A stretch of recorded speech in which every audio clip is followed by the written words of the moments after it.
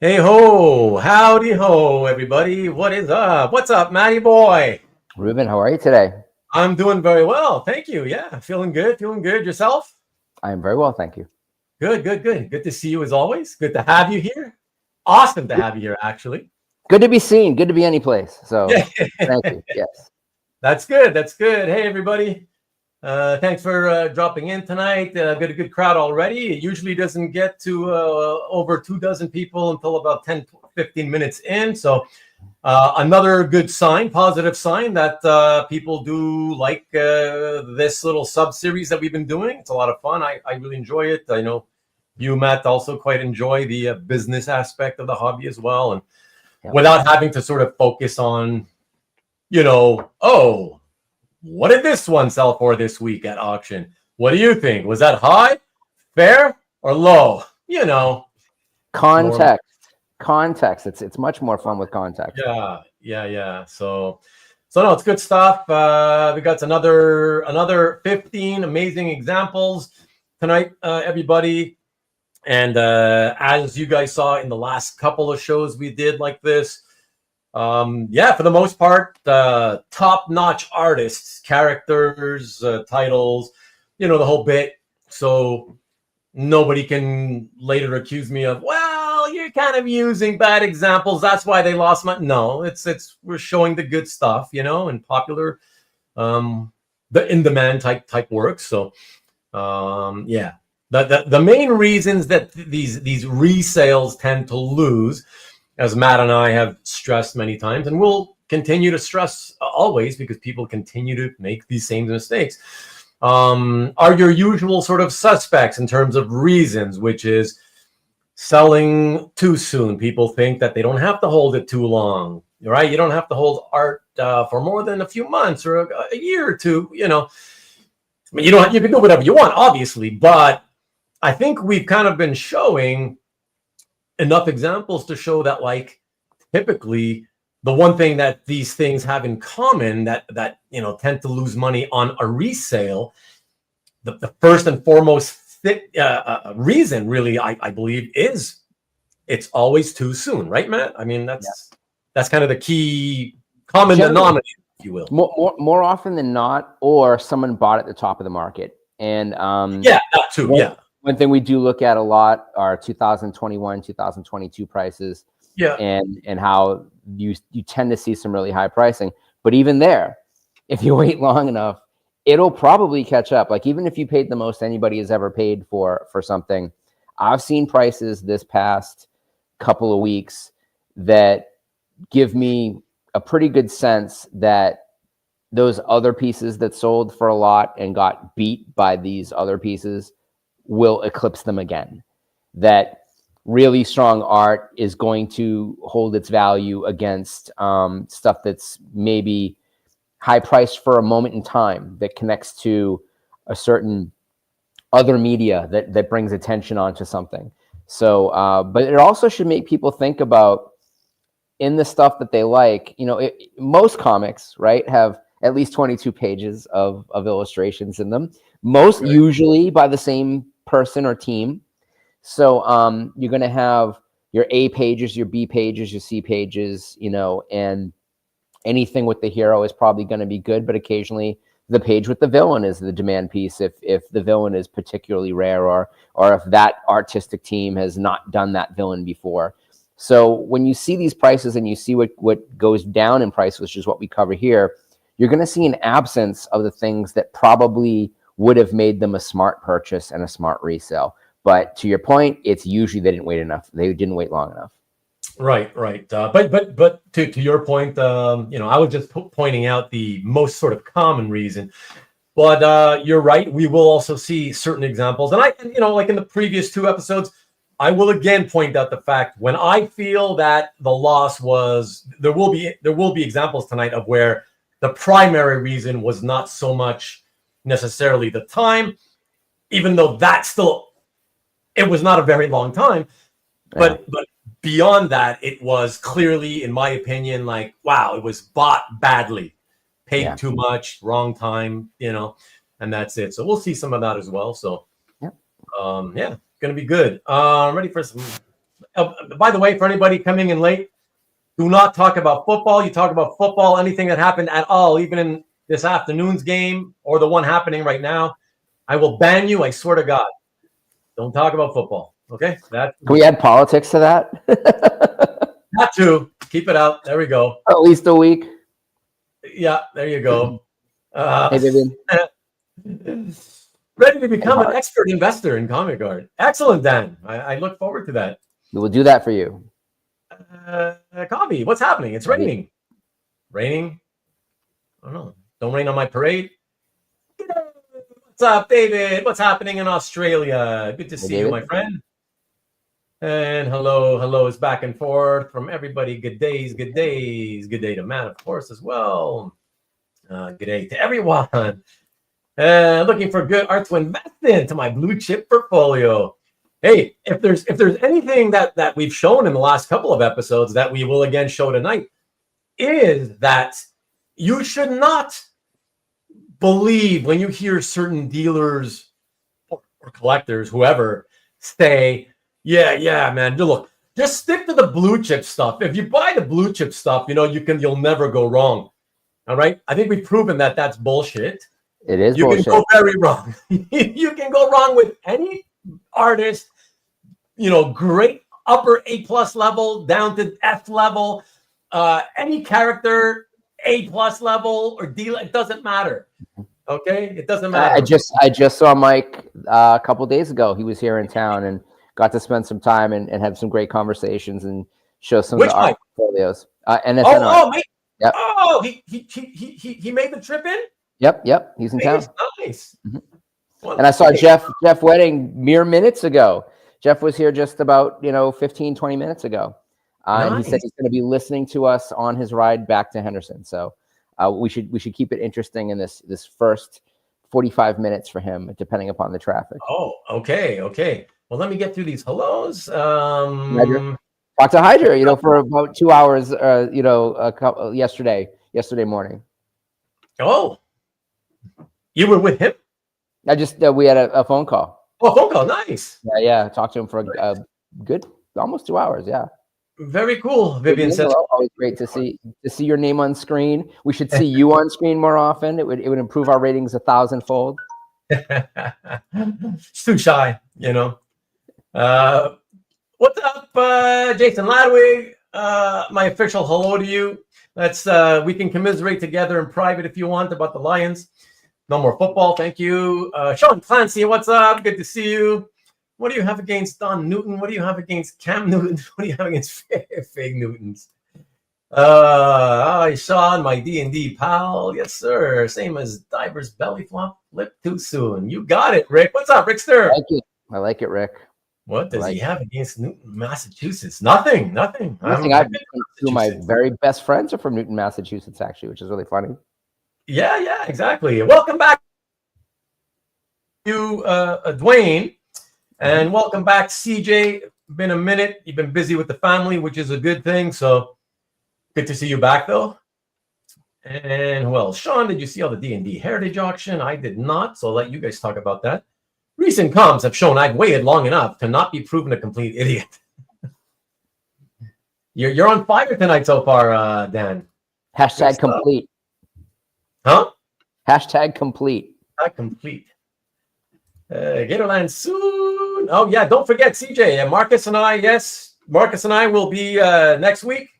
Don't forget, Thursday night, we'll be arriving at the airport. I should be there, I don't know, about 8 p.m. Both of us ready, standing side by side. So Southern Comic Geek, don't forget to come and pick us up. And we'll be waiting for you, all right? If you don't see us, just wait there in the waiting area. We'll be there eventually. All right.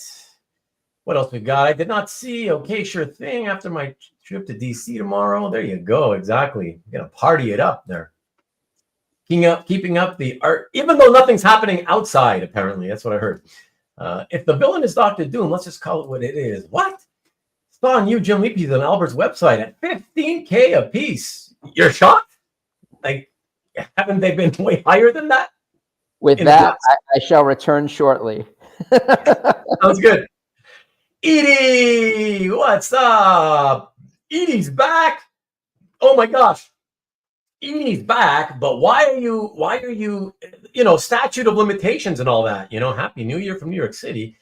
Are you drunk or something? Because it has been almost 3 weeks now, right? So statute of limitations and all that, but yeah, good to have you back. And unfortunately, Matt just took off. He's got to get something out of the freezer, I think. He'll be back shortly, but good to see you again. Hard snowing. Oh, it's snowing over there. Speaking of snow, one of our snow machines that clear the sidewalks here smashed into my car yesterday. Thankfully, he was honest enough to leave a message on my windshield. But unfortunately, now I've got to go through the whole insurance thing and go take the car and get it fixed, all that shit. What a hassle, man. What a hassle. I hate winter. Exactly. No football or politics, that's right. And leave the religion too. What's up, Ilya? Good to see you. On IG all the time. Finished new Vanishing America painting. Nice. Did you post it? Because I didn't see it. Can't get a good pic. Do what you can, bro. Do what you can. I'm sure you'll figure it out. You can definitely talk about cricket, David. Yes, exactly. Hello again. Talk about you better not. You better not. Not that you know anything about it, but still don't. Snowing here in New Jersey. I've had enough snow this past week, so I don't even want to hear about snow. Marvin Uloa is here again. Hello, everyone. Able to catch a live today. Wow, I love the information on these streams. Good. I hope you enjoyed tonight. Tonight's a good one. Yeah, a lot of people are. It's a very popular topic what we're doing here with this series tonight. So glad you're here. Then you can make it live, man. Never buy blue corn chips. Oh, they look nasty. So I've never tried them, but weird colored foods. They always turn me off. Don't forget to dip for the blue chips. Don't rent blue movies. You guys are going wild with this colored chip thing. White chips, red chips, or blue chips. The house always wins. That is very true, Rick. That is very true. Everybody should buy Van Gogh now. Forget OA. Well, that's still OA, though. You can talk blue balls, I guess. Did Jeff get his Star Wars piece? Oh, that's right. Well, I would assume he gave it to him. Stanley, what's happening? No records tonight. No records. Let's see what else. Marcus, painful topic, blue cake. What's up with the blue shit? Imagine if you had a piece of art from Liefeld that showed a character's feet. Talk about blue chip. That's true. That's true.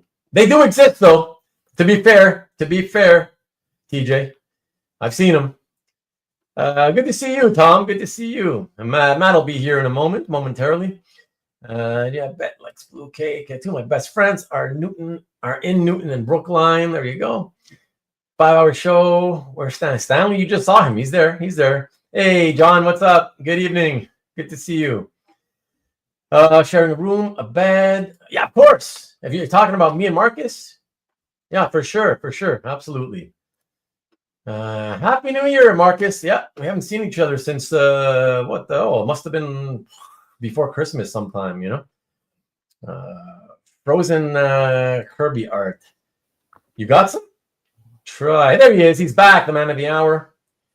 The man of the week. Try for a 7-hour show. Okay, just for you, we'll try.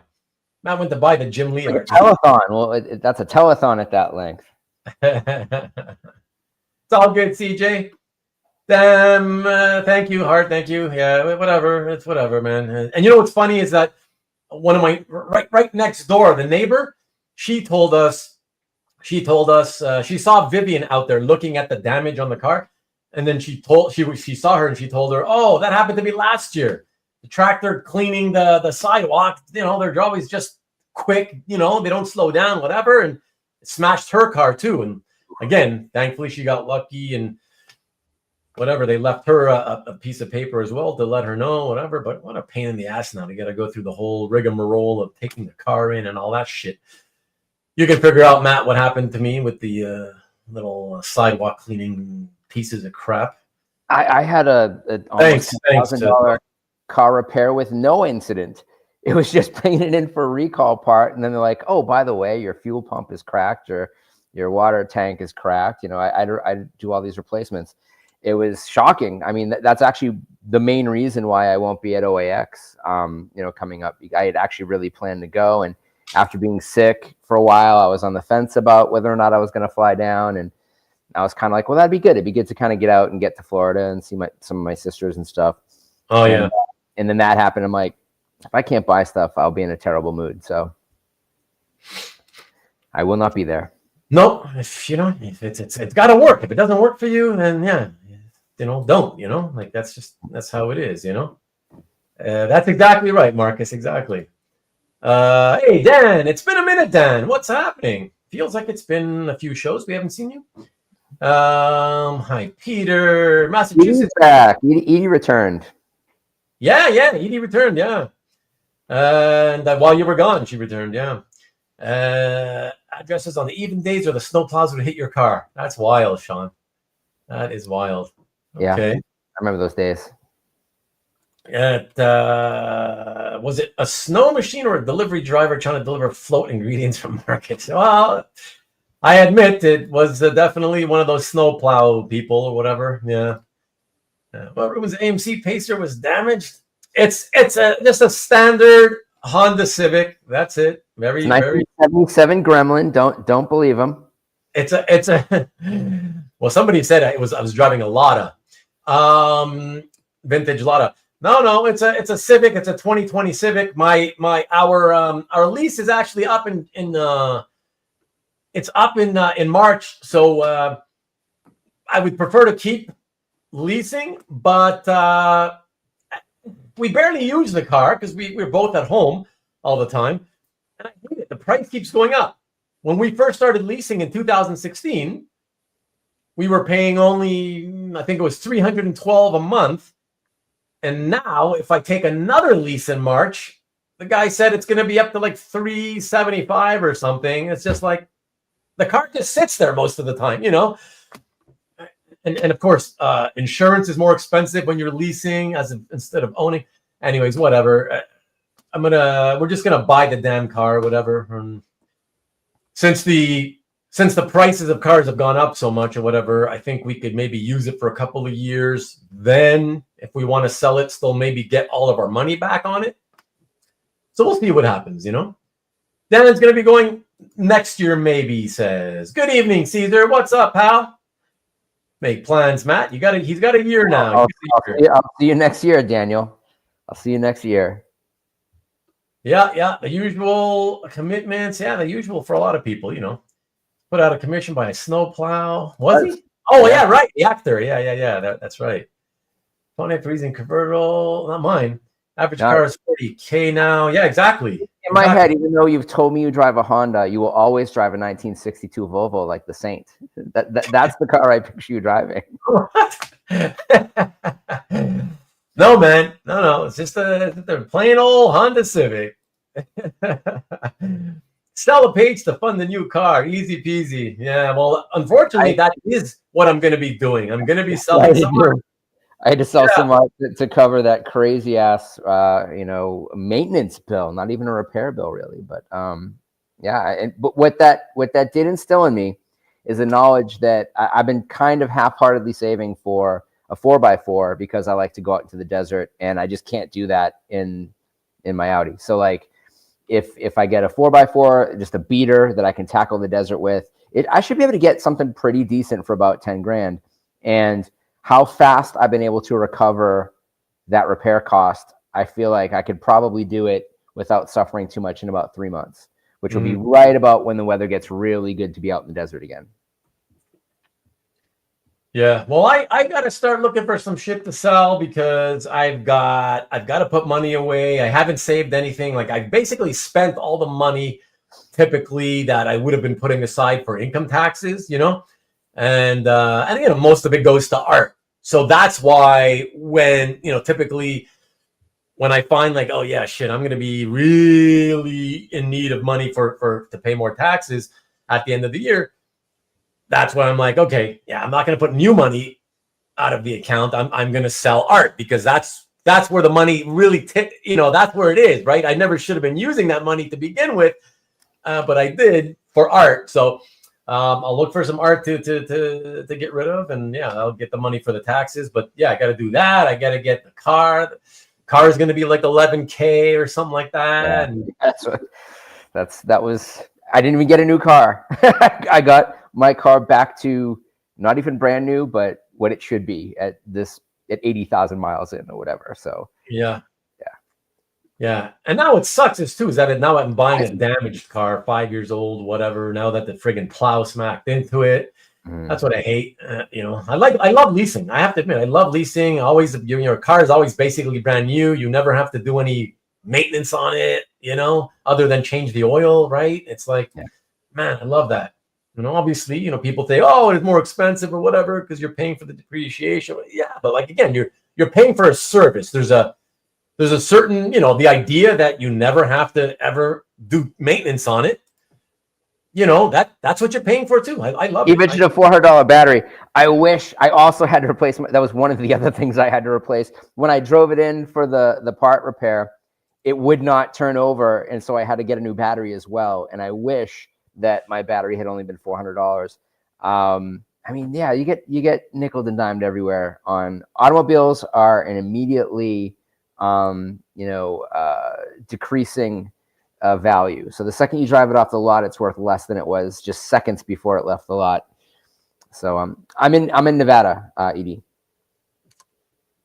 I'm in Las Vegas. Las Vegas. All right, man. So it's good to say hello to everybody. Next up, Rubens 2025. Exactly. I'll be joining Hart in the Poorhouse soon with the my final 25. Yeah, exactly. I like how we split it to 25 published pages and 25 commissions. That makes it more manageable, because when he mentioned that, I the anxiety that poured over me like a shower. Like, how could I do that? And then you immediately think about it, right? Like you immediately think when you see somebody do something like that, can I do that? Could I limit myself that way? Could I boil it down? But I mean, I don't have nearly as much art as you do. Yeah. Exactly. But I mean, a lot of the quantity I have it's not like super valuable stuff. It's lower end, cheaper pieces, Some of my favorite pieces are the least expensive pieces, though. Oh, no, me too. I mean, it's fun. Like I say, it's just that, when it comes time to selling, that's the drawback, is that, you gotta, if you don't have any more bigger pieces, it's always easier when you need money to raise money. Yeah. It's always easier to go to the big pieces because they sell more easily. You raise more of what you need quicker. I don't see that as a drawback. That's the beauty of it. I love that if I need money, I'm not selling my Chris Wildgoose Batgirl DPS. Because it wouldn't be worth it to sell it. And I would never be able to replace that joy from this inexpensive, simple page that, granted, I mean, if I sell my Quietly, Batman and Robin splash, the last one that I have, and I had a lot when I started, I'm never replacing it. When I sold that Jock splash, there was no way I'm ever getting that back. Right. And you have to be kind of cool with that. But I think, and as from being a dealer, you can't hang on to every piece that you like.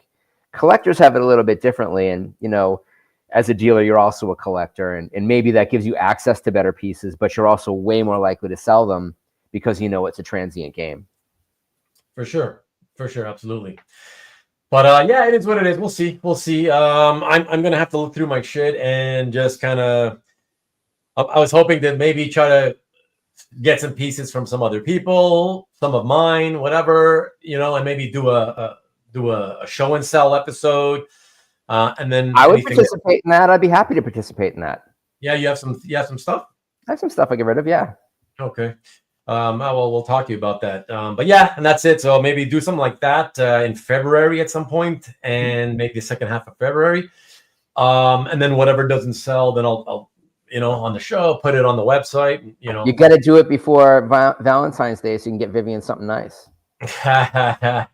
Something nice is paying my taxes and buying the damn car, unfortunately, Yeah. That's essential, not nice. No, man, that's yeah. Priorities. I'm all about priorities, I've been saving this. Edie says hello. Here we go. Sleepy Reader in the house. Damien, what's up? Been a while. Good to see you. Good to see you drop in. Welcome back. And yes, welcome back. And yeah, I'm sure Hart will tell Edie what the 2025 thing is all about. You can fill her in. Ruben the romantic, not really. But but no, I love my wife. She knows it. She's awesome. We don't need to do Valentine's type stuff, Pay our bills is it has to come first. She knows that. We should all be so lucky as to have our own Vivian. There you go. Look at that. You see that, Vivian? Yeah, I hope you heard that. That's awesome. Thank you, Matt. Thank you. Exactly. That's very nice of you.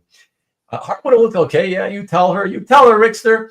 Trying to think of original artist, something I will have to release back in the world someday. Yeah. That's how I've said it many times. So, especially after what we've seen in California. And I said this during the last round of fires. I was on a show talking about animation cells and how I'd known that a massive collection of animation cells had gone up in flames in the Rampart fire. I know for certain, I know specific artworks and some really amazing pieces that I know for a fact were lost in the Palisades fire and separately in the Altadena fire. I think most of you know that I lived in Pasadena for a very, very long time. My ex-wife still lives there, lived very close to the fire line. And I actually drove back to move some stuff out in case the fire started to breach the neighborhood that we used to live in. We were south of the freeway, which gave us a little bit more protection. But if it rains, and if you've seen the images, the whole of Altadena looks like it was carpet bombed in a war. It's completely gone. And if it rains, there's going to be such flash floods that it will cover the next 3 blocks down the hill from where the fires were. And in the Palisades, it will absolutely cover the PCH. Like there will be no way of getting traffic north or south of where the mudslides happen if it reaches that point in California. So, we collect this stuff that's very fragile and very flammable. And no amount of insurance is going to bring that back.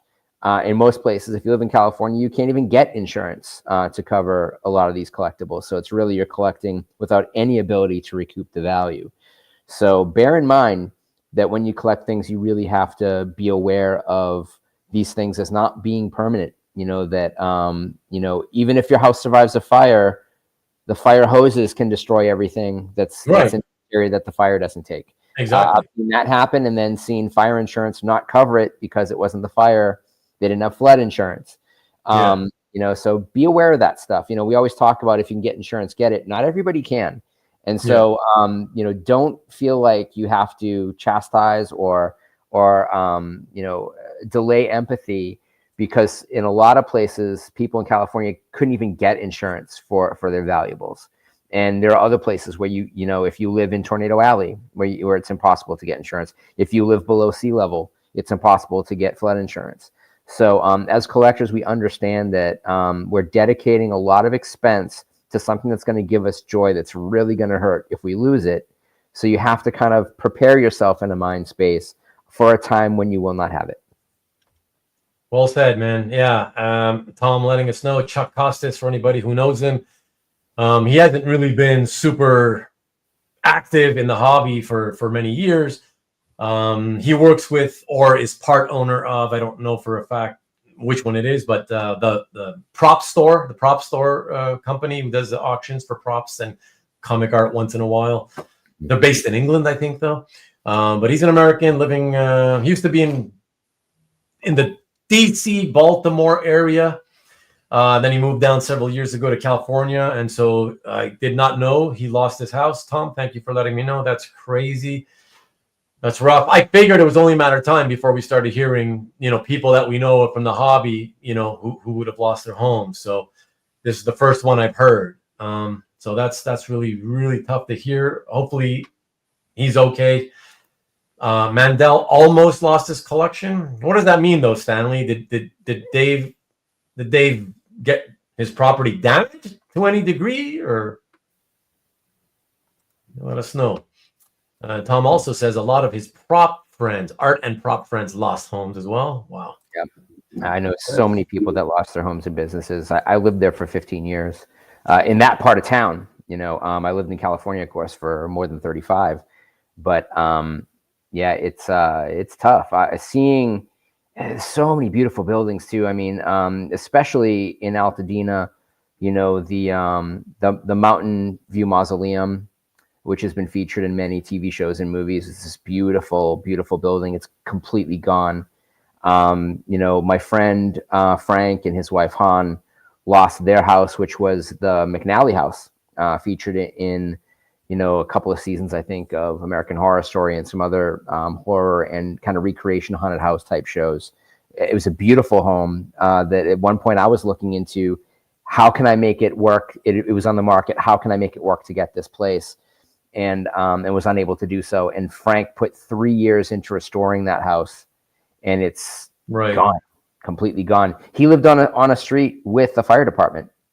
Wow. And they could not the pressure was so bad that they weren't getting enough water pressure out of the fire hydrants. So there's like a whole, kind of a lot of problems that happened all at the same time to make it worse than it could have been.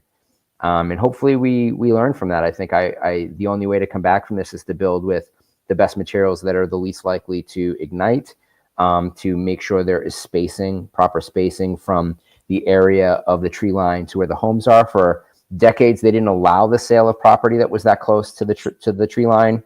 And in the 90s and aughts, they started to expand.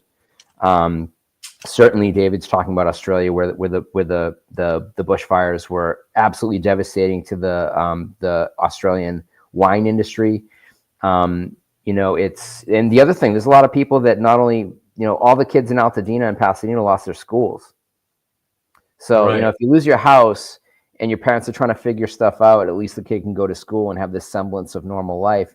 They don't even have that. And a lot of people, the support systems, the greenskeepers, the maids, the housekeepers that were in the more affluent areas in the Palisades fire, these are people that no longer have jobs because their clients lost their houses. And while in the very richest of examples, those people can check into a hotel and it's not that big a deal, there's support staffs, there's employees, there's businesses that are gone and probably not coming back.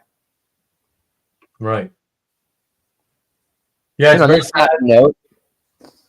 What's that? And on that cheery note. Yeah.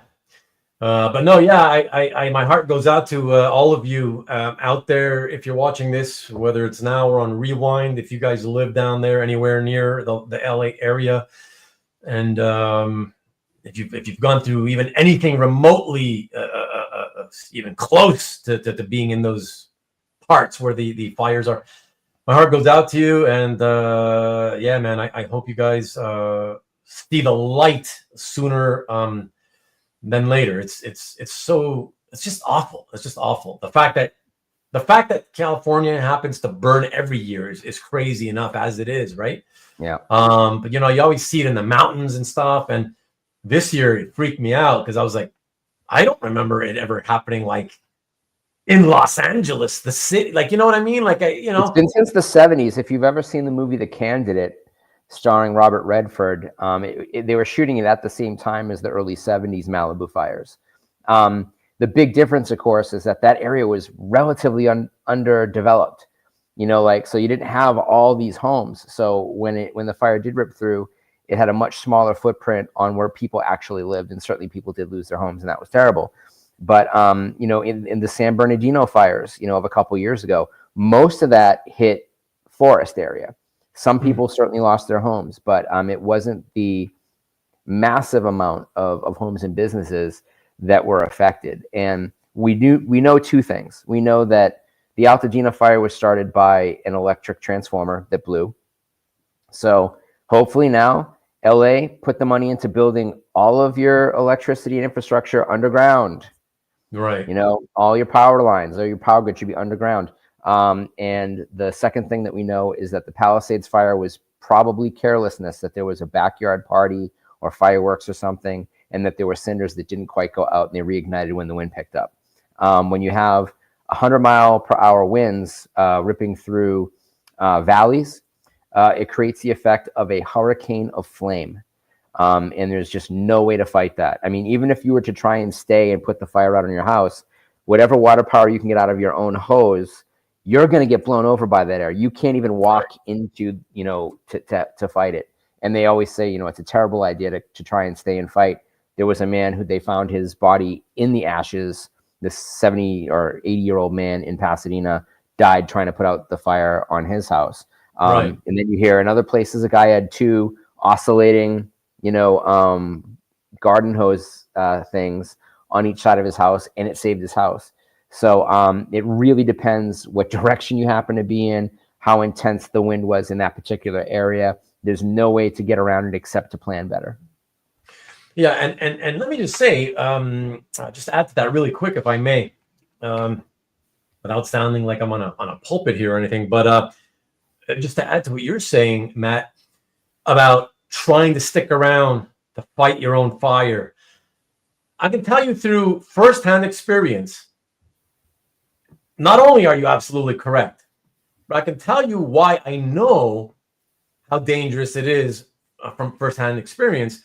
When I was in my early 20s, my kitchen went up in flames. Okay, I was stupidly making French fries on a pan instead of a deep fryer, and I walked out of the kitchen for a minute, and when I went back in, there was a fire going already, right? And it got big really fast. So I was like, oh, okay. It started smoking, right? And the smoke immediately was black, right? So I'm like, oh, okay, I'll turn on the overhead, what do you call it? The stove fan, oven fan, whatever, right? Yeah. Turned it on. Okay, everybody, listen to me carefully because I'm not exaggerating in the least here, okay? Makes the fire worse. No. But to show you how dangerous, when you hear that you hear a lot about how it's not usually fires that will kill, even in a house fire. Smoke inhalation. Right? Yeah. You die well before usually, in most cases, obviously some people burn alive. That's horrendous. Yeah. But in most cases, people are hiding, but the smoke inhalation gets to them and they die from that before they burn. So I tell you, I turned on the fan and it went like this. It was like, you know how overhead fans on the stove go, they start slow and they pick up, right? Speed, right? So it's like you hear until it's at full speed, right? And then just humming along. This went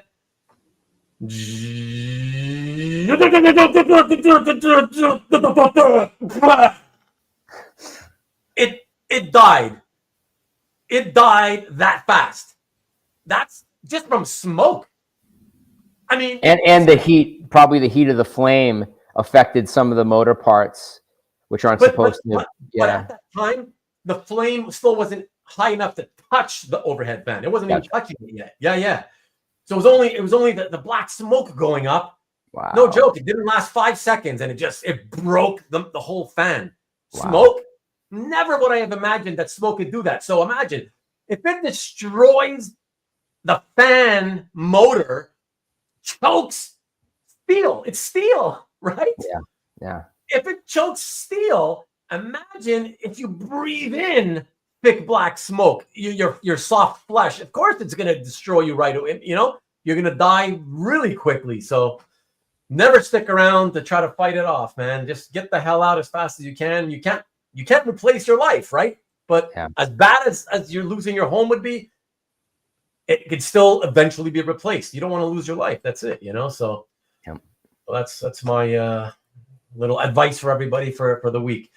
So let's get into it. Last couple of things here. Water evaporates before hitting the flames. That is true using hoses. So wet down areas to prevent from catching fire. That's right. Yeah, once the fire started, you can't fight it with a commercial or with a home hose. Yeah. Look at that. I was one in Florida in the late 90s. It's so hot you can't even breathe and you dehydrate. Yeah, like that. Exactly. And the smoke takes you out after that. Exactly. Ruben's career at McDonald's was over that day. No, that was my house, my family home kitchen, actually. I wish it was McDonald's. Speaking of McDonald's, Arlen went and applied at McDonald's yesterday. So it might be 2 generations who have done McDonald's, a tour of duty at McDonald's. So we'll see. We'll see soon.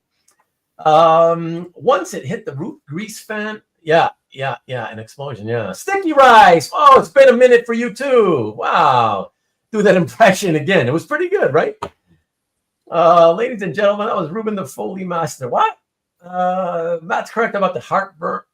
Oh, heat burning out the motor. Oh, right. We install restaurant kitchen exhaust systems. Ah, so that's what pays for all that art, huh, Sean?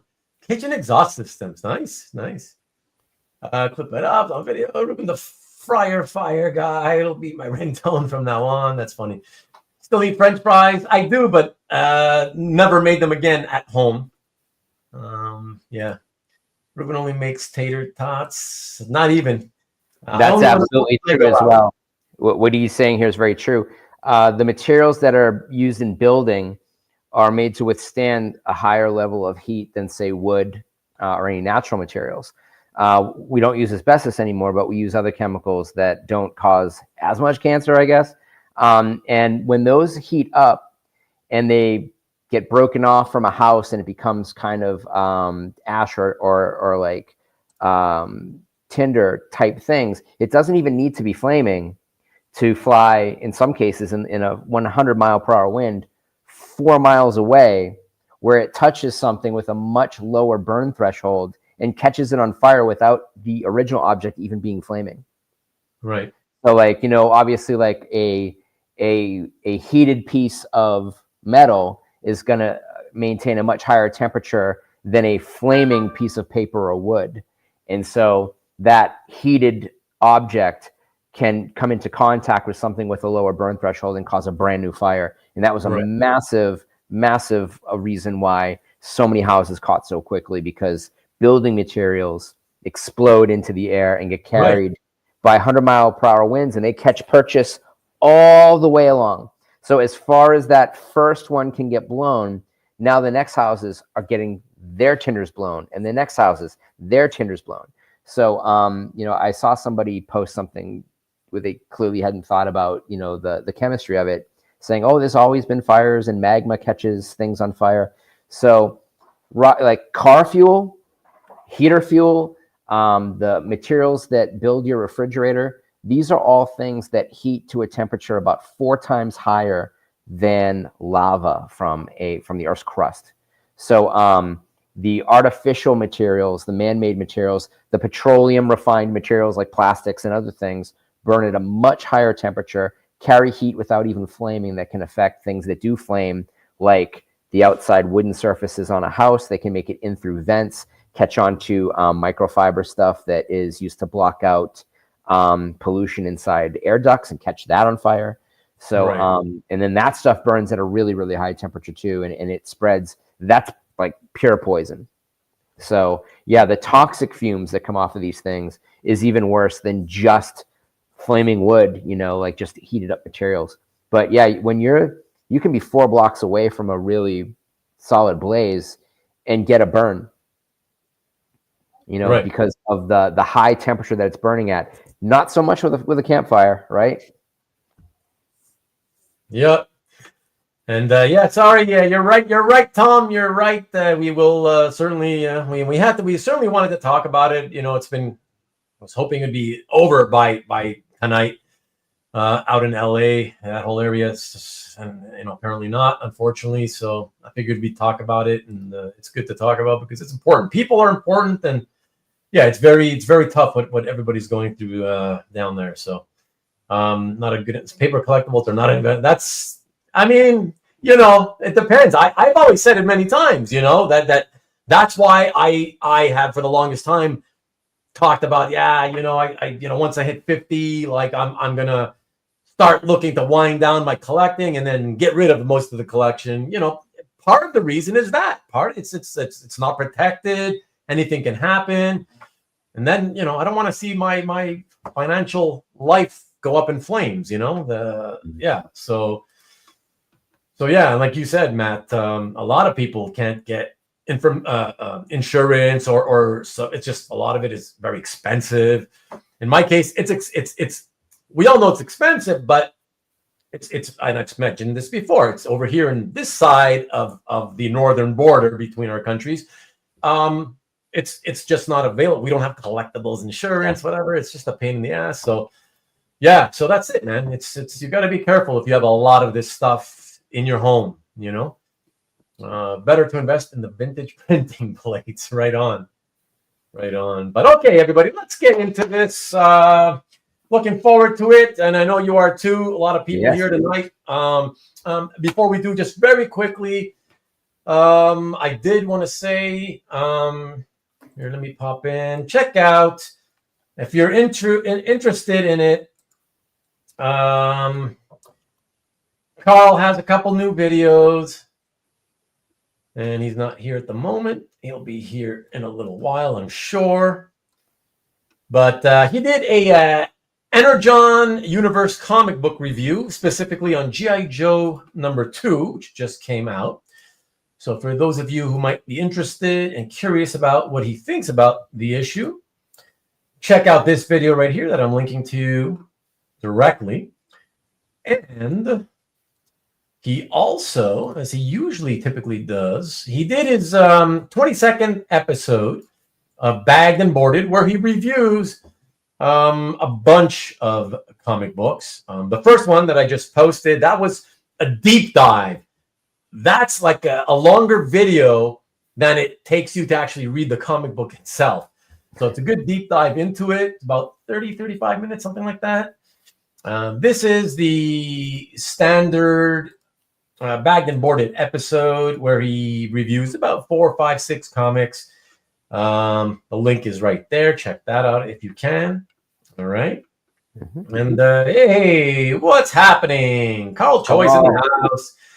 How's it going, man? Carl will be my my guest in the not too distant future. We'll be doing a show and tell finally together in February. So looking forward to that. And what else? That's it. So no Mickey B. He did not have a show. Last minute cancellation this past Friday, 2 days ago. And also we'll be busy this coming Friday, so there's nothing for me to promote and give a link for. But I will do so next week for the following week. Okay. Let's see. It'll definitely be XXX rated. Can't wait, Carl.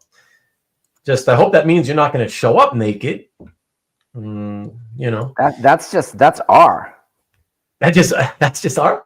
Yeah, that's R. That's true. Nothing's happening, right? Yeah. Interesting. As it can be considered inventory of your business, would it be collectible insurance or inventory insurance? Yeah, it's more. It's a good question, TJ. It's more complicated than that. I have a lot more. Like most of the art I have is my collection, not inventory. I don't really have much inventory. I can speak to that though.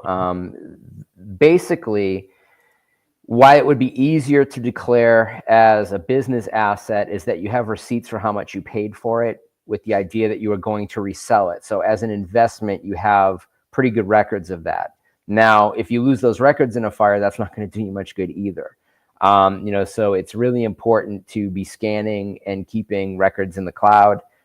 It's really especially important to keep emergency contact numbers in a space that you can access from anywhere. And that can be anything from the deed to your home and your insurance policies to, actual purchase receipts, contact information for your broker, things like that. Because if you have to try and find your broker through a corporate website, good luck.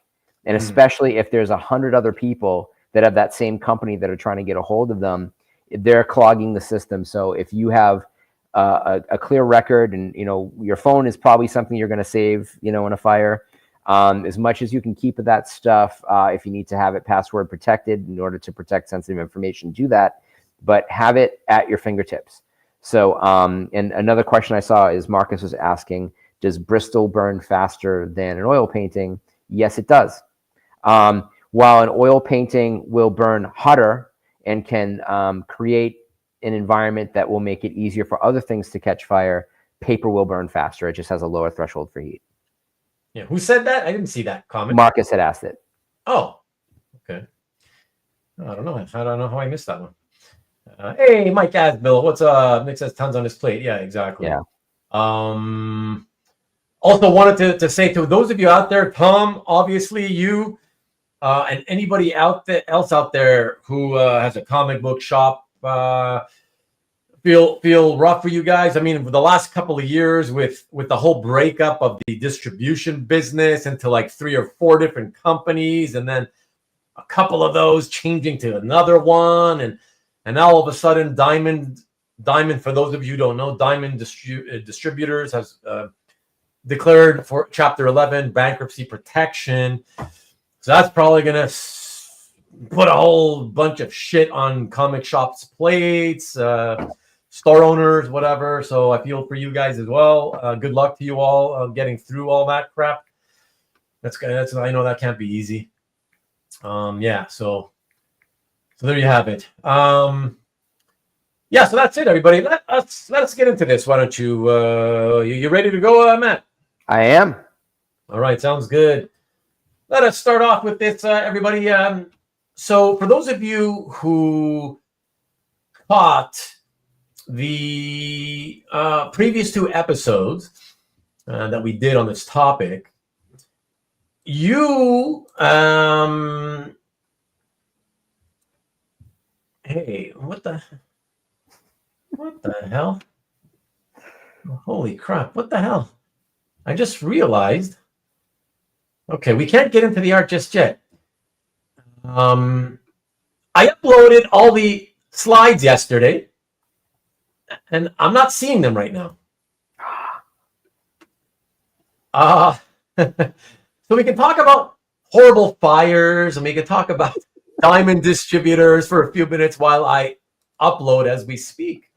I can, as you work on that, I can talk about Diamond for a couple of minutes if you don't mind. Yeah, absolutely. I appreciate you covering my ass, Matt, for sure. Sure, absolutely. So I've seen this discussed on a couple of other really more comic book related channels talking about, and even months ago, positing the question, what is the one thing that could destroy the comic book industry?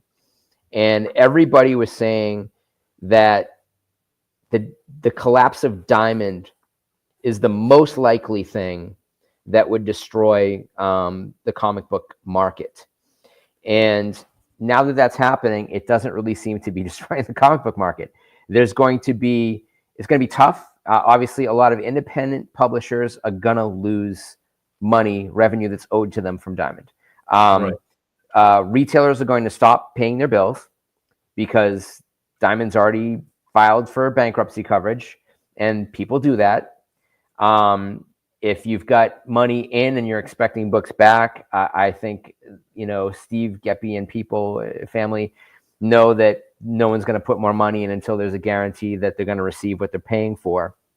That creates a problem, of course, for comic book shops that have collected money from customers in advance for specialty books.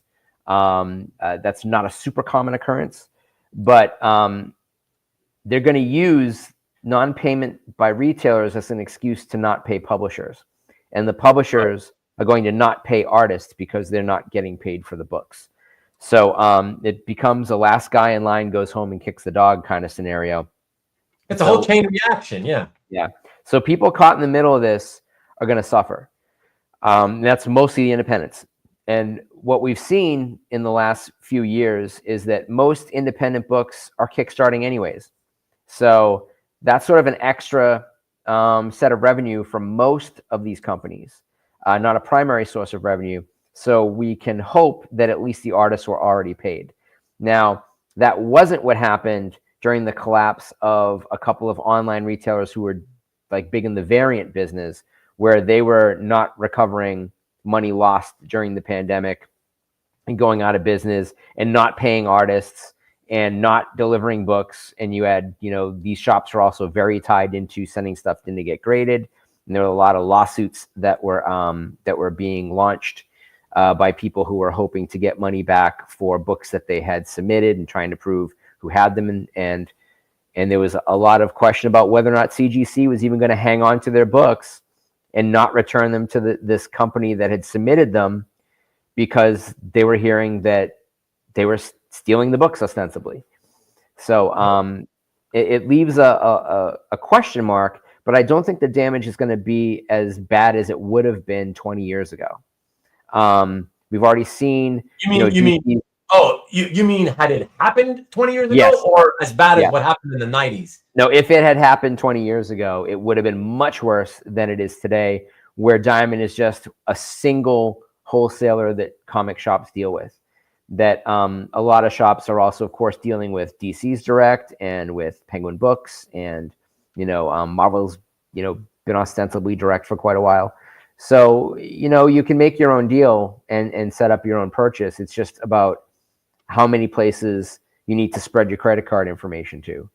So I don't think it's going to be as bad as people are hoping that it isn't. We'll see. Yeah, I mean, time will tell. Obviously, if anybody hasn't answered you yet, Edie, just in case, it's being relaunched as a Kickstarter, Heavy Metal, and it's last I checked, it was doing very well. It was up to like $750 some odd $1,000 raised or whatever. So who knows? It's maybe even. I'm sure it's higher than that now.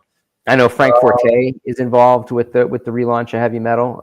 Frank Forte did occasional editorial work for Heavy Metal back in its first relaunch and its second relaunch.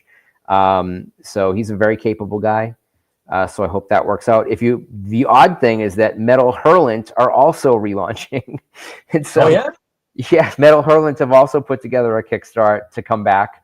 What? So since so much of Heavy Metal came from Metal Hurlant, is there going to be, a problem with Heavy Metal republishing any of the older stuff? And the answer is almost certainly. But again, there could be different copyrights, just as there are with films. That if you purchase the exploitation right in a territory, you may have that forever, depending upon the contract that you signed, even though the territory of origin may be France, or it may be Belgium, or it may be Japan or Timbuktu. So, it'll be interesting to see what goes where. Will the same artist participate in both? I see no reason why they shouldn't. 2 paychecks is better than 1. But yeah, it'll be interesting to see how it plays out, how efficient it gets. There was a very kind of cryptic message that Heavy Metal will not be employing AI artists on the first issue. It's like, is that a virtue signal? Is that to say, we're only promising it right now? But it was worded really kind of funny. Right. Edie, they can if they want to, but they tried it back in the 90s and it was a disaster. So it's also tough, how many small, desktop publishers basically can maintain a stock of 10,000 of multiple comics that get published every month. You run out of space really quickly. And so, and then that affects your ability to actually ship stuff out. So if you're doing your own direct, you have to have personnel to be able to fulfill. You have to have warehouse space to be able to house it all. You need insurance in case of water damage to fulfill subscribers. So it's actually 9 times out of 10 better to have a distributor. And in some cases, the distributor, as we know happened with Diamond, advance money to a publisher in order for them to be able to deliver a certain amount of books. Some of those publishers never catch up. Diamond also extended lines of credit to a lot of retail shops, especially during the pandemic. Of course. A lot of those went out of business. So who ended up holding the bag on that? Steve Geppi. So, that's why they're in the predicament that they're in. It's sort of different than the predicament they were in the capital city years, where being a monopoly and not treating people well was not what hurt them. What hurt them was extending too many lines of credit. Yeah, there you go. Like I said, let's hope it all gets somehow worked out, all for the better. Probably not going to be happening anytime quickly. Obviously, these things, when this shit happens, especially the way it was set up. Mm-hmm. When something like this happens, it's not going to be fun over the next little while for you comic shops and anybody else who have to be dealing with Diamond. So DC Company even distributed Marvel Comics. Yeah, that's right. Geppi, I'm sure, got the PPP government loan. He probably did, but he's still got to pay it back, and he's not, Alice in Chains or, Steve Aoki. paying out the majority of that loan to themselves as opposed to putting it into employees. So, I hope he can recover. I hope they stay afloat. I hope if anything, it might be better for Diamond to be a regional distributor, not a national distributor. Yeah. We'll see. Like I said, let's see the cards, how they play out day by day. And let's see what happens, over time. All right, everybody, I'm good to go. So we can all get into it. Actually, you don't have to pay it back. If you used it, pay your payroll. Okay, I don't know. I'm not going to argue that. That's why 6-8 Marvel got a different one and exploded in a ton of new books. All right. But yeah, you guys will remember, those of you who watched the last couple of episodes of this series, you'll remember this first piece we're going to start off with. You'll probably remember it well. And Matt and I had a lot to say about it.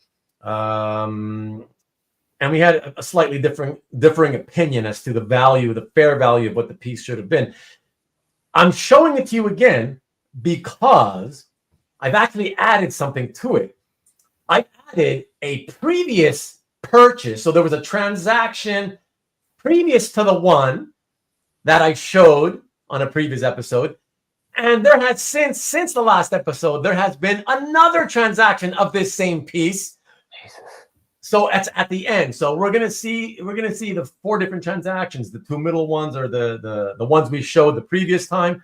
Yeah. Now there's one extra I'm showing from right at the front, the first one, and then the 4th one. So sandwiching the 2 that we previously saw. Yeah. And hey, good to see you, Nick. Shocked to see you here. Actually, you wanted to say hi. Yeah, exactly. Oh, and yeah, please, everybody. There's like 55 of you here. On YouTube, I'm refreshing my YouTube, and I'm seeing. I'll tell you in a second. The last time I refreshed, it was like 30 something. In terms of how many people like. It's 37. So there's 18 of you who are watching currently who have not bothered to hit the thumbs up. If you don't mind, I don't need you to subscribe if you're not subscribed. But down here below, where I'm pointing, there's like a thumbs up icon. If you could at least hit that, that would be nice. We'd really appreciate it. Okay, there's like 18 of you who haven't done that. If you could just do that for me, we'd really appreciate it. All right, thank you. I was one of them. I forgot to hit the thumbs up. Thanks, Matt. I appreciate it. Yeah, good luck, Nick. Good luck. I know you got a lot of shit to get through now over the next while. So yeah. I appreciate you actually taking the time to come in here to say hello to everybody. So. Tough week for a lot of comic fans in Pennsylvania, and my heart's with you, man. Yeah, absolutely. And Jeffy was doing great for a long time. Yes, exactly. And then it closed. Yes, exactly. Hey, Nick, we'll miss you, Nick. Right on, Nick. Best wishes, Nick. Miss you there, Nick. Ruben is like the watcher of comic art sales. I've always done it. I just, we talk about Stanley. We talk about doing your homework. Well, for me, that's always been an easy way to not feel like I'm doing homework. I've always been interested in knowing what the value of art is, because as a collector, it's always good. In case you see something you like, you always want to know right off the bat whether it's fairly priced or not, right? So that's one of the ways I always did it, right? From day one is look at auctions, or even before auctions. Obviously, I was when the only auctions were eBay. And then you have your dealer websites, whatever, right? I take note of what things sell for, or, man, that's how you know. This way, I don't have to go and spend a few hours. Oh yeah, I don't know nothing about this. Oh, I want to buy this piece, but I don't know if what he's asking me is too much or too little, or, is it even fair? Oh, now I got to either take a risk and just say yes or no quickly, or I got to spend a few hours doing research. Why do you want to put yourself through that? So every time we have auctions, I'm as a collector, I'm interested in what stuff sells for anyways. So I just track stuff, right? And every time when you're constantly tracking stuff, you keep looking at it, you see the prices, you see the art, you see the prices. When you're constantly doing that, auction after auction, year after year, it's not like I memorize the prices, but they just kind of stick in your head, right, Matt? It's just, That's it. So So there And you then go. familiarity breeds contempt. I'm kidding. And yes, original art expo in Florida. Edie, Jason's gonna be there. Also, a lot of really good artists are going to be at MegaCon.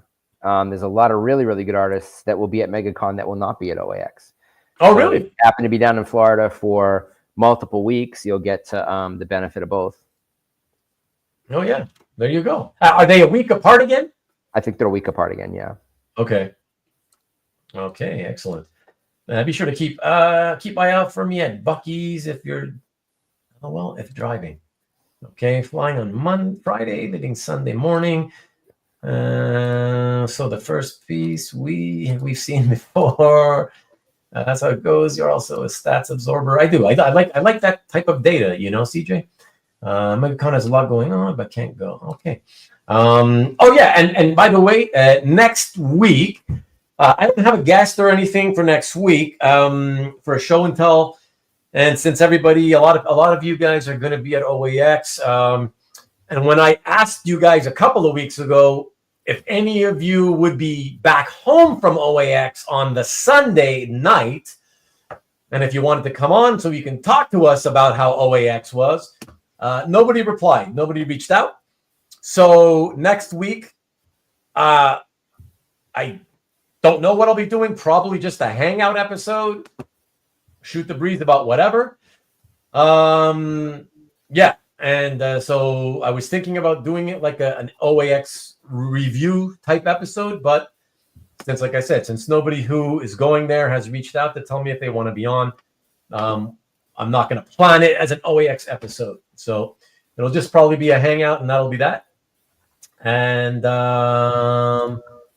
for sure, CJ, it's good. It's good to be that way. I think, you know, I'll be up, my art will be there. I'm gonna write on the SUV windows OAX or bust to see if get any honks. Nice. Hey, what's up, Derek? MegaCon's 2 weeks. Oh, 2 weeks. Wow. Both last year. They were back to back. Yeah, I can't justify staying until February this year. Yeah, and who wants to fly back again, right? And going to the president OAX MegaCon invited by the promoters, please, or do they just pay a registration fee and show up? Or participants, you have to be invited. If you mean like the people who have booths, like the artists and stuff, dealers and whatever, you know, you're kind of invited. And I believe the idea is not to have the same people year after year, but I think there are some people that were. Yeah, there's always going to be some overlap. You can't get around that, you know, you can't get around that. So, yeah, so let's get to Cobby's point. And yes, so this first piece, like you said, you saw it during one of the two previous episodes. But we're going to extend so you guys can see just how bad it can actually get with certain pieces. Okay.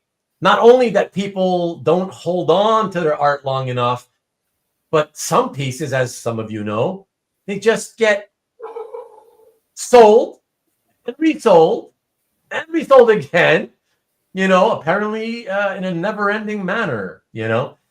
Yeah. So let us start with this one. All right. I'm going to cue this up. All right. Let's check out. It's an Action Comics by Rich Buckler. It's a cover. A pretty nice cover. Check this out. All right. All right. So it's 486. Okay. So this is a slide that you guys didn't see in a previous episode, right? Because this one I just discovered. So this is the first sale that I discovered had happened, right? And this was pre-COVID, May of 2018. And the buyer paid $4,700 at Heritage. Okay, now I will tell you, this was a fair price. Being a Superman art collector myself, I can tell you, yeah, I think in 2018, it might have been even a little bit strong. I would have said somewhere in the 37, yeah, 37 to 43 kind of range, you know. But, right in the middle, yeah, but not outrageously overpriced. No, exactly. So it's still in line, so that's fine. Fair enough, fairly enough priced, right? Okay, so then this buyer benefited because he at least held on until January of 2021, smack in the middle of the COVID boom. Okay, so this is the slide. This slide we showed you in the previous show, right? And obviously he sold it for $13,200. Again, he put it at Heritage. And after the fees, he made a net profit of, depending on what his fee structure is, anywhere between $5,200 and $6,300. Now right, let me ask the chat. Do you Yeah. think it went for more because the top wasn't all cut, all janky? Let's not get into that, Matt. Oh my God. I waited till I was off screen to say that. But yeah, so that's 180% profit, and of course, you guys who watched the previous two episodes, you'll remember that Matt and I both agreed. I mean, that was definitely the COVID boom. Listen, you knew you would have expected perhaps that yes, COVID's in full swing. You would expect that, okay, there's a good chance that after paying $4,700 in 2018, that in January 2021, it might sell for more. But being that it's a Buckler Action Comics, these things everything goes up. The rising tide lifts all boats, but not at the same percentage level and same speed, right? Yeah. So maybe 47, okay. 50, like a grand more, 6,000 tops, that kind of thing, but 13K, I mean, we both can say that was outrageous. So great for the seller. He did really well. So this next slide. Wait, before we get to it. Sure. So someone's asking, or I guess they're saying that number one Marvel fan said it went for more because of the PPE and free COVID money, and he says it jokingly. Honestly, it's not like people got that much money, that much free money during COVID. They got like a couple $1,000s, so it's like that doesn't free you up to make silly decisions about spending 12 grand on a page that had previously sold for 4,700. What happened during COVID is that the stuff that you usually spend money on, you didn't spend money on. So you weren't going out, you weren't traveling, you weren't spending gas money, like stuff that is thought of as a basic expense you no longer had. So that increases your purchasing power by a quantity that you weren't even aware that you were spending because you take it for granted. So, people always say, I see this on every show, like, oh, people are getting those COVID checks. I mean, I don't know what kind of checks you were getting. Like, I think I got 2 checks for $600 in the entire, during the entire COVID. But PPE money is a whole different story. But I mean, the people that were making crazy money from PPE, were rich anyways. So, if they wanted to spend, they were going to spend. There weren't a whole lot of, normies, we'll say, that were getting a ton of money from PPE. If you were lucky enough to have a job that was actually paying you while you were away to make sure you didn't take a job elsewhere, then certainly that money was still going towards your rent and the things that you would normally spend, but it wasn't going towards travel. It wasn't going towards necessarily eating out. So that's why there's extra money in the market.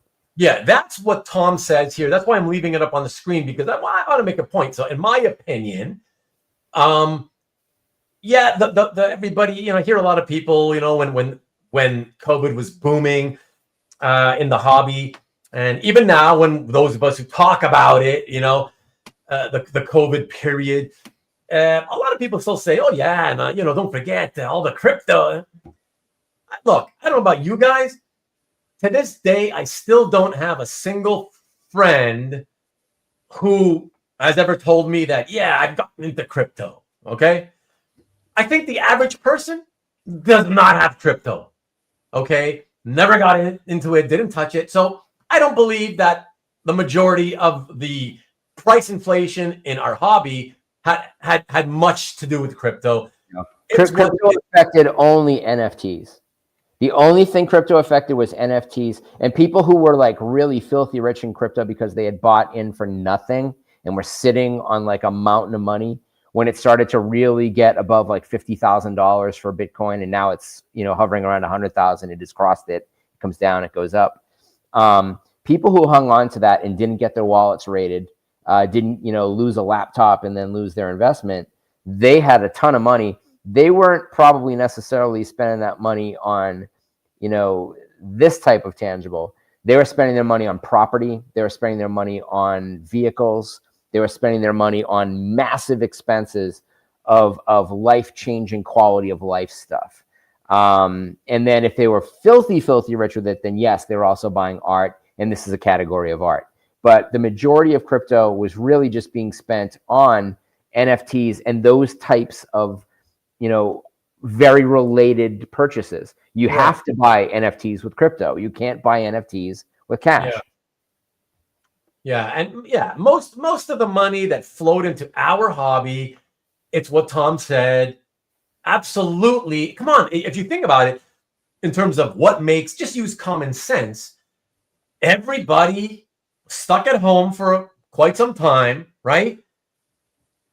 So suddenly all that money that all those millions and millions of people, well, okay, if we're just talking about our hobby, it's not millions, obviously, right? But all those people in our hobby who normally would have been going out and having a vacation with a family, going out to eat, you know, a lot of people still don't even realize just how much of their budget, like people who eat out a lot, right, rather than eat at home, they don't really, because they don't keep track.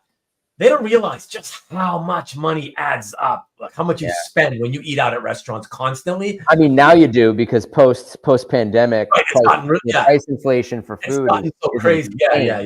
But that's where the money came from. Everybody not being able to spend those kinds of the money on those types of things they normally would spend it. So I'm at home. Okay, I got nothing to do. Let me get online and look at, you know, I'll spend it on my hobby, right? That's where most of the money came. So anyways, let us get back to this because I don't want to keep, And it started with, I always wanted this one thing, this one comic. Right. And then they were hooked. And then they just kept buying and they kept going, you know, and I always, I can't believe I can own this piece of artwork. A lot of attention did turn towards the original art market because of the high prices going to anime in that time frame. You know, I sold 8 cells and that was the down payment for my house. You know, so I mean, I definitely benefit from that. I wish I was in the first auction, not the second auction. But you know, that changed people's idea of collecting. That after GameStop changed people's ideas about investing. So you know, we've probably discussed this before, but I think it bears repeating in that aspect as it relates to the claim. So yeah, we'll go and the boredom shopping, the doom scrolling. Yes, exactly. Okay, let us continue. So then the owner of the Action Comics cover, who paid $13,200. All right, I remind you right here.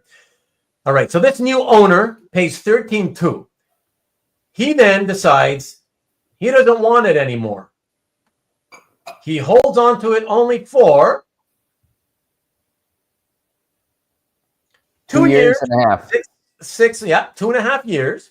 Which again, just very quickly, everybody. I know in this hobby, it seems like, hey, that's not short term, because so many people like to sell it just months later. But like Matt and I stressed in the previous 2 episodes, 5 minimum if you want to feel almost 100% certain that you're gonna at least get your money back or make profits. You know, lower than that, you will see it's going to be at a loss. You will sell at a loss. Okay. The golden number is 10. The golden number is 10 years. Golden number is 10. Right. Exactly. Yeah. But so check it out, man. So it only sold for $52.11, people, and he sold it at Comic Link. Look at that. After fees, he took a net loss in his pocket of $8,500. Come on, man. Almost 40% hit on that. I mean, come on, dude. Okay. Definitely 40% after the shipping. Yeah, exactly. And it's not over yet. Check it out, everybody. Check this out. Very, very interesting. All right. So now this piece Now this piece in July of 23, okay, about a year and a half ago ish. Now he bought it, and he got it at Comic Link for $5,200. And this is what we showed you guys in the previous episodes. Matt was arguing that, I think it's still too high. I thought, I could see it still in the sort of upper half of the $4,000 range, whatever. But I don't think 52 is super high. I still think, it's fine. Okay. But this guy didn't want to hold on to it for too long either. All right. So from the summer of 23, he then decides he's going to sell it. Check out what happens there. I was right. So it winds up selling for $100 more than it had originally. After those two crazy sales in the middle, it went up in value by $100. Right. And the people that bought it in the middle lost a lot of money. Yeah. And he also only, the third owner only held on to it for less than a year and a half, And here's another, the mistake. You guys know here, okay, so he bought it at Comic Link, and I've said it before. If you buy, Comic Link typically, I'm not talking about reselling the same piece. I'm just saying, if you buy something for the first time, not something that's been resold, okay? You buy something for the first time on Comic Link, you're probably getting it for cheaper than you would have gotten it on Heritage. Sure. Okay. If you think you're gonna be able to make profit on it, you're likely gonna be able to do it more on Heritage, but not on a resale. If it's something you've had that you got from a dealer, whatever, a couple of years ago, whatever, not from a public auction. Okay. I can't stress this enough. I always suggest you're better off going to Heritage. You will, and more often than not, make more at Heritage. Don't tell me about the fee structure and that it's only 10%, only 10% at Comic Link. Nah, you're going to make more usually at Heritage, okay? And the problem, though, is that doesn't always apply for every single example of a sale in the hobby. Right. When you bought something at a publicly viewed auction, okay, it doesn't matter which one. In this case, that guy bought it for $5,200 at Comic Link. In that case, if you're not going to hold it for too long and you're going to resell it again, you should not go to Heritage because of how they structure the fees with the top 20% so-called buyer's premium. The seller, the consignor, does not touch any of that, right? So you're already losing that top 20%, right? And then you either, if you got a great deal with them as a seller, you either get the full hammer price, or you may, on quality items like we're always showing here, they may say, okay, we'll give you 10% instead of the usual 20%, from the hammer price. But that's the thing, is that when you have that kind of a structure on something that's been resold 3 times in the last 4 or 5 years, sending it to an auction house where that structures its fees the way Heritage does, you're almost guaranteed to lose. Yeah. I mean, look, it first of all, it didn't even reach the same price, 48. So it sold for $411 less than the previous sale, right? And remember, at $4,800, remember, guys, that means the hammer price was $4,000 even. The most he got back was $4,000 even if he has a no seller fee deal. Yeah. Otherwise, he lost another $400 off of that, and he actually pocketed only $3,600. Can you show the original image for the first sale? The very first one? Yeah. Yeah. Okay. Yeah, you can see there's a stain on that. So I was wondering if by the 4,800 sale, which also has a very pronounced stain, the quality of the images keeps declining. The middle one has it blown out, which is sort of a dishonest representation of the page. And I'm wondering if that had an effect on why it sold for higher. Well, you know what? Honestly, Matt, my feeling is, listen, I think as a rule, good night, Edie, and happy Martin. Oh, is that tomorrow? Yeah. Martin Luther King Day? Oh, okay. I don't get it off, so I'll be working, but oh, okay. It's a bank holiday, as they say. Oh, bank holiday, right.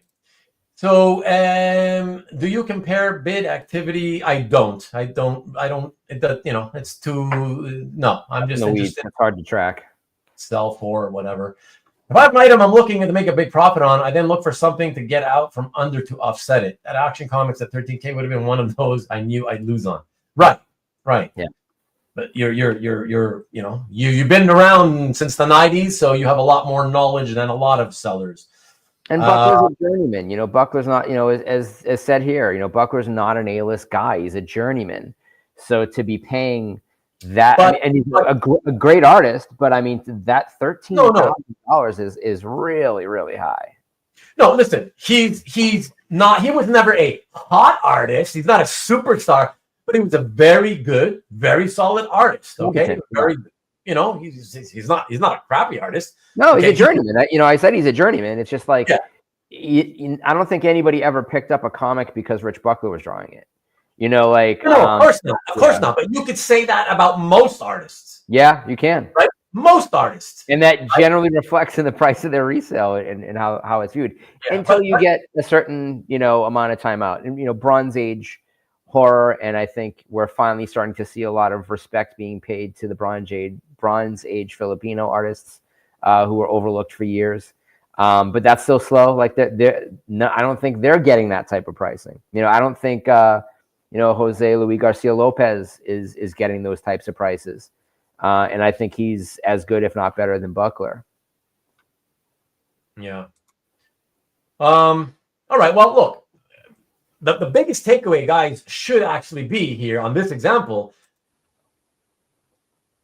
First of all, again, there's so many things. There's so many things. COVID-flation. It was COVID-flation. It was. Yeah, I don't want to list all the mistakes that happened there, right? But like, you should know by now. But what's the common theme through all those sales is none of those people, including the first guy who profited the most, none of those people held on to it for more than 3 years. Okay, that's not long term. Okay, that should tell you how, yes, 5 years and more is what you should be thinking of as long term. Okay, the only reason the first guy, let's give it up, okay? To be honest, the only reason that the first guy, when he sold it, made money, it's not because, he held it for 3 years, so he made money. No.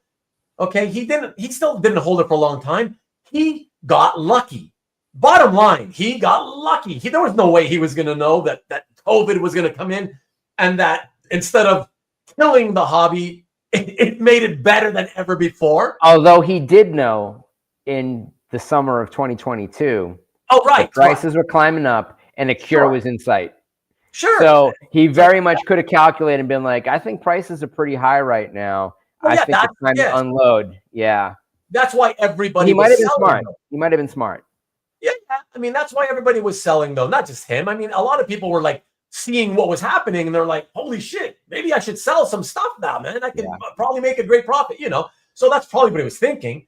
But again, there was no way he ever knew in 2018 that was going to happen, right? Right. Or when he bought it for $4,700, he didn't know that. No. Right. In other words, if COVID had never happened, maybe he makes a couple $100, maybe he breaks even, but he would not be making $8,000 or whatever he made. You know what I mean? So you're absolutely right. That's the thing, right? So, all right. So anyways, let's keep it rolling, peeps. Let's go to the next one. And the next example here, let's check it out. All right, so this is the Avengers number 260 from the second John Buscema run that he did with Tom Palmer. A really, really great run. This is what got me collecting and reading Avengers. Okay, so this piece sold back in August of 2021 for $2,500 on albertmoy.com. That seems cheap. And no, I honestly, at the time, I thought, okay, it's actually kind of strong for these pages.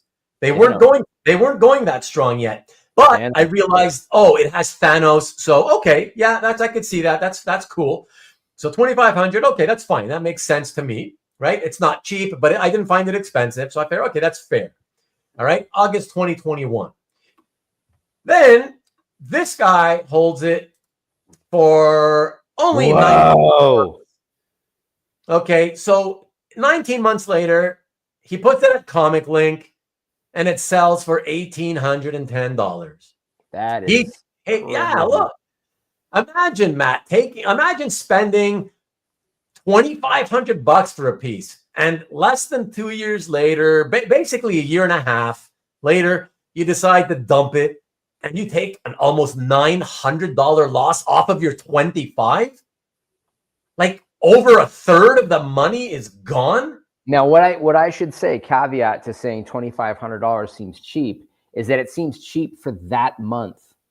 Like for 2021, for that page to go for $2,500 with Thanos in it, and he's saying it's not the real Thanos. I don't know what that means. That's probably it's probably some character who has the power to look like somebody else, kind of thing, you know? Yeah, but if you look at that against other sales of Buscema Avengers pages with that, with a nice group of heroes on it, 2 battle scenes in there, honestly, that in scale it seems cheap, but that was the top of the market.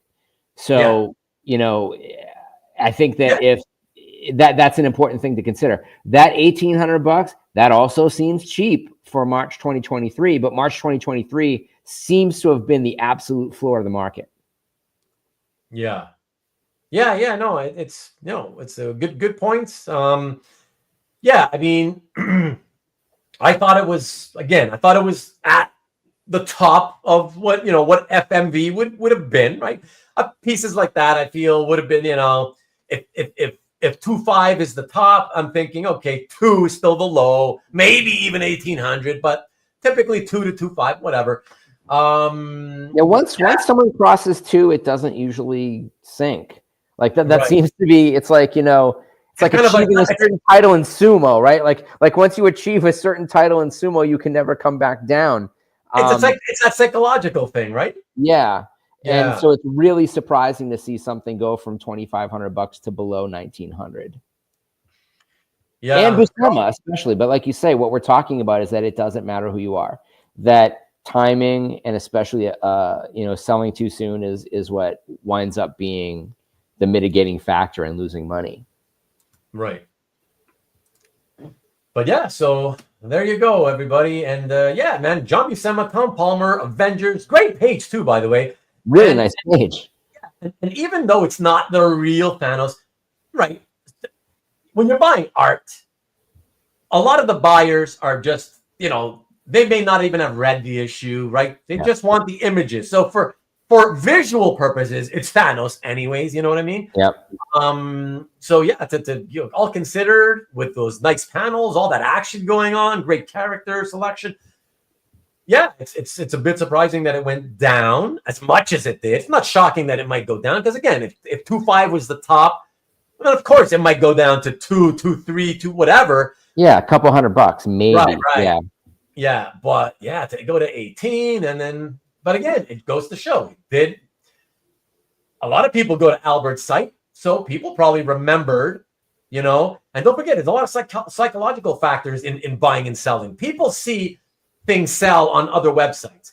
And some people, out of jealousy, for example, oh man, I tried to get that Thanos appearance on the Buscema page from Albert. Somebody got it before me, And then when they see it, oh shit, a year and a half later, they're like, didn't this thing, that's the page from I saw in Albert's, like, wasn't that just like recently, Yeah. And then that kind of mentality kicks in and it's like, well, fuck that. I want to see what this guy is, let's see if he loses money. Some people won't even bid because they just want to hope that it doesn't make it back to, I'm telling you, people will do that. Man, I hate to even think about that. I hate to think about that. But I will say this, though, too, that it's very possible that was Albert's posted price. That's not what got paid. That Albert will wheel and deal. He will? Yeah. Not usually, though. I've wheeled and dealed with them without it being a major deal. But most can't. Let's be honest. We hear a lot more stories about people who don't and can't. So that's okay. Anyways, whatever. It doesn't matter. Again, key takeaway, folks, on this one, in my opinion, once again, didn't hold on to it long enough. And that's another thing, psychological factor. When people know what you paid, people remember. People like me, there's other people in the hobby like me who record prices, for their own interest. And that when they know, right, it's like, yeah, they don't want you to, look at this guy. I could have had that page and he beat me to it. A year and a half later, he's selling it now and he expects to make a profit, And that's the thing. Like, so it's like, it's just, you're not holding on to it long enough, So, so there you have it. And by the way, to those of you who still prefer selling at Comic Link, there you go. Sold at a Comic Link because it's cheaper, only 10%, right? Took your haircut. You took this is why I say better to sell at Heritage for the most part, because it's a buyer's market on Comic Link for the most part. And yes, while you will only pay 10% fee, that 10% will come off after you've probably lost 35 to 60% on the value of the art itself. Generally, at least 25%. Yeah. So almost invariably 25%. Now, one other thing I want to encourage people to do, and one of the reasons why we do this show so often, well, not so often, but why we've done it again and again, is that go back and look yourselves, look at this data, do a screen grab, look at the dates that we're giving you, and then do your own research and go back and look and see was there another auction happening? Was there a better, John Buscema Avengers page in that auction? A lot of the problems with auctions too is their programming. Like, this is a thing that Heritage does time and time again, where they'll have too much of the same thing when they should really be withholding certain things for different sales rather than have it all in one fell swoop, because it will maybe drive the price up on the best thing and maybe drive the price way down on the second best thing, third best thing. So, this is we've given you the tools by which you can go and check and find other ancillary influence on what may have led to a lower price. Exactly. Thank you, Matt. Yeah, and guys, if either would like to sponsor, I think out of the two, I think you guys know which one would be the most likely to sponsor. Hakes.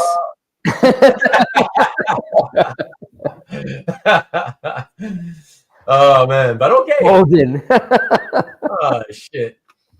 Actually, I got an example we're going to see tonight that was purchased from an auction house that we are not used to thinking about. So Sotheby's. We'll see. We'll see that soon. I would be a Funko Pop sponsor. Why would I do that? Only been putting in 3 pages of Buscema Avengers page per auction, right? But then they do that. You got to be careful with that. Anytime you consign stuff to them, it's best not to consign your whole load, because then they're in control. They have it, and they want to get their money as fast as possible. Yeah. They don't care so much if they kill the market on some artists or some different types of art. Tom Palmer.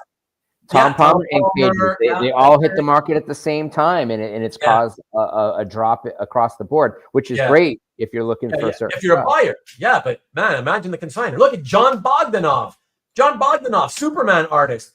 He did well keeping all of his art for 40 years or whatever, right? And for the first little while, a couple of years ago, he did fantastic with some really expensive Superman, Death of Superman type stuff. Yeah. But I mean, in the latest auction, it's like the last few auctions, it feels like Heritage has put in like between 5 and 7 Man of Steel covers. Like, what are you doing? It's like, nah, man, you can't. You got to feed it to them sort of slowly. Don't give them lots of the same type of stuff. They'll kill you,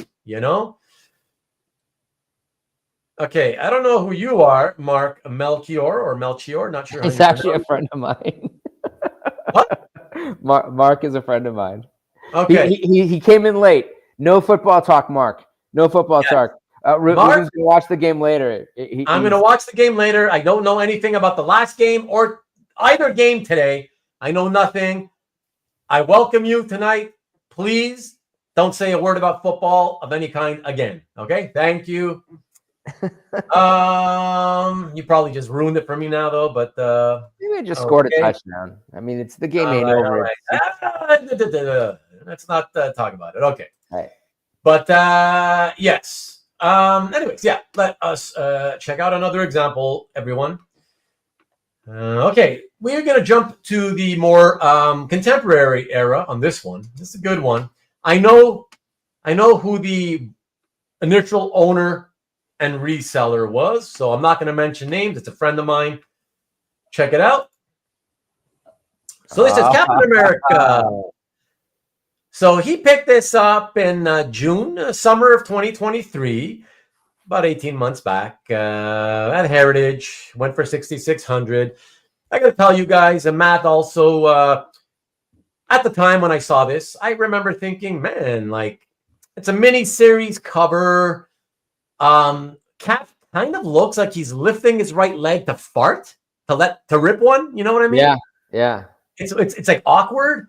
And I don't mind MODOK, but if I'm a Cap fan, I don't want the MODOK image to completely dominate over Cap. And that's what you get here, you know? This is definitely a MODOK collector's page.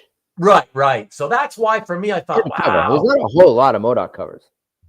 Yeah, but I thought 66, huh? Even just Starlin, like, yeah, but it's modern. To me, I thought max 5K. Shameless plug. I have right now a MODOK cover in my calf gallery for sale, and it's Ted McKeever.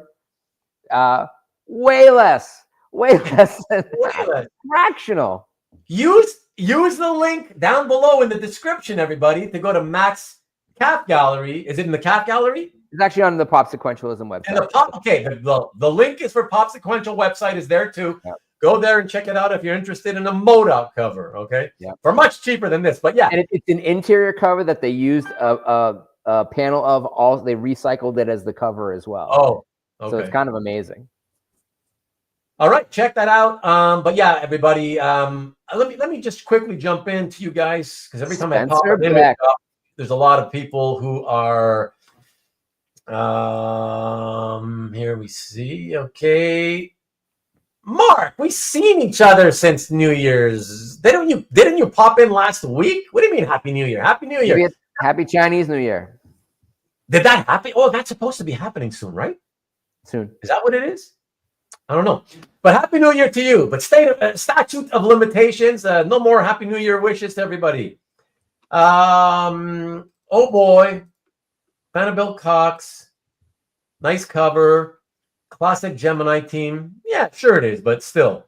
Give $10. What's up, Corey? Cap in Bondage. Kaz. Oh, Kazra. Yes. Not my cup of tea.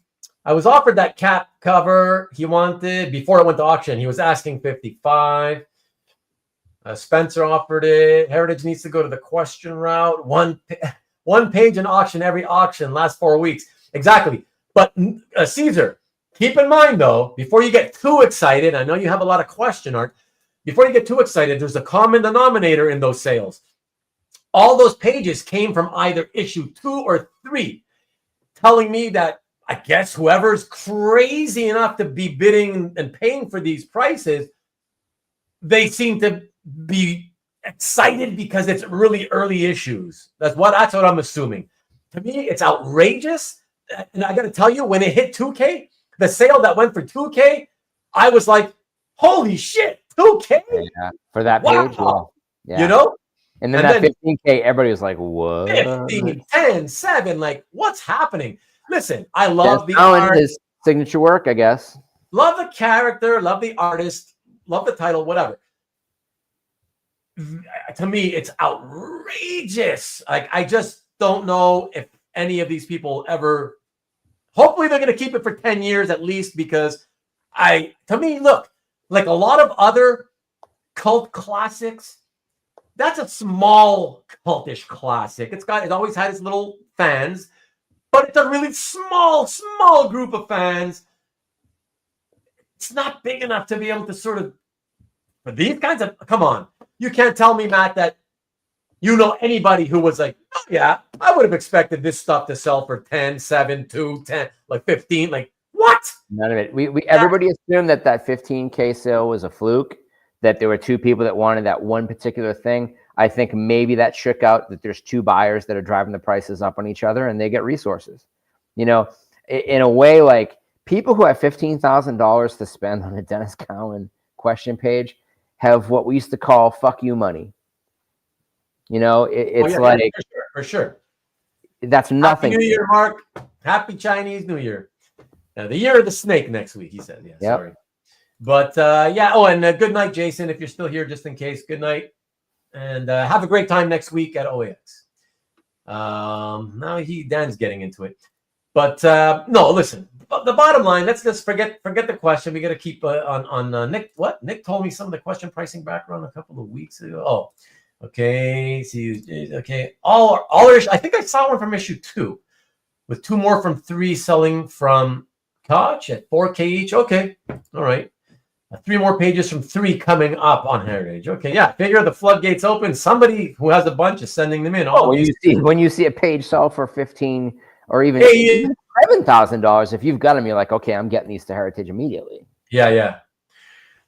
Jewish Dragons, Ian, another gentleman from the LA area, had to evacuate, but is doing okay, thankfully. So good to see you, Ian. Thanks for dropping in, and great to hear that you were one of the luckier ones. But yeah, so okay, so let's check this out, guys. So I don't know, does anybody I haven't seen anybody disagree or even agree on the cap cover. What do you think, Matt? What do you say? Would you have thought that this was kind of what the going rate would have been for this?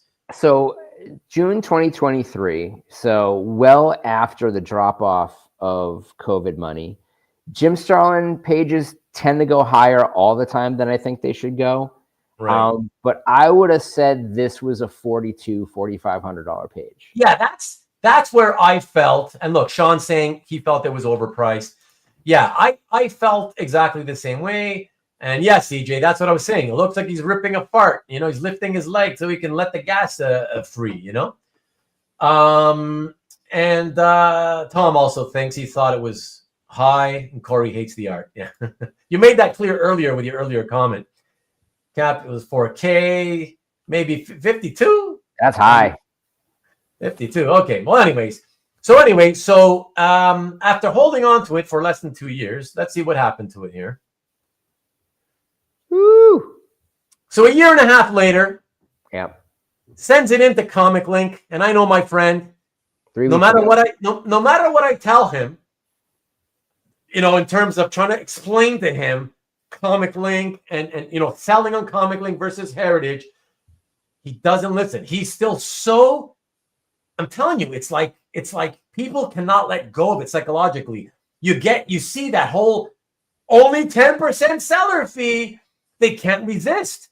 They just feel like, no, it can't be possible that with as much as I lose on the Heritage fees, that their extra eyeballs they get will bring the price up to make it a better sale than on Comic Link. They can't understand it. And yet we show time after time after time, yep, that when you go and resell there, you get killed so often, regardless of the 10% fee. And like I've said many times, it gets to the point where you lose so much, oftentimes, so much on the value of the art itself, that then that so-called only 10% fee, it feels like an extra slap in your face. You know what I mean?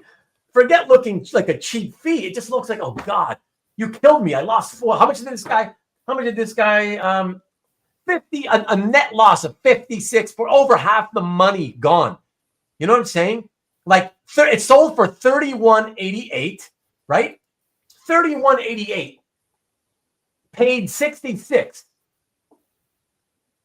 So you lost 53% just on the value of the art itself. And then it took you for an extra 10%.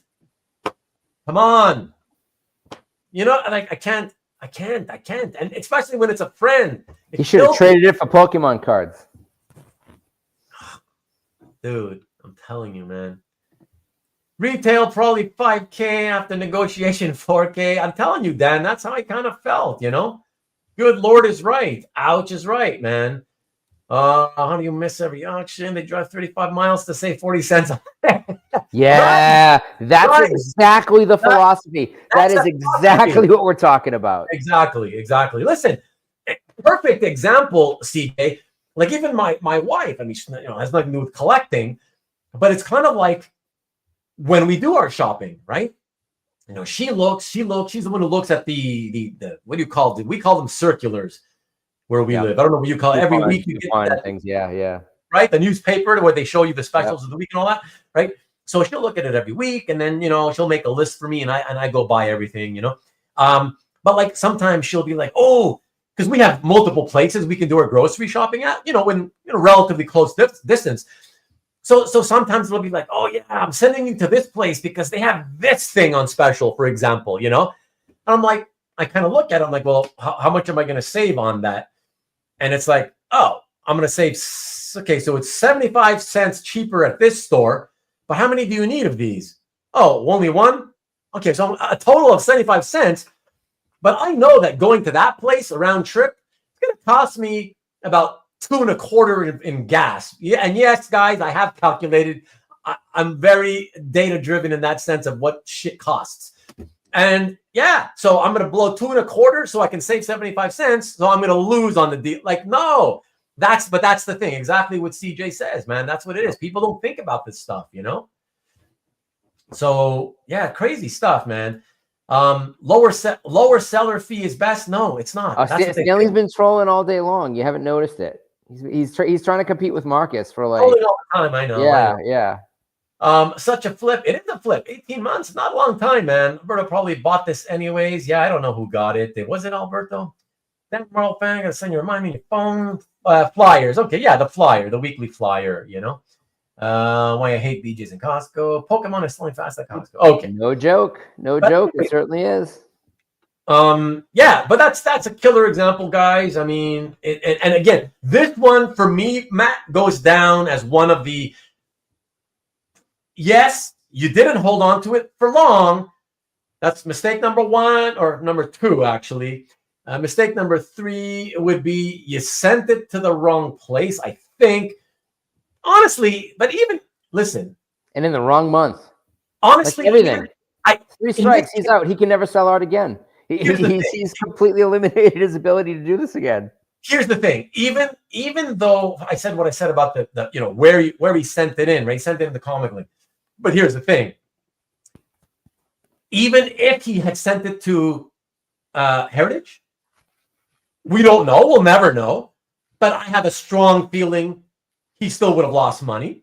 Yeah, December 2024 was it? Yeah. Yeah, just because of the fact that of how the fee structure is, it may have still sold for 5 to 6K or whatever, somewhere closer to what he paid, right? But then the fee structure still would get. In other words, the first mistake in this case was buying badly. Yes. That's my opinion. Yeah. I think it was way too excited to, what do you do? Like, to me, like I said, like some of these other guys, 4 to 5, somewhere in there. Okay. Yeah. 6. Now, there's another aspect here. So I don't know the guy that bought it and sold it. And I guess you do, but there's a lot of chatter of, especially on like Comic Art Live, people talking about that character, people talking about MODOK. So if he's not your character, if he's not a character you're obsessed with, and so you want to buy those rare MODOK covers where you'll hang on to them in a collection for years and they will make you happy because you like a giant, big-headed, ridiculous looking thing, then you may be suffering from that FOMO interest of wanting to be more involved in the hobby. Yeah. And hearing people like Albert talk about MODOK and, a few other people that collect MODOK talking about MODOK. You hear Marcus talking about MODOK. Yep. And so like, maybe the thing is like, oh, I'm going to buy that because that's going to make me cool in this group of people. Or maybe I can sell it to them, not thinking that, of course, they're monitoring these auctions and have more experience and know not to overpay.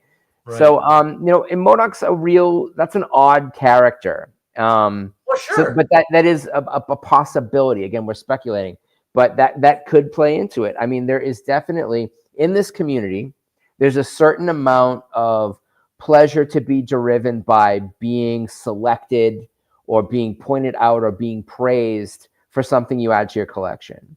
And there's a group of people that are like obsessively within their circle of people that promote within their circle of people.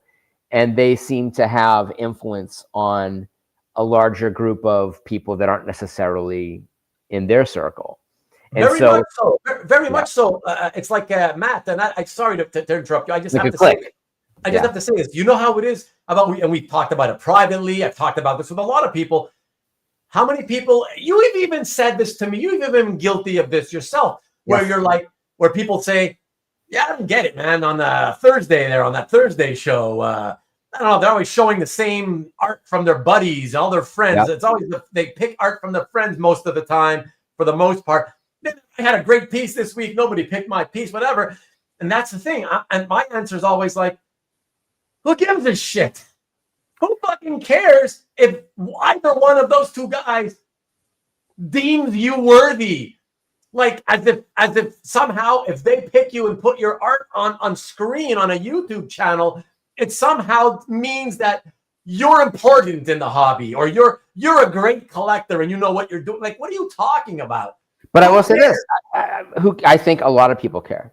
Like, and I would love to think I'm above it, but I wasn't.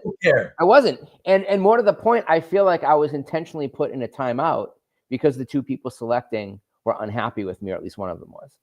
And so that could have led to this a piece that I think everybody who has seen it loves it.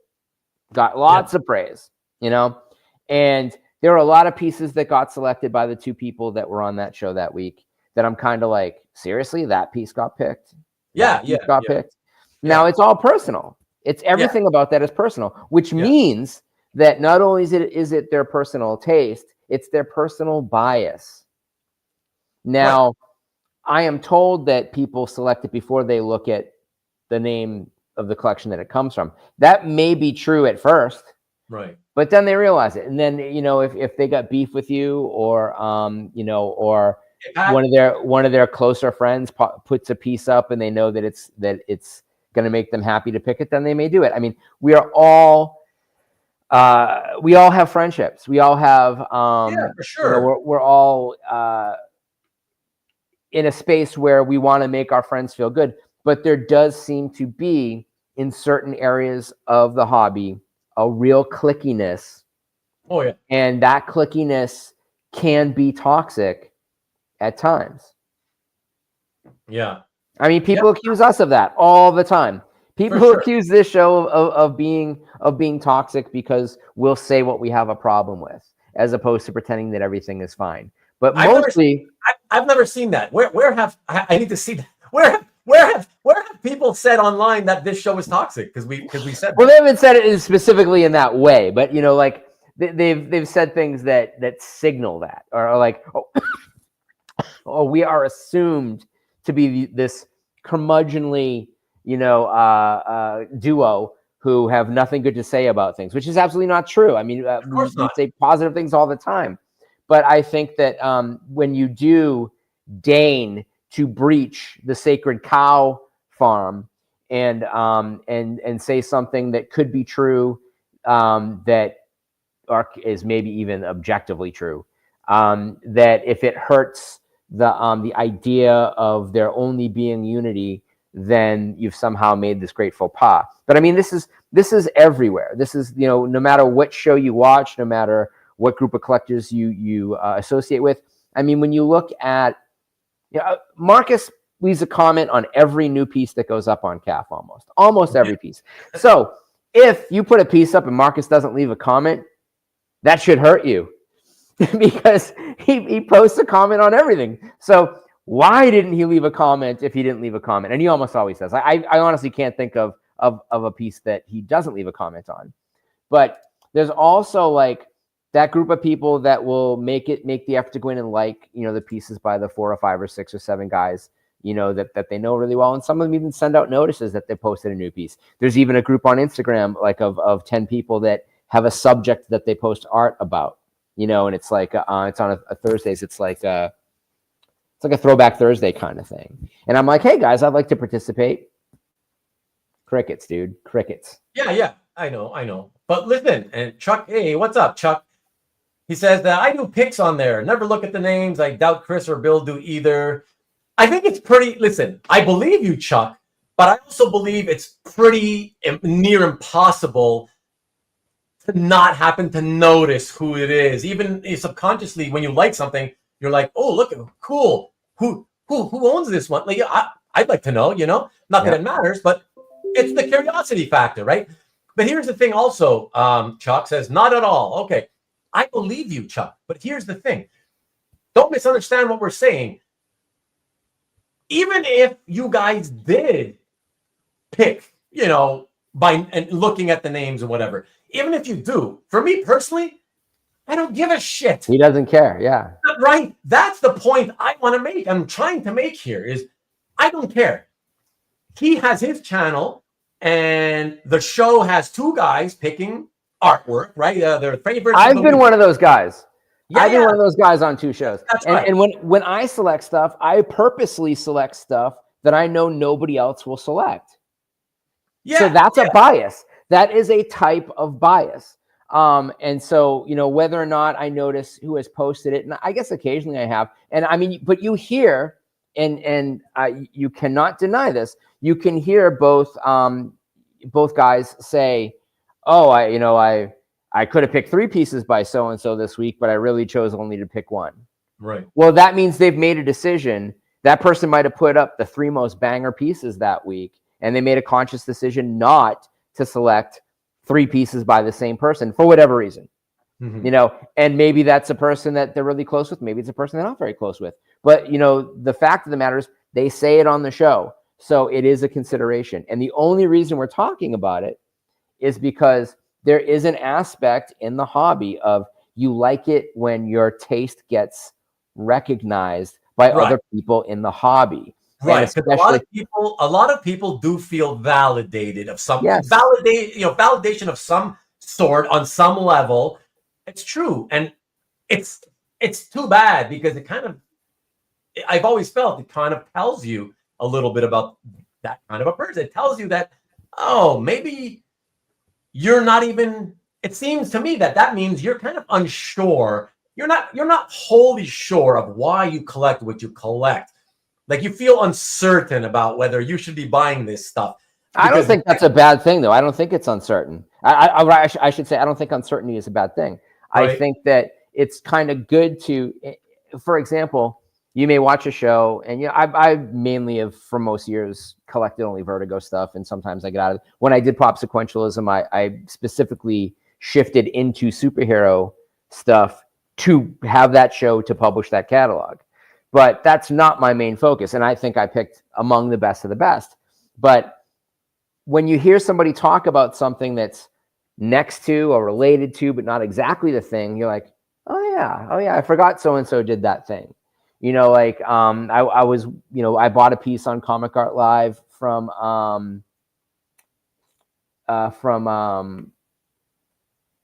my gosh, Mr. Juanu in Hawaii. Jordan.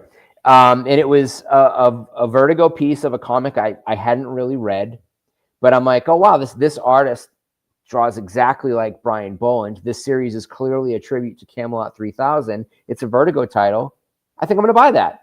And it totally fits my collection, but I wouldn't have bought it if I hadn't watched it on that show. And if I wasn't kind of like hearing people talk about the piece and what they liked about the piece as well, that's going to have influence. I mean, it's the salesmanship of it all. And whether or not the piece is for sale, technically, the salesmanship connected to it is the why is it good or why do we love it? And when I've been critical of the Thursday night show, it has been, and I'm talking about several years ago at this point, that there wasn't a academic discussion of what made a thing good or not. There was a lot of, oh, this is just cool, or, or this is, Hulk smash type shit. And I mean, you can speak about something in a way that is both fanboying out and intelligent. And I think that by and large, for the last at least year and a half, that there's been a lot of that on the Thursday night show, that the conversation has gotten more intelligent. It's gotten more academic. It's gotten more separate from just being comic book fans that are above the age of 40, which is, in a way, it's like, I'm not going to say it's a sad thing, because we all love this, but it's like, it's a funny thing. It's an ironic thing that we're still talking about this thing that was ostensibly intended for children while we're in our middle age.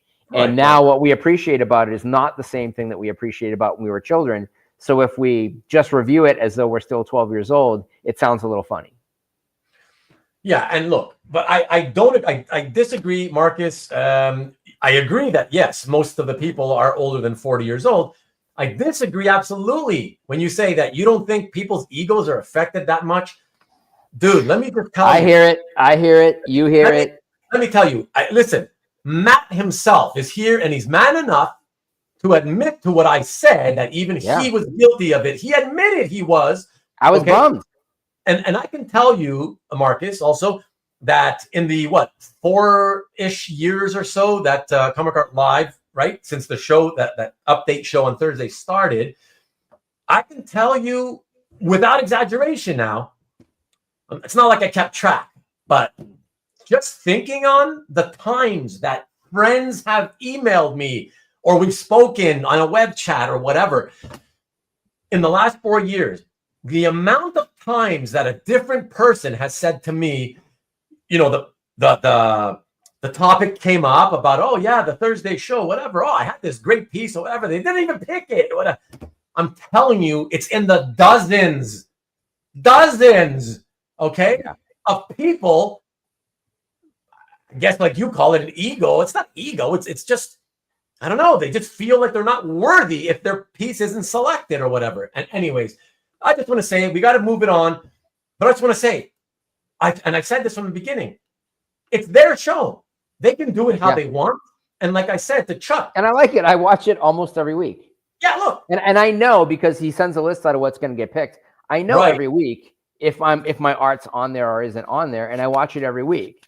So I know going in that if I've posted a piece that hasn't been selected, or if in the rare occasion, I think the 4 times that it has been selected, that it has been selected.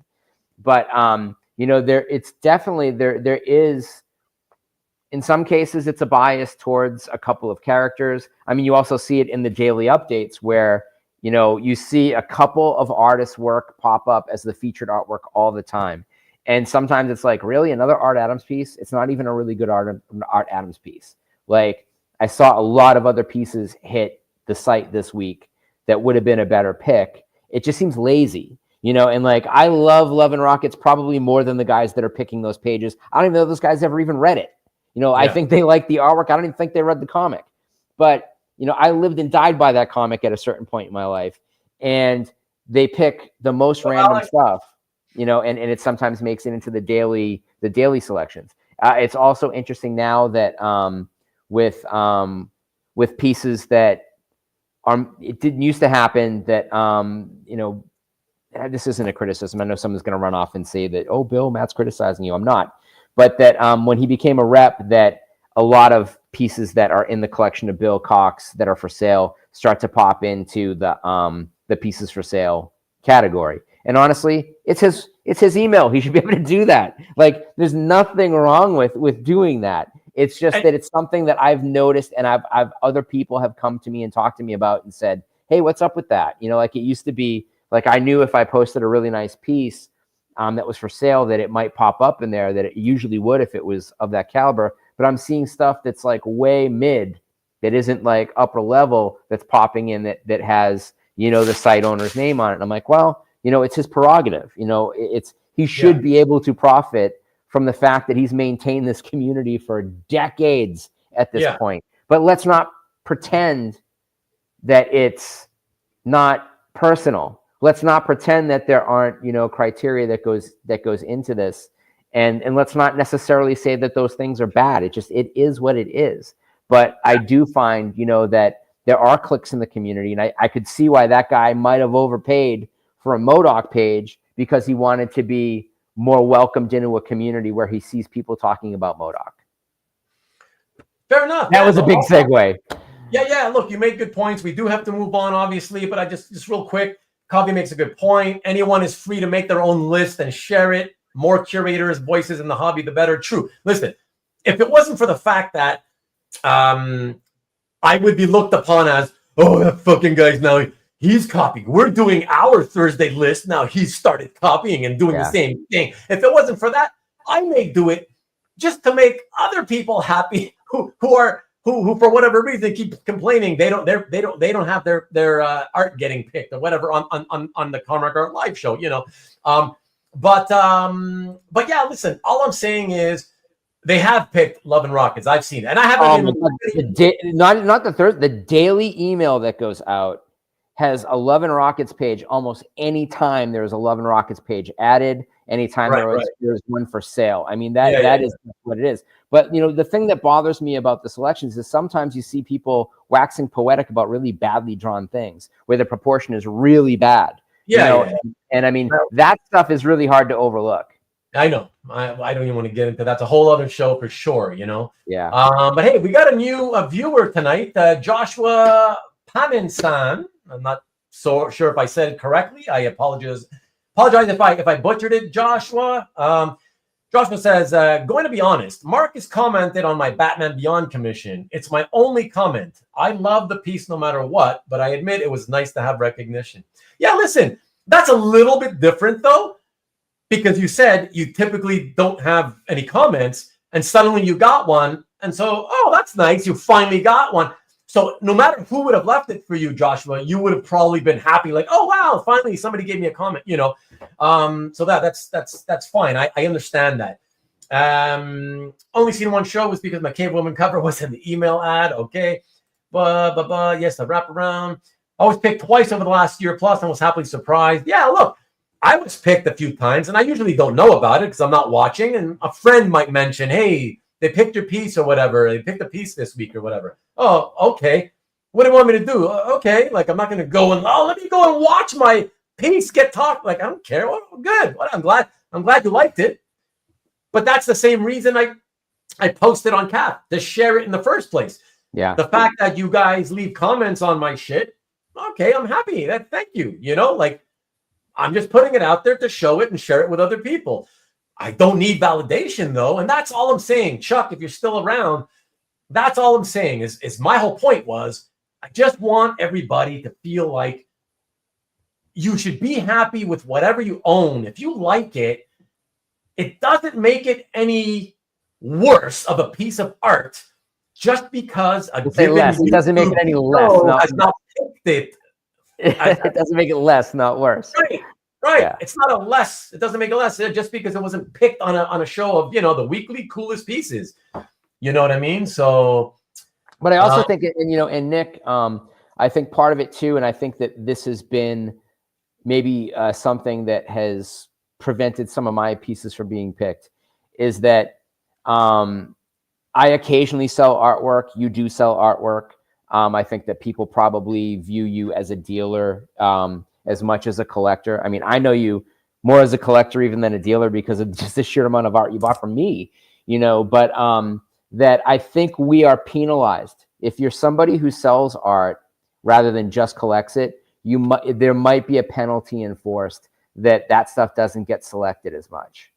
So really, when you see the same 5 or 6 people whose stuff seems to get selected all the time, these are people that I almost never sell artwork. So maybe that's part of it too. And if that's the rules, then that would be nice to know that those are the rules. Yes. Thank you. And hi, Jerry. What's up? Been a while. JT, welcome back. What's up? Ruben's bottom 10 Friday picks. No. Can you imagine? Can you imagine the uproar in the hobby if anybody ever did something like that? Oh my gosh. And thank you guys for welcoming Joshua, first timer. I love the first timers to pop in, and the fact that he actually commented, not just silently watched. I love that. So thanks, Joshua, if you're still here, and thanks to those of you who welcomed him and said hello. Appreciate it. You don't bring me flowers. I used to love that song. It's a classic song. You should only buy because you will love it. Exactly, Nick. Thank you. And no one else should affect your joy. Exactly. But I'm not going to tell somebody not to buy stuff for investment either. I mean, like, no. I don't like that should stuff. I don't like, that there's this arbitrary rule that dictates why someone can buy something or why they can't buy something. If you want to buy something because you think it's a good investment that you can put towards buying something that you actually like, I think that's a totally valid way of collecting. Yes, but look at what Hydra says now. However, validation helps as people are spending more on pieces. But why does you spending more and more money year after year, what does that have anything to do with needing validation for you having spent more money? Which it has nothing to do with it. It does if your wife is like, why do you spend all this money on art? But it still has no, like, it's not like you're going to tell your wife. You're not, what are you going to say to your wife? Look, these guys love this. Yeah, right.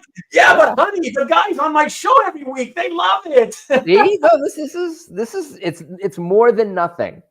It is not a negative integer. It is not a zero. Oh my gosh. They were complaining. No one comments on dealer upload. What? Who was complaining? Is that real? Well, who was complaining, Marcus? Who would comment on a dealer upload? Even a collector's upload who's putting it for sale, typically people don't bother to comment. Why would you? If I like it, I do. Yeah. I don't mind pushing up the purchase value of that piece with a comment. Nick. No, I don't mind it. Most people don't, as you know, though, right? Yeah. Why would anyone comment on dealer art? Exactly. Is that the unspoken reality? Ruben, does the mohawk go all the way to the back? Yes, it does. What's up, JC? One of my pages was picked in the daily email recently. I suddenly got a bunch of comment alerts. Oh yeah, okay, that's cool. It brought eyeballs to the. Oh no, it's great. It's great for that. If it brings eyeballs to it, absolutely. Nick and a few other guys mentioned that one of the good things about the show, and we never deny this, is that it will bring attention. It will bring to your attention pieces you probably have missed throughout the week. Yeah, that's the beauty of it. That's the best part. Yeah, that's great. Yeah, nobody. Listen, let's be clear here, because I don't want anybody watching silently who's going to go and like, oh, what are the spies? Let me go tell what they said about you. Yeah. We this has nothing to do. This whole conversation has nothing absolutely to do with whether that segment of that show is good or if it's interesting or not interesting. Nothing. It's great. It's fun. It was always a good time. The only reason it came up is because we're talking about validation. Some people think that a lot of people complain when their picks, when their art that they posted don't get picked. And all I want to say is, who gives a shit? Yes, clearly a lot of you do. I'm just trying to say you shouldn't. You shouldn't. Just be happy. You bought it for a reason. Be happy with it, and that's it. And I'm not. It doesn't make me feel bad about the purchase. It makes me question the level of taste on the show. Like, okay, if I really feel strongly that, and not just even one of my pieces, I don't spend a lot of time on the site, and there was for a time making it a point to make comments and leave a lot of comments because I felt like I needed to participate more in the community. And when I have time, I do. I'll go on and I'll look at the newly added artwork, and I'll go back and I'll look and I'll see like, hey, what's been uploaded, and I'll put a like and maybe put a comment. And I sometimes see pieces there that I'm like, well, this is going to wind up on the Thursday show. This piece is amazing. And it doesn't. And then I'll see something get put up that's got really bad anatomy, but maybe it has, a sexy girl on it or something. Or, maybe it's a bad page from a good run. And I just sort of like, I feel like I feel like that's a missed opportunity of keeping the quality high, right. And so that's where it becomes to the degree that it's an issue, that it becomes an issue for me. Is that now you're talking about how to how you would think that segment on that show would be bad. We're not talking about that. We're getting way off track here. So, right. I get what you say. I get what you say. But I say that as a means of saying that it never makes me feel bad about artwork I've purchased. Right. But I can understand it could. Right. Yeah. I get you. Chris Lutz is here. Sorry if I butchered that. I'm not sure how to say your last name, Chris, but I've seen your name on CAF, so welcome. And thanks for popping in with a comment. Very glad to see somebody here who isn't typically here, so very cool. And great comment, too. Nothing helped me get over caring about comments like turning my collection focus to comic strips. Exactly. That's where the comments die down, Exactly. So there you go. Just be happy with what you have. That's all that matters in the end, right? Killer Conan paid Sean. No rat tail. No, come on, rat tail. Jesus. I post on CAF to get a response from Marcus. I'm sure people do. You guys are a bad, mean gossips. I'm telling. You've already been reported by me. I'm sure you have. Please start a fight with the other show. Yeah, that's okay. I don't need that. Peter Rowe, I have to assume that Marcus is using ChatGPT to leave the comments. That's probably it may be possible. It's a question of knowledge. If you don't feel like you know enough, you may be worried about being caught up in the hyped. If you love a piece when it was 10, 100, whatever, maybe not as much of an issue. Yeah, I kind of get that, but that doesn't apply to the masses. You know what I mean? For the most part, like I said, the people that I know and talk to, most of them, not all of them, but a lot of them are long-time collectors, right? They should know better, and they're still kind of like, they didn't take my piece. It's like, really? Oh, and some guys, they complain to me more than once, like over the years. Like they keep complaining when it happens, that they don't get picked. And it's like, you already know how I feel about that. Why do you keep telling me? Like, whatever, man. Like, who cares? Whatever. They pick my piece once in a while. Sometimes, okay, good. Like, whatever. Like I said, I'm glad you like it. But if you don't pick it, I'm okay. Like, my life continues. My collection, nothing happens. I don't love my collection any less. Whatever, Just I'm trying to say, it doesn't mean anything. It's not, and that doesn't have any serious meaning. It's just a way to have fun. A good aspect of it is that if you did catch a squirrel, then maybe it teaches you not to go chasing squirrels. True. If you did buy a piece that you didn't exactly love, and you were excited to share it because you thought that people would enjoy it, and they don't, then maybe that gives you better collecting habits. Yes, maybe. TJ, I don't know if they've been picked. I don't care, but Marcus has seen them. Ruben has ignored my CAF gallery. Sniff, sniff. So TJ, just so you know, I don't mind telling you, because I have for so many years already been following so many galleries, and it takes up so much of my time already. What I started doing, because it was getting out of control and I just couldn't continue to spend hours every day, right? It's typically at least an hour anyways. So in order to curb it, what I did was I said, okay, I will, from now on, I won't follow any new galleries unless they first come on to the show and they do, let's say, a show with me.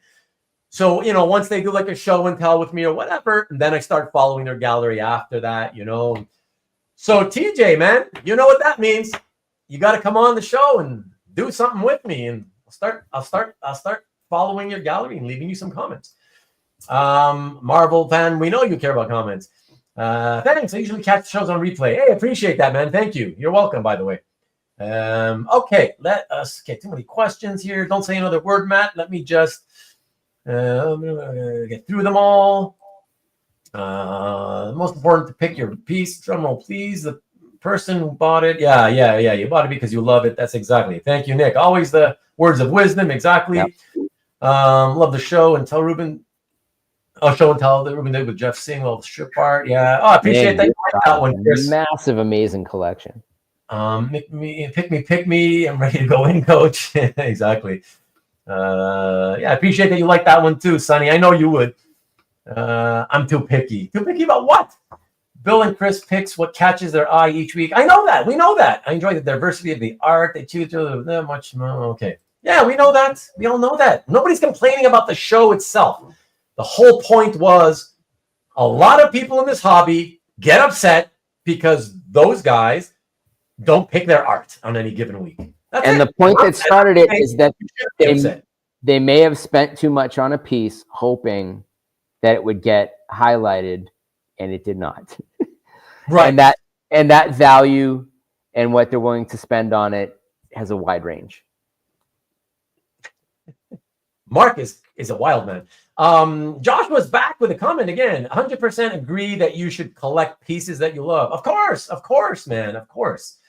Hey, Chris, look at collection. Frank Robbins strips. Very good. Cool. Okay, but what if you love 1970s Bernie Wrightson art and you have a job that pays $50,000 a year or less? So are you going to not collect? Or are you going to collect other stuff and maybe hope that you can package together enough pieces to trade for a beautiful 1970s Bernie Wrightson piece? I mean, people are saying this like these platitudes of like, oh, you should only altruistically do this wonderful thing for the right reasons that we think are the right reasons. When the truth is, there's no bad reason. There's no bad reason. That, that however you come to it is how you came to it. I mean, if you want to say, I'm only buying what I like, then good for you. You only buy what you like. If someone else is like, I'm going to pick up a collection of stuff because I think based on the prices, upward mobility of this artist's work, then in 3 years, I'm going to be able to put these towards John Byrne X-Men page, then good for them too. It's a risk. Maybe it pays off. There you go. Thank you. Very well said, Matt. All right, everybody, let us move on to the next piece. Speaking of strips for you guys, Chris and Sonny, check this one out. All right. So this is Carol Day Daily number 45. Check out the date, everybody. Look at the date. I mean, already you know what we're going to say here. Jesus. Late in the cycle. I mean, listen, this guy, I can tell you right now, this guy didn't get killed. But the point is, September 24th was just 4 or 5 months ago. Like, why are you already dumping it? I don't understand. All right, so here we go. You picked it up for $22.80 and then sold it 4 months later. So here, check it out. So what do we have? $22.80. He sent it back to Heritage. And in this case, I will say, it's the right move because it's the only auction house that is very well known for putting up Carol Day strips. All right, so that's fine. But it sells, thankfully for him, it could have been a lot worse. It sells for only $120 less. But of course, because of the fee structure, right? He's taking at least a $480 loss and maybe perhaps as much as $660. That's insane. Why would you kill yourself that way in 4 months? 4 months. I mean, let's say that's an impressive price anyways. No. These earlier ones, they absolutely go for this kind of money. No, I see that, but I mean, I'm glad. Like, I'm actually really optimistic that people are appreciating the artistry that went into Carol Day strips. Say it again, Matt. I appreciate that there's an audience with money that is willing to recognize the artistry that's in these Carol Day strips. They're really, really well-drawn strips. It's actually fairly well written too.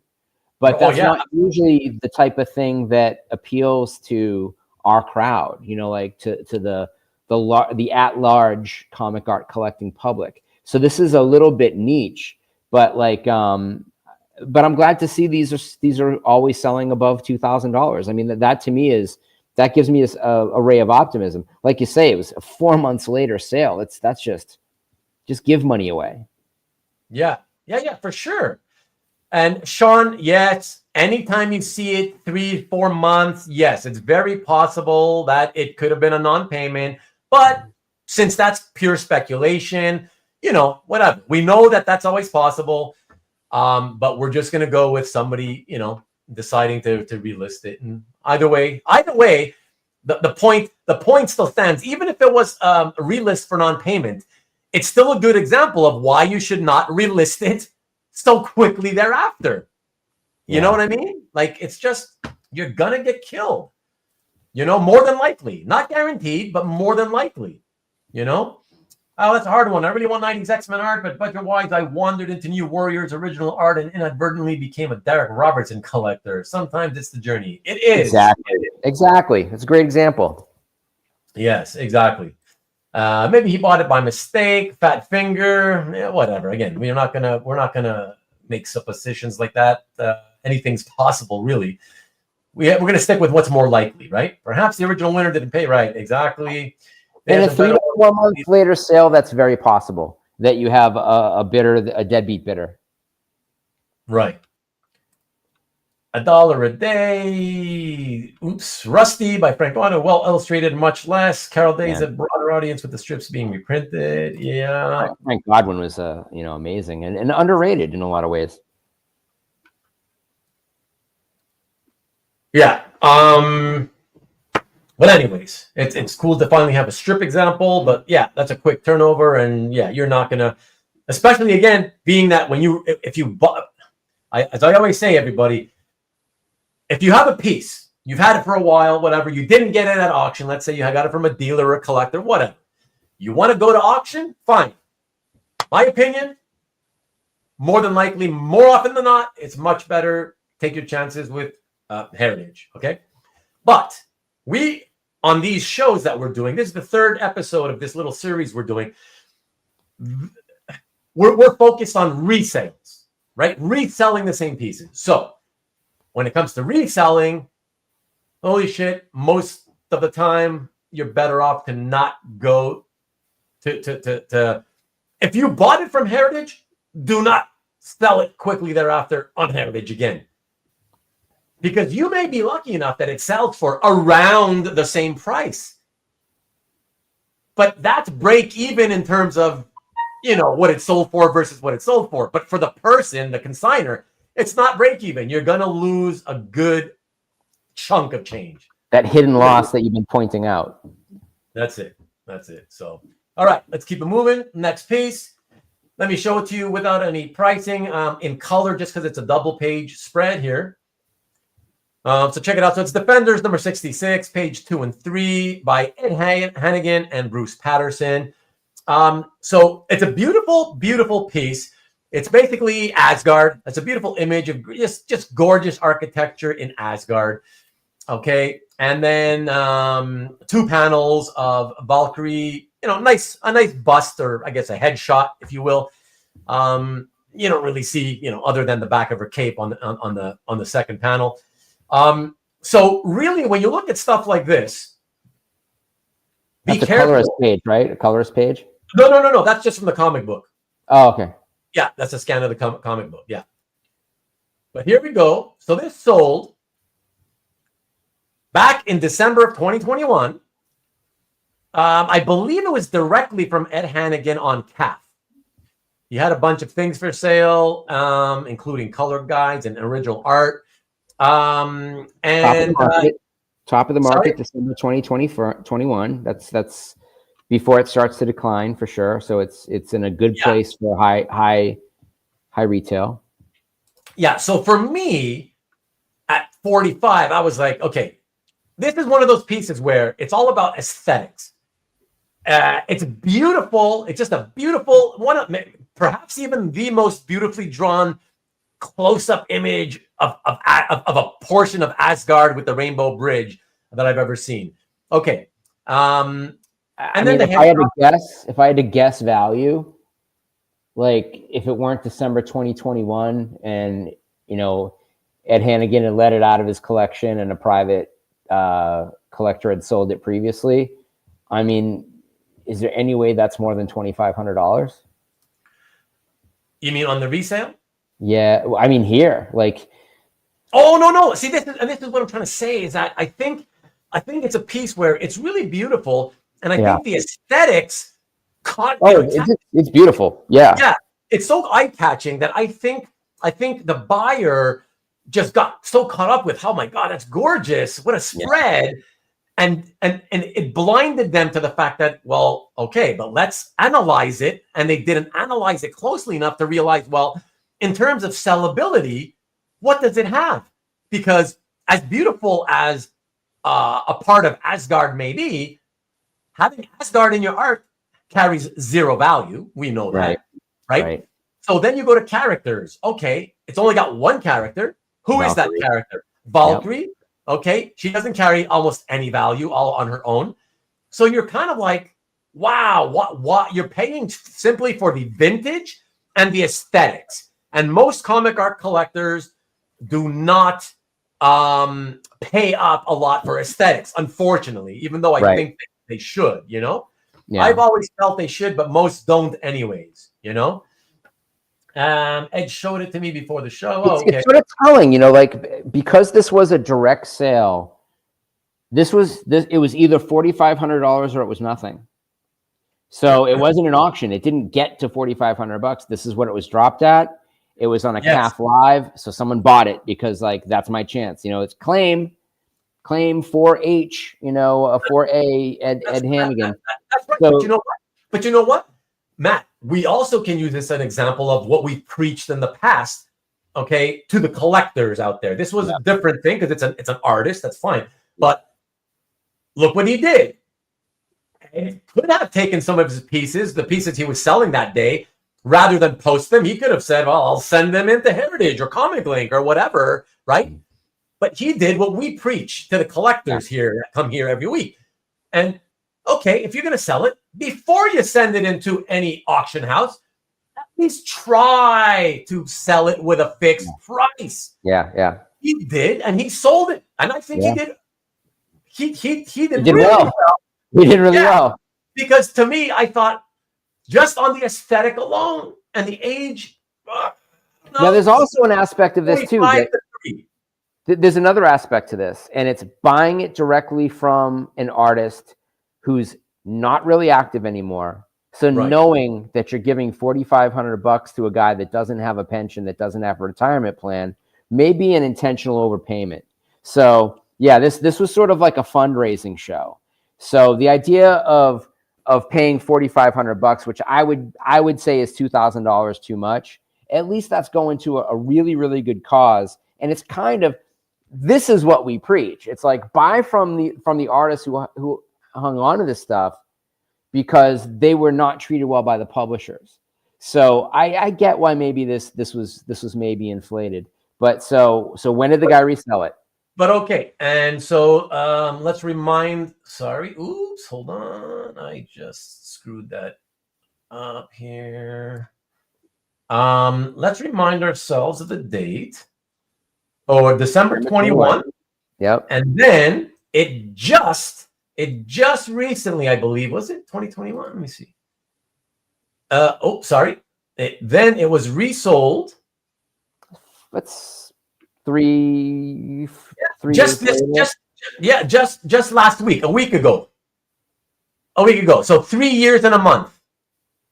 Or on Heritage, sent it into Heritage. It's sold, including the buyer's premium, the 20%, $31.20. So imagine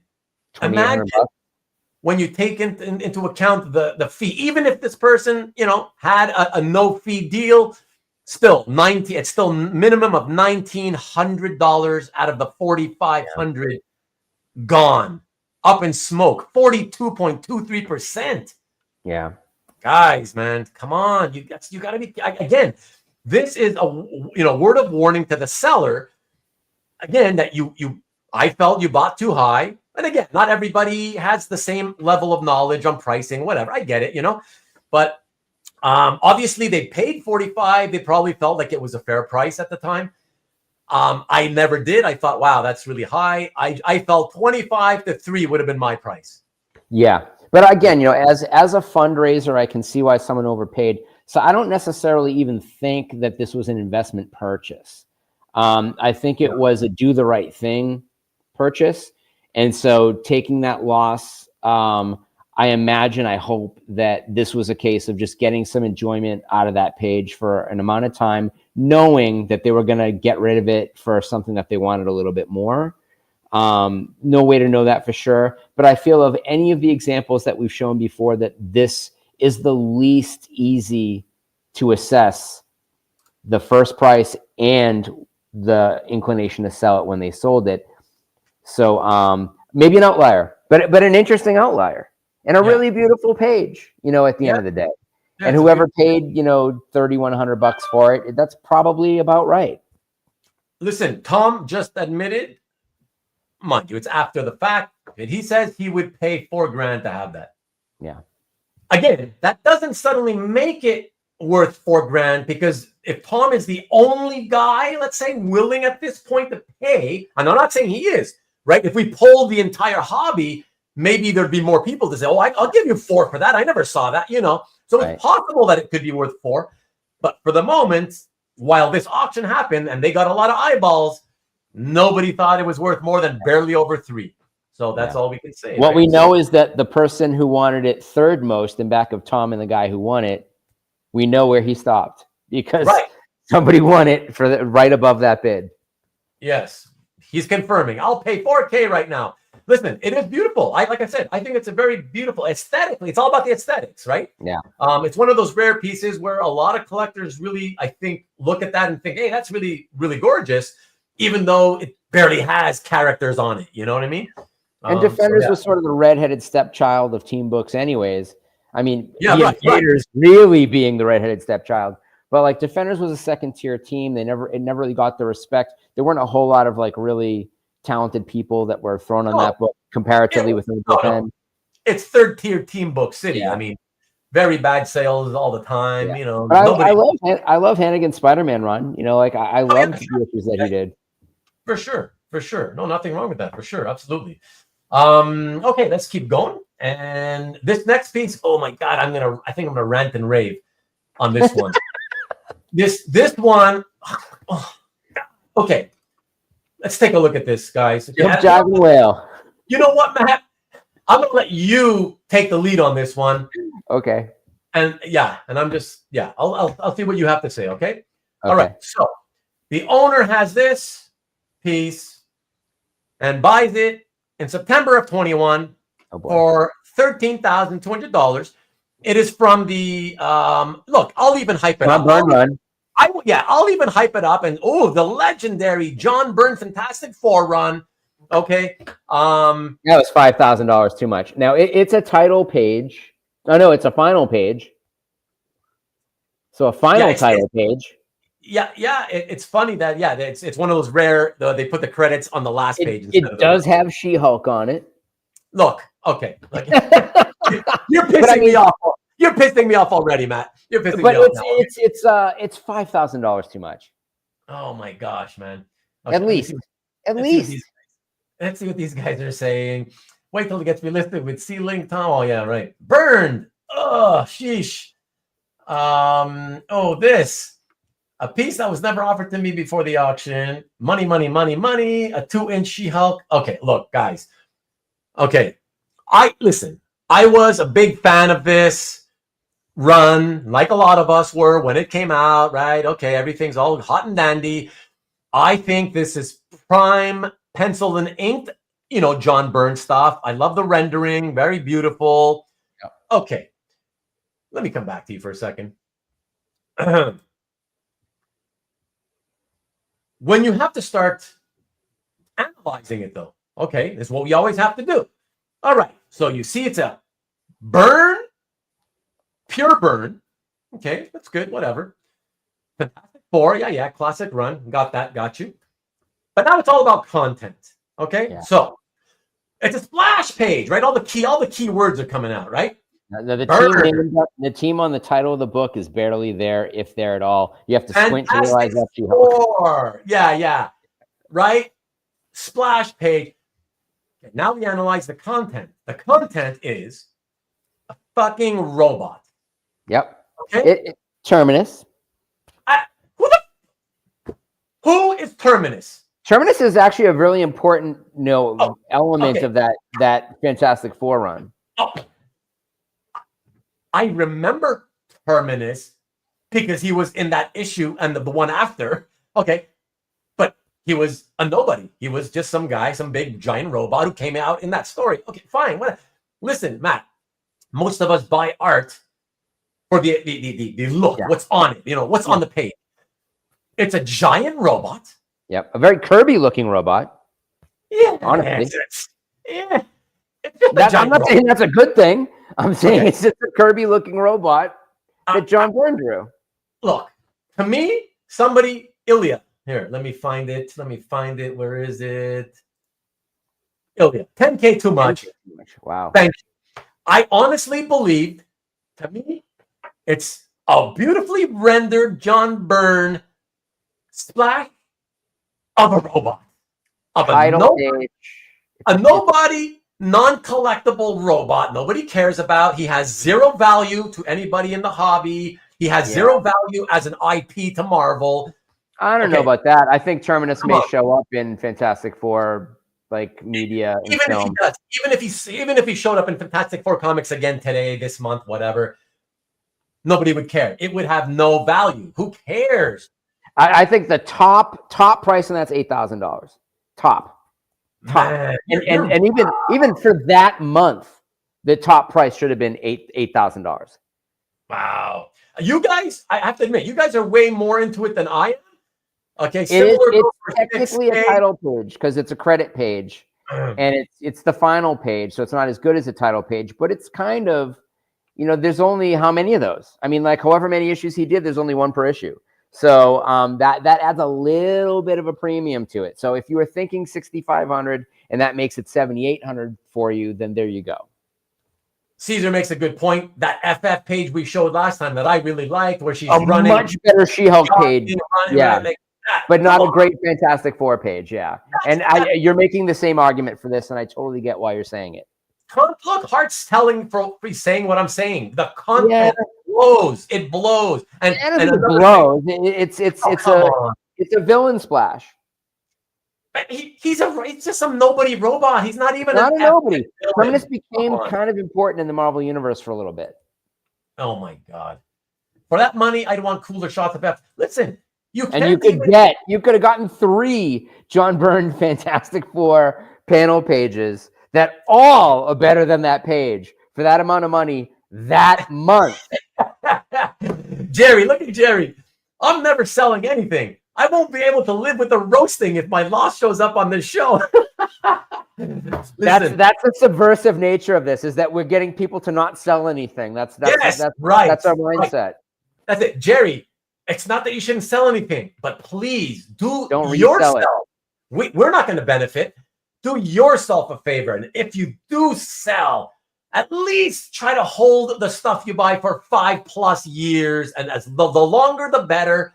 And then when you eventually sell, your chances of making some money and at least not losing money on anything is so high at that point, But Byrne pages are going down in price. Like, that's no Dr. Doom.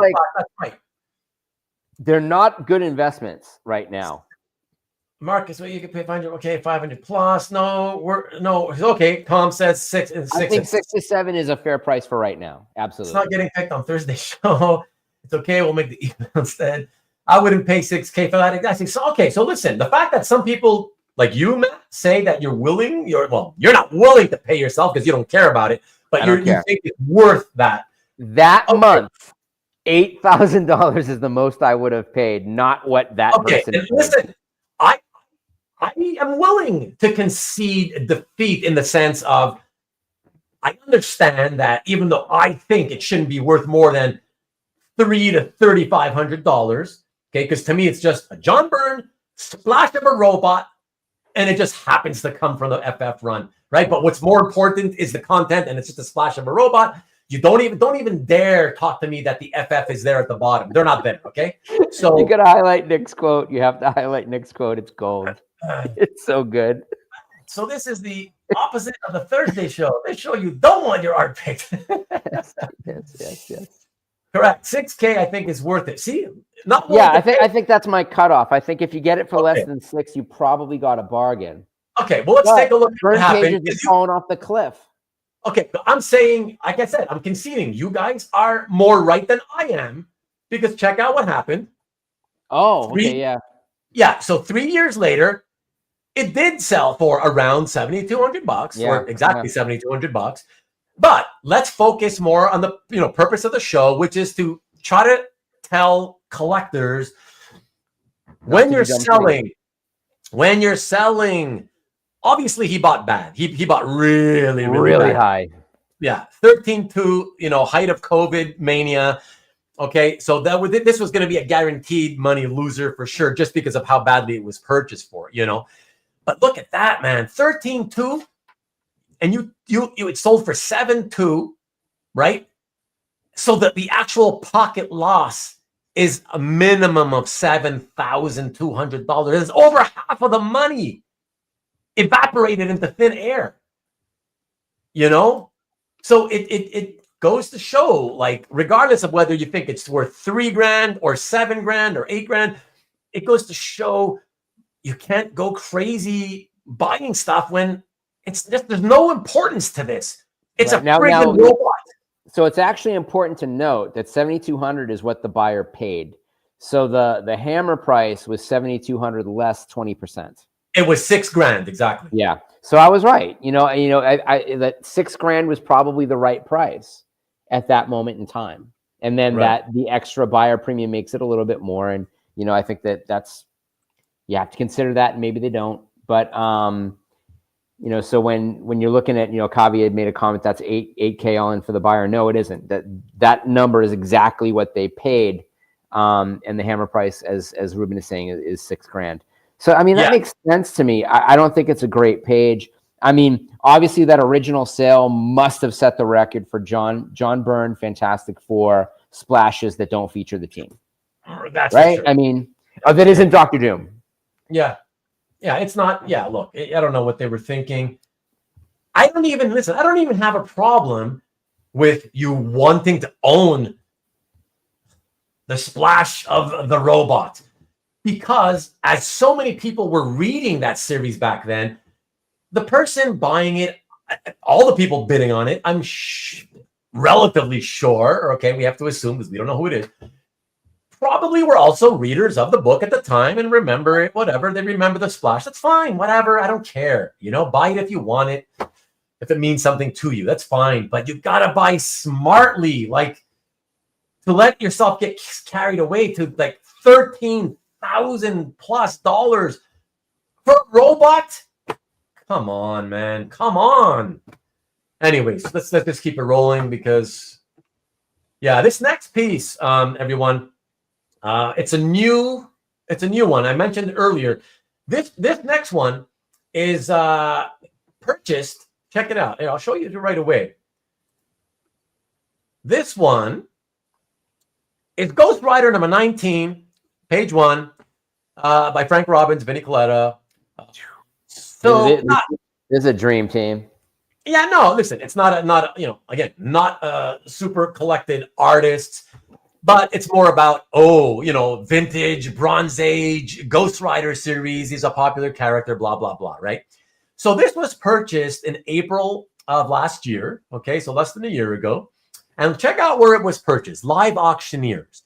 Now, I can tell you that... So it's an estate sale. So for those of you who don't know, Live Auctioneers is simply a online auctioning platform where primarily local mom and pop small time auctioneers who don't have an online presence, right? They only do like local in their own town. They do local auctions in person. This is a way for them to reach more bidders, but they don't want to have, it's for those auctioneers who don't want the expense of having to open up their own website, their own auctioning website. They pay Live Auctioneers to use their auctioning services online. Okay, so typically, let me come back to you real quick. Typically, the auctioneers, the auction houses that use the service are like, there's so many of them that you've never even heard of before. Yeah. And I don't even remember the name of the auctioneer who used Live Auctioneers, right, to use the service. But again, it was some mom and pop, no name thing you've never heard of before. Okay, so the piece appeared there. So what happens is art collectors in our hobby look at live auctioneers all the time thinking, well, I can maybe get some deals because a lot of people aren't looking at these small mom and pop type little live auctioneer type sales, right? You also fall into the very high likelihood that what's being shown is fake. Like there's a lot of, fugazi stuff on live auctioneers. Right. Although I don't know that I've seen that happen with comic art. But I would not be surprised if like a stat got presented as being original art on live auctioneer. Yeah. Well, I can tell you, Matt, I once 13 years ago took a chance and bid on a lot of 3 pieces. Mm-hmm. And it was such a horrendous photo. It was 1995 on eBay all over again, Right, horrendous, at an angle, bad lighting. There was no way to tell if the pieces were stats, photocopies, right? And I took my chances. Exactly, like the Outer Rim copy. And I took my chances, and thank God it was real art, But I was shitting it because I ultimately ended up winning the lot for like $6,000 or $7,000, I was like, I was like, oh my God, like if I lose this, oh my God, it's gonna hurt, Thank God it didn't. But yeah, exactly. So, anyways, exactly, that's right, Tom. Exactly, Steve. That's right. Not a great, weird Spidey pose. Like, what the hell is that all about? But let me put it back up real quick. Here's the thing. So, when it comes to Ghost Rider, the original Ghost Rider, very popular character, yes. But what makes him cool, everybody? What makes him cool? The flaming skull head, yeah. Without the flaming skull, the problem becomes that he's just a regular looking human being in a leather motorcycle outfit. So if that carries no value, you know what I mean? So you got to be very careful what you pay for Ghost Rider art when the skull is not there. And actually, it doesn't even have to be flaming. As long as the skull, at the very least, it's still cool, right? People love that. Okay, so this guy thought that, okay, I don't know what you guys think. This guy thought, okay, $43.75. To me, I don't think it's like way crazy, but I do think, I don't know, $3,000. Yeah, 2,500, $3,000 maybe. Yeah, $3,000 tops, right? Just because it's a vintage Bronze Age Ghost Rider splash with, credit splash. That's fine, right? Well, let's see what happens. April 24th, it's already sold because obviously we know this was only 9 months ago. Jesus. It's sold. Yeah, $1,800. For $1,800 at Comic Link. Yeah, December 2024 was not a smart time to sell any comic art. Yeah. Never sell comic art in December anyways, but like 2024 was like the bottom of the bottom.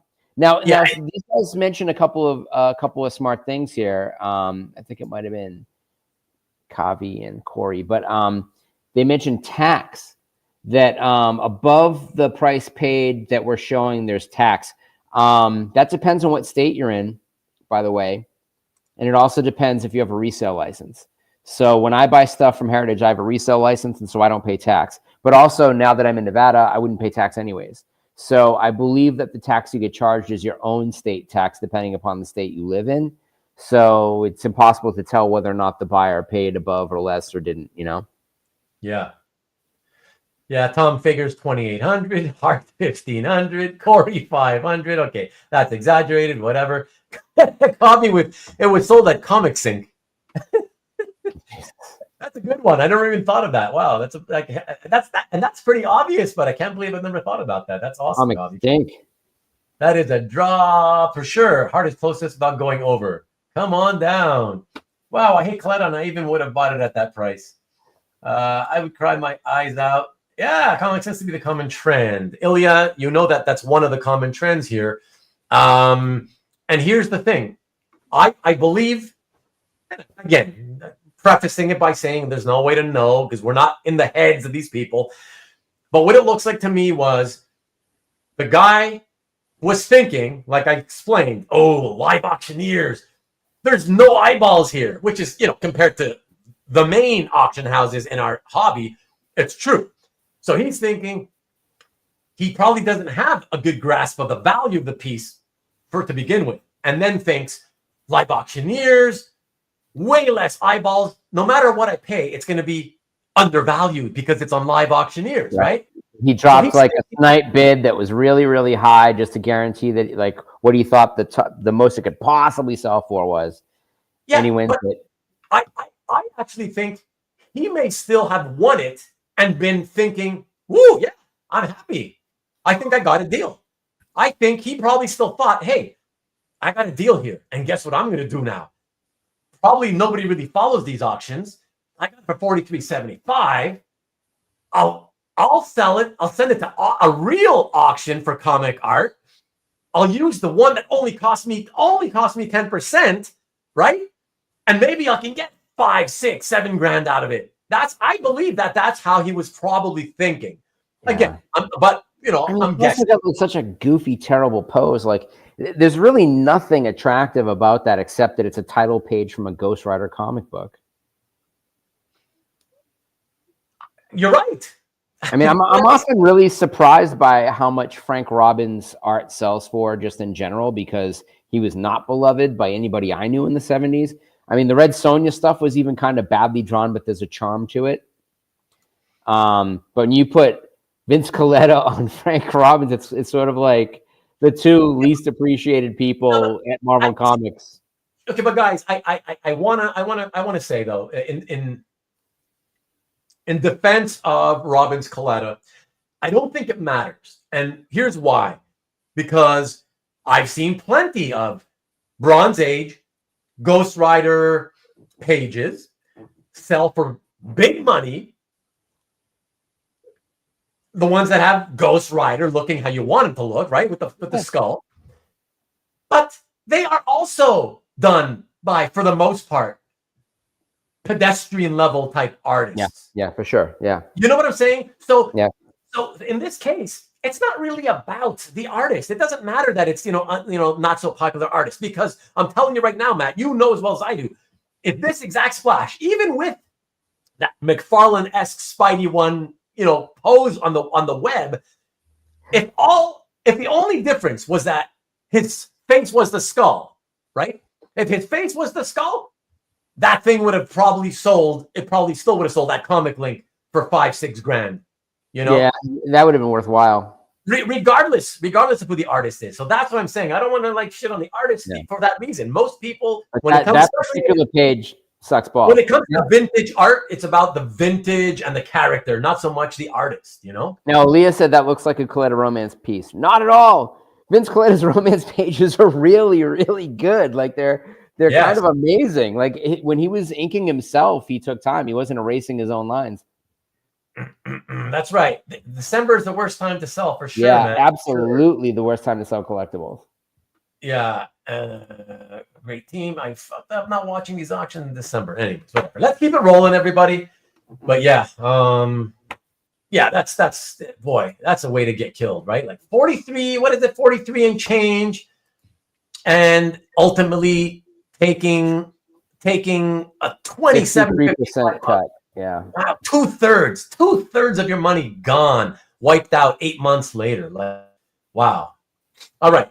Speaking of getting wiped out, let's take a look at another piece here, folks.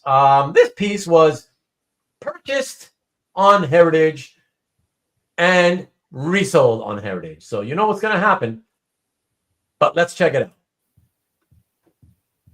Justice League Silver Age, number 29, page 1. Jesus Christ. A lot of characters, although the bottom tier, not the most popular characters.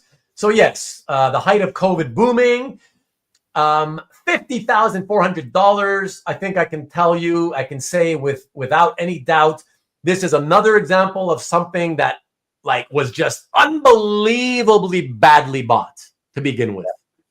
You agree, Matt? Yep. Yeah. So the comments are flying in already. So let me tackle them right away just to see if there's anything about this or if it was just about the last thing. Okay, everybody's laughing about the last thing. Okay, I think this is about this one. Oh, man. Okay. Let's see. 35, 2-inch characters. Yeah, but a lot of characters. That's not such a bad thing, Hart. You know, if this was like a great artist, like a Murphy Anderson. Oh, I know. I got no problem with it being Mike Sekowsky. You know, Mike Sekowsky is a great journeyman from that era. But I don't think he was great. I think he was pretty terrible, actually. Yeah, I think he was pretty terrible overall. On rare occasions, huh? Sekowsky did some good work on Teen Titans. I most of the work I've seen, I just think it's really pedestrian. Like, yeah, usually an interesting layout, and he was sort of like a third string Neil Adams. But I don't have a problem with Sekowsky. Yeah, you know, like Nick is saying, you know, the J-Lane and Supergirl stuff that he did was really. He's not Murphy Anderson, admittedly, but this is a weird page. But it's also kind of a. I mean, how many pages like this exist? You know, like it's got almost everybody. No, it's in terms of content, I actually like it. I think it's so cool to have like 15 different characters on it. That's really cool. I love it. Okay. I'm not a fan of Sekowsky. That's fine, but it's still really cool. I have no problem with the page at all. I just have a problem with why the hell you would have thought that jacking this all the way to over 50K was a smart thing to do. Was it the crisis aspect of it? You know, like, you know, this idea that it's a pre DC crisis thing that references crisis. There's a few comics that do that. So I mean that could be a booster, but not to the degree of holy cow, $50,000. Is that a record for a Sekowsky page? Oh, I think it is. And listen, let me mention, because Ryan, hey Ryan, welcome back. Thank you. Good to see you. Ryan says first appearance of the Crime Syndicate on the bottom tier. But again, let's just be honest with one another. The Crime Syndicate by themselves don't carry any value. They have no value. Okay, nobody's out there looking for Crime Syndicate appearances. Okay, so it's one of those first appearances that don't really matter. You know, you get a little bit of a first appearance boost just because it's a first appearance, right? But when it's characters that don't really matter and aren't sought after, it's a tiny amount. Anyways, 50K. Let's take a look at what happens, and we'll remind ourselves. January 21, resold back at Heritage in January of 24th, exactly 3 years later, and it sold for $36,000. With the juice, that means the hammer price. And I assumed that for a piece like this, that the person, you know, it's more than likely he got a deal of, you know, didn't get charged any seller's fee. So he's probably just taking home all the hammer price, which is $30,000. But still, he took home $30,000 after spending $50,000. I can see that. Yeah, $30,000 sounds right. Yeah, exactly. Silver Age, cool Silver Age splash, 15 characters, a minor first appearance, you know, 30K. It sounds okay, you know, but holy shit. So he took a 40.5% loss out of his pocket, $20,400. Come on, bro. And it's missing some story lettering. Yeah, that's not going to affect the value. It's not going to help it either. Nah, it's not, you know. The indicia, it's not going to help. It doesn't matter. Nobody's going to. No, above the indicia. Or even that. There's a story element. There's a story element that's missing. What are you talking about exactly? Right below Crisis on Earth 3 on the printed page, there's a quote. That quote is story.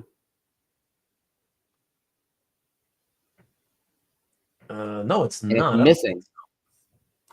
I don't think so. But as long as it doesn't affect the art, most people, I'm telling you, Matt, most collectors don't care. I don't know. You sell a page that's missing a word balloon and people get nuts. Because keep in mind, because when that's the only problem, most of the collectors in this level of you know, dollar purchasing, they can afford and don't have a problem with sending it off to Gordon in California, and so he can make a replacement stat for it. Yeah. You know what I mean? At this price range, This guy didn't though. No. But clearly it didn't matter to him. He was willing to pay over 50K, you know? So Steve is saying that he disagrees a bit on the significance of the character of the crime syndicate. But listen, Steve, I know that they are well known to JLA fans. I'm a JLA fan. I know that they're the villains. I know that. But nobody out there in this hobby, and in my 27, 28 years, have I ever heard say, hey, I'm looking for crime syndicate appearances. Not one person in almost 30 years. So would you have thought a year ago that Ultraman was going to be in the new Superman movie? I don't know anything about that. Yeah, Ultraman's in the new Superman movie, the new James Gunn Superman movie. Yeah. That's wild, man. 36, way too much still. Good night, Corey. Thanks for hanging out. Tax write-off, sent it to Robert Dennis. Yeah. Anyways, either way, again, it just goes to show everybody, if you buy bad, you're guaranteed, practically guaranteed to lose money, and probably a lot of money when you buy bad. 3 years is still, I know for a lot of you, those of you watching on Rewind, please heed this. Take my word, if you listen to anything, believe me when I'm telling you from experience, I can tell you in this hobby, 3 years is not considered a long time hold. Okay, it might feel like it is because you see so many people reselling after months. It's still not a lot. 3 years is not a lot. 4 years not. It's not. It just isn't. And most of the time, the resale will result in a loss. We're trying to help you guys. You know, to Michael Patrick Sullivan's point, there's probably a good chance that the guy that paid $50,000 for that page is not a comic art collector. That it was someone who was looking to diversify their portfolio, and $50,000 seemed like the right amount. Again, Michael, good evening, by the way, and welcome. But like we always say, there's always the possibility of things like what Michael just said. But it still takes two people to drive it to $50,000. That's right. We have to stick with the more likely probabilities of what happened, not the less likely ones, because that's like that's the equivalent. Otherwise it's the equivalent of using exceptions to the rule instead of the rule. You know what I mean? Let's quiz the room. So I think I know the answer to this, but has anybody in this chat, and I'm guessing the answer is one, ever paid more than $50,000 for a piece of original art? Not me. Not me. And I'm pretty sure there's not too many. And if there is, there's not too many for sure. You know, I'm guessing one. Yeah, I'm not going to guess. But Mickey, I don't know what you mean by that. You don't think he intended to ever resell that page? What do you mean by that? And the page is awkward. Looks like an odd page. This is the third example where content is the drop factor. No, the content is fine. The price paid initially is the major problem. Having 15 characters in costume is not a problem, Hart. Okay? It is not. 10 of them who are members of the team whose title that splash page comes from, it's not a problem. Absolutely not a problem. Okay? That the art is there. I don't want to know. I mean, again, we're not here to... This isn't about pointing out losses to make fun of, look at the loser who lost money, you know. This is about trying to help people not make these selling mistakes, not using these selling techniques they keep losing, which we know and we've proven here already most of the time will lead to losses. I don't want people to lose money, you know. I have, but yeah. You are my guest, Nick. You are my guest. That of anybody in the room that had spent more than $50,000, Nick was my guest. Oh, right. And I mean, you're also a publisher, so I mean, like, you're in a very different stratosphere of collector, and have a much different income that you can dedicate to such things. Okay.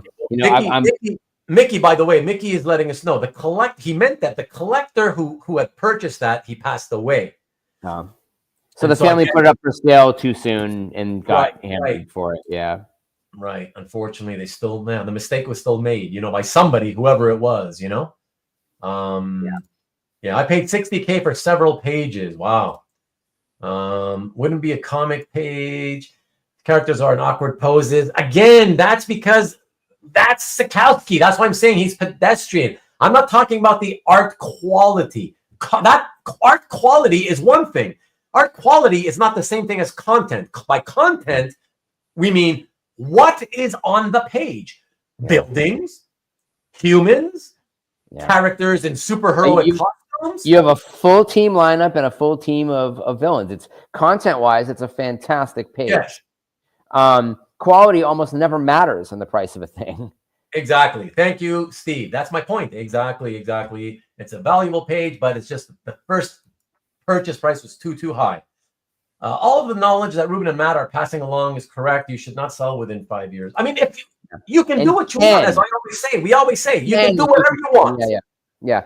It's just that if you want to ensure as much as possible that you don't take a loss on your art.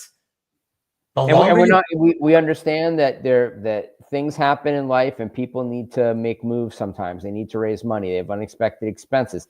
Right. But that's always going to this can happen, but by and large, pay attention to these examples and to the best of your ability, don't replicate them. Oh my gosh. No, exactly. I will suggest this. There were hardly any pages from JLA 29 or 30 for years. Single pages went for 10K. This was a once in a lifetime opportunity. Then a lot of pages came out because of the price of this. Right, exactly. Thank you, David. I don't know if that means you're just letting us know or if you're leaving. Does that mean you're leaving? I think you're just, when people do that, often everybody starts thinking, okay, good night, David. But I think you're just being nice. Digging it. I think he's just digging it. You're just digging it and you're enjoying it. I appreciate that. Let's get on to the next example, everybody. Exactly. Appreciate your art while it appreciates. Exactly. Yeah. The model, like I said, the model is generally 10 years. And so in 20 years is almost fail safe. Yeah. Exactly. For sure. But even 10, again, most people can't, they can't resist, whatever. That is a long time, but that's why I'm saying even 5, I know it. When you're living it day to day, it feels like a long time. 5 years is a lot of time for, but again, that's why we always say, do what you want. It's up to you. Just, we're trying to get you guys to understand that if you don't hold it for at least 5 years, your chances of losing money on it, especially if you're going to auction with it, are quite high. Can I give a caveat? Of course. The caveat is a content issue because things associated with what is about to become a Marvel movie or is about to become a DC movie can play a factor and can increase the appetite for specific types of things like origin pages, the first published appearances, those types of things. If like Blue Beetle, the time to sell a really great Blue Beetle page was a month before the Blue Beetle movie opened. Right. That's the time probably to sell a really great Carpenter version of Spider-Woman was probably a month before, maybe 2 months before Madam Web. We get that. They'll bounce back.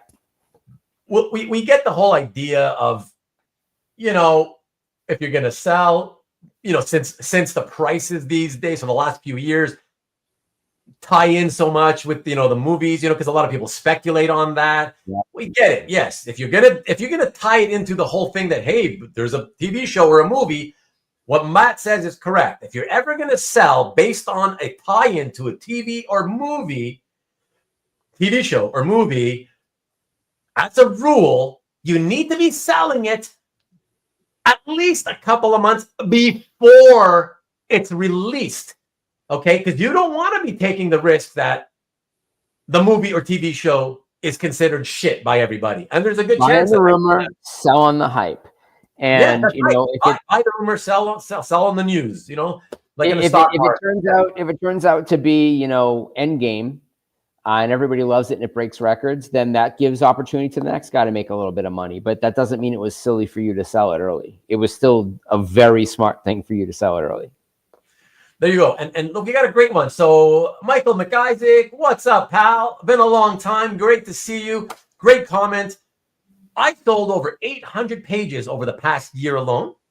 And as a general rule, the longer that he had owned a page, the greater the profit margin. Exactly. Thank you, Michael. Thank you.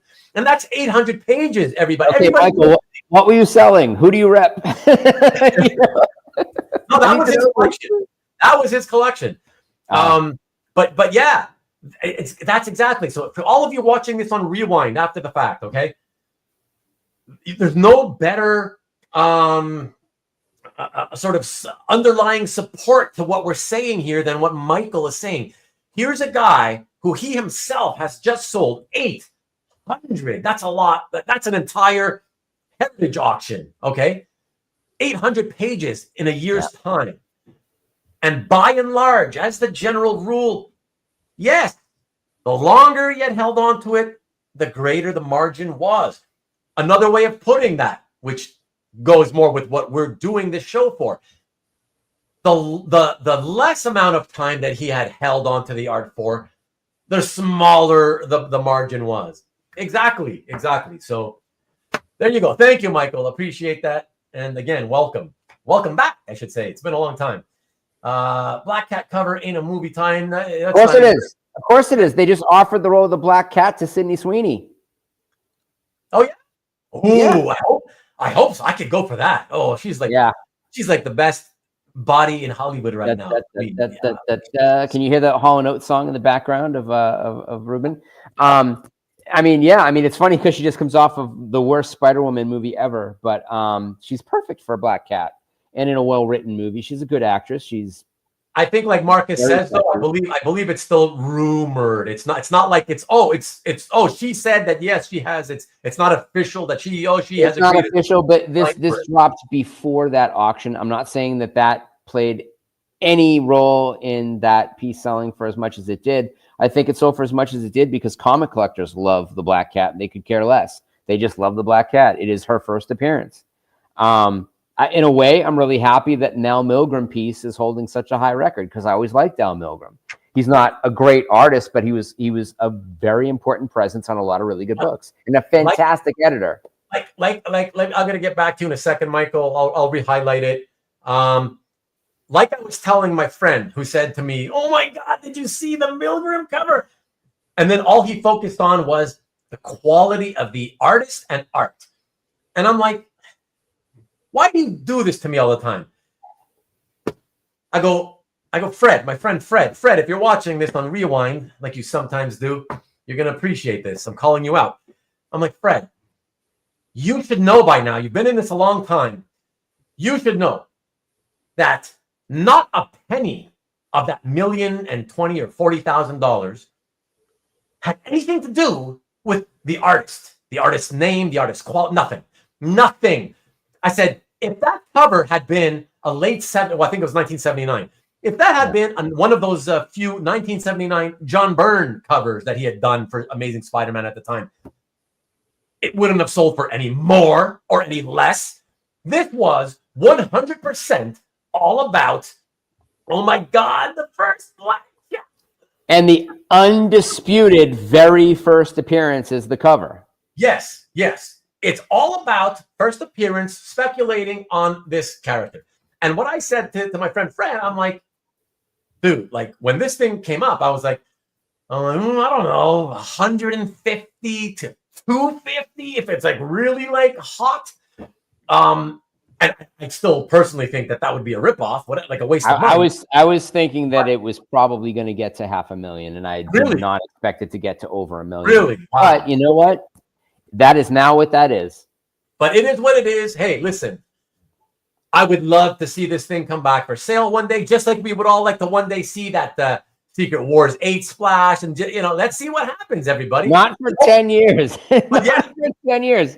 Exactly. Hopefully, the owner of this Black Cat's going to keep it for at least a decade. I hope so. But the Zeck page, the Zeck page that sold for a ton, that's a terrible page. Which one? The Black Suit origin page where it's like That's what I'm talking about. The one that Yeah. sold for 3.2 million or whatever. Yeah, or that page is garbage. I mean, that's way less good than and I like Mike Zeck generally, but he's not always on, and that page is particularly poor. And the Milgrom covers a much better aesthetically pleasing image than that page, but people love Venom. Whatever. We got to move on, but let me take Michael's comment again. Just to add to what he was saying about his 800-piece sale, also says that the few pieces that I held on to for less than 2 years were usually sold at a loss. This is exactly what we keep saying. Thank you, Michael, for being here. How long ago did he admitting? Thank you for being here and admitting and helping to sort of underpin the points we're making. It helps. The more people see that, hey, it's more than just these two guys on the screen.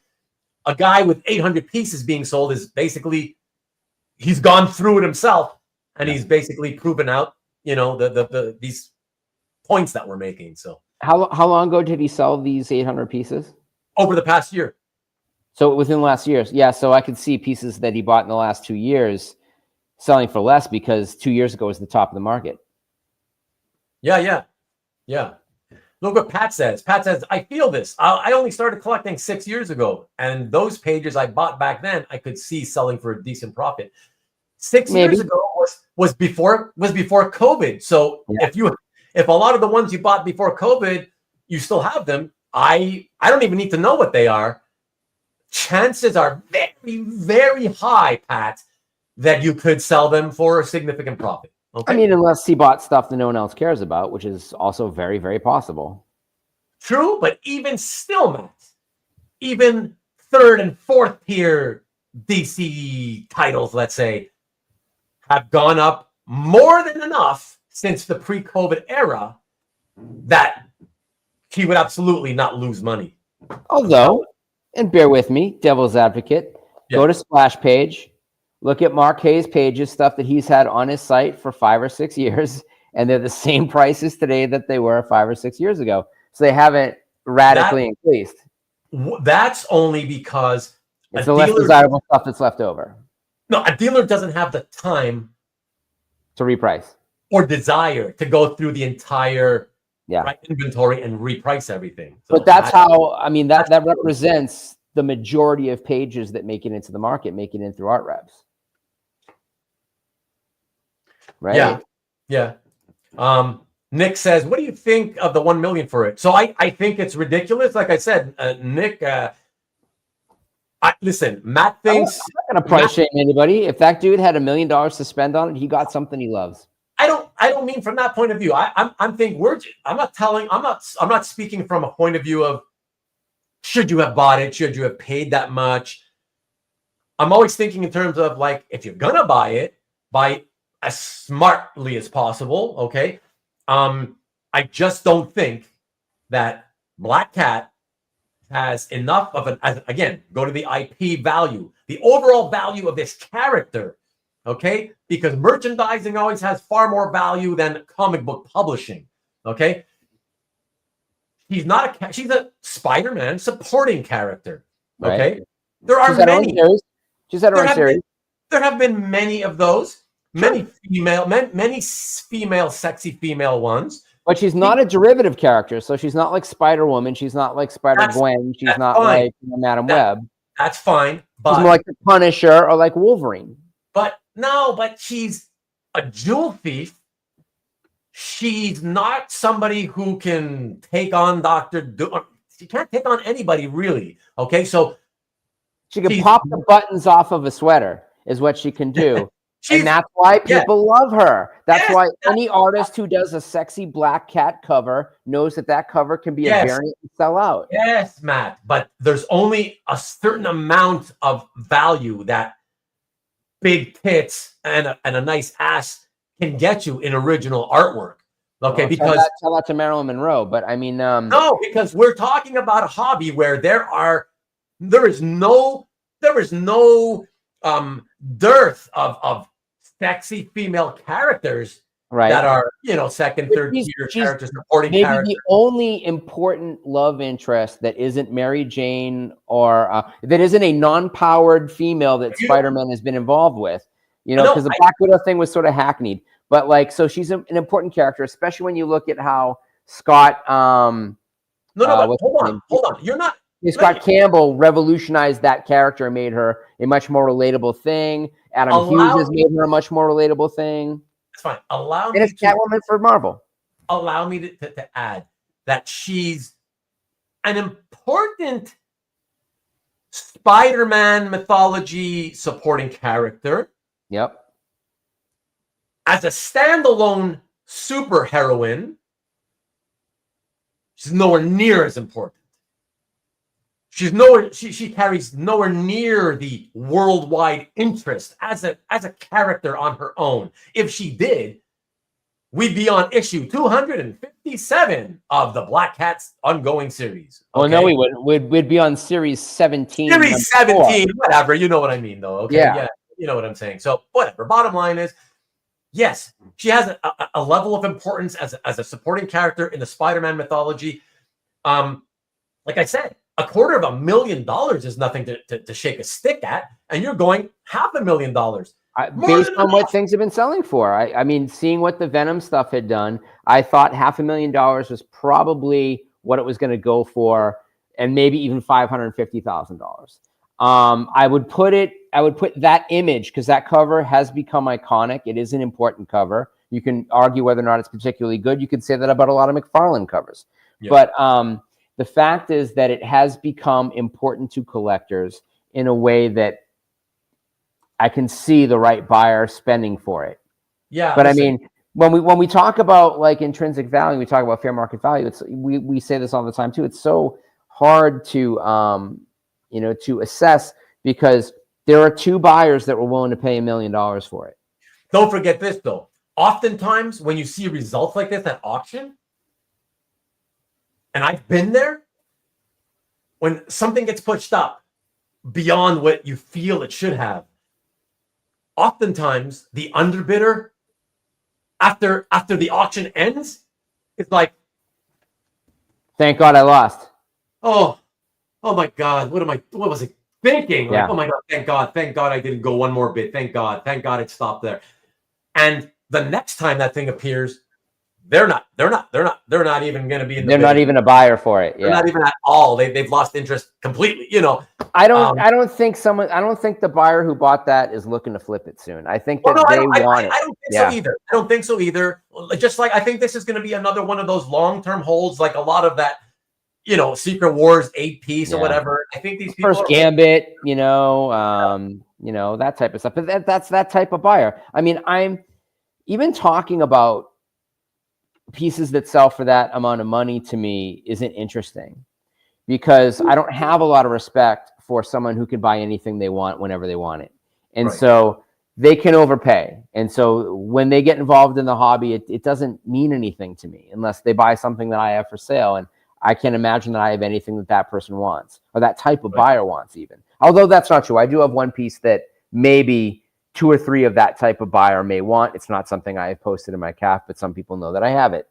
And, it's a controversial piece, and it could very easily breach $1 million. But, does that mean that I want to sell it? No. Do I want to put it at an auction and risk it going for $50,000 and not $1 million because it doesn't reach the right eyes? No. But I mean, that type of buyer, that level of buyer is so not interesting to me. I don't like to see those people interviewed. I don't even necessarily want to see their collections. If they want to loan it out for a museum show, that's fantastic. How nice of them. But like the idea that a gazillionaire is at the forefront of literally the lowest considered artwork is sort of like, why don't you move on to fucking Pollux? Why don't you leave our hobby alone and let people who really love this stuff get a chance at owning stuff that they're going to treasure? I mean, there's the aspect of, the M&Ms or the Reese's Pieces thing of, you can't just buy one. You become obsessed and you buy lots and you buy more and you buy more and you buy more. And especially when you first start collecting, where you start to buy a lot and you buy inexpensive stuff, and then you kind of looking like, wow, I bought 20 pages. Do any of these really mean anything to me except for these 2? And you recycle. But that level of buyer is a spoiler. They spoil the hobby. They drive up the price on things. They give an inflated sense of worth or value to other things. I mean, but do you think that all Al Milgrom art has gone up in price? No. That's which is why I was telling my friend Fred, like, why are you even talking about the goddamn artist? It doesn't matter who the artist was. Zeck's pieces did go up in price after that Secret Wars sale. But Zeck was always a name artist. He was collected. You know what I mean? He's a collected artist. Al Milgrom never was. And in fact, Al was a much maligned inker throughout the entire 80s. You know, I respect him as an editor. You know, like he was a phenomenal editor. Yeah. Absolutely. But look, we know. Listen, we got to keep it rolling. Let me just get a couple of last comments in here. Milgrom was terrible when drawing the Hulk, Wendigo, and Sasquatch. Agreed. Except when he did my cover. That one is like literally one of the best Milgrom covers of all time. Oh my God, yeah. That's $1 million, $3 million, $20 million piece. You know that, Sean. Maki, anyone but you? I'm sorry, I'm too late to that. I admit I watched it on Netflix. Probably Madam Web or something. Oh, all right, probably. So agree on the Secret Wars page. Waiting for a Superboy Prime movie to sell art. He's talking about 2 pages that he tried to see if I was interested in, and he refuses to come up with a price. He wants me to come up with a price. There are no comps, so neither of us can come up with a price. That's so funny. Gotcha. Okay. Well, Prime Energy drink is pretty popular now. Black Cat derivative of Cat Woman. Exactly. Yeah. Just go credit for making Black Cat attractive. First poster he painted. Yeah. That was popular. You know what I'm gonna say though, like. I just go. No. I think when he did the Marvel cards, he really stepped up. But I remember his artwork earlier than that, and I know. No, he was. You may not have liked it, but he was very popular. Savage sort of Conan covers all the time, and those covers I think were like third tier to like the really great Conan stuff at the time. Yeah. But now he's a name, and now he's solid. But I mean, he got there. He did some sexy posters with Black Cat, a couple of Black Cat posters, She-Hulk. Whatever. Yeah. They were very popular. Content argument, guys. That's right. Fever. Gotta go. All right, Maki Poo Poo. Good night. Thank you. Have a great time at OAX.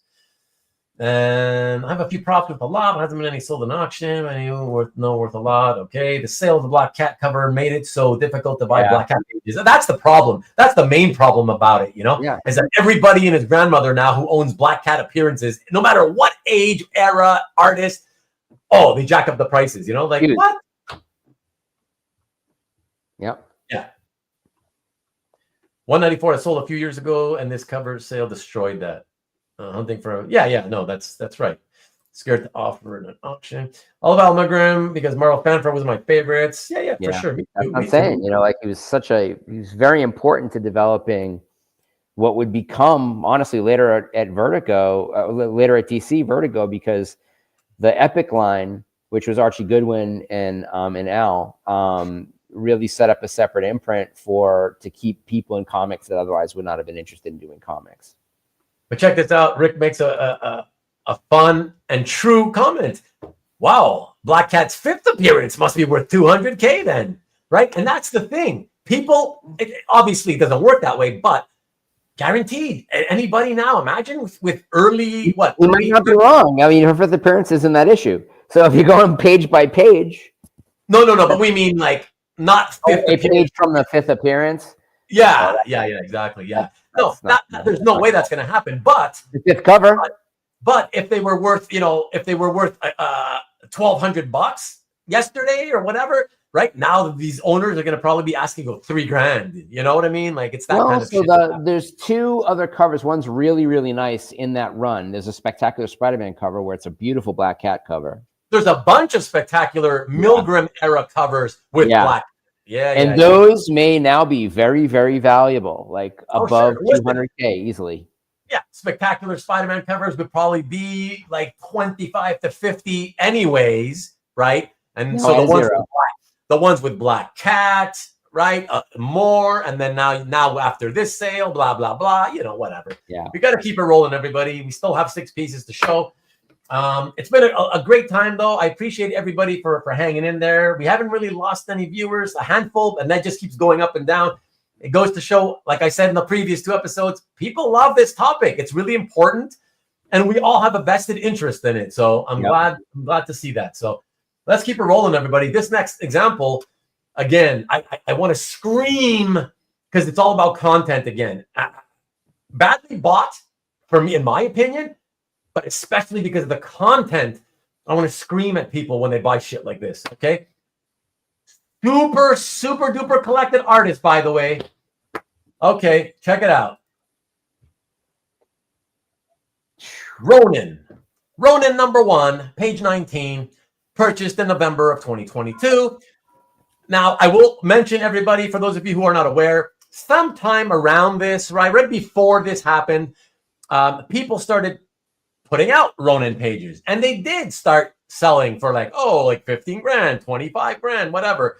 Okay, so that's probably why this person, decided, hey, I'm going to send my thing into auction. Okay, but come on, guys, let me look. I'm on record. I've been a Frank Miller fan my whole life. I love Frank Miller. I always loved his work.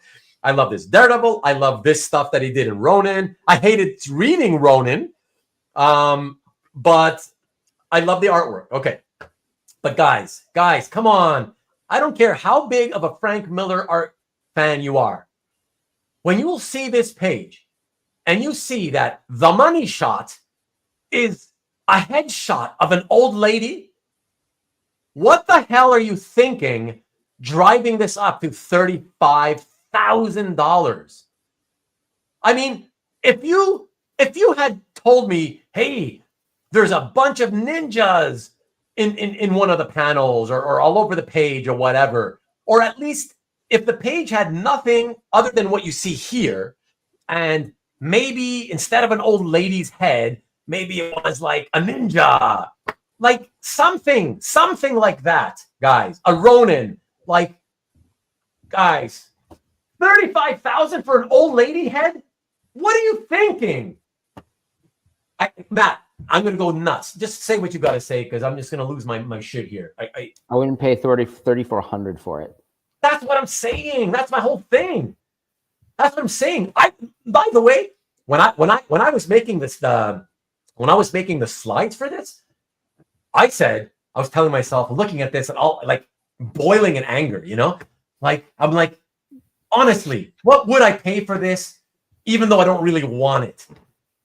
I was like, I guess it would have to be at around, I guess I'd grab it for $1,500, something like that. Like, I mean, knowing that it's the worst Miller page from that era has got to have a certain plateau, just like every Jim Lee page does, just like every McFarlane page does.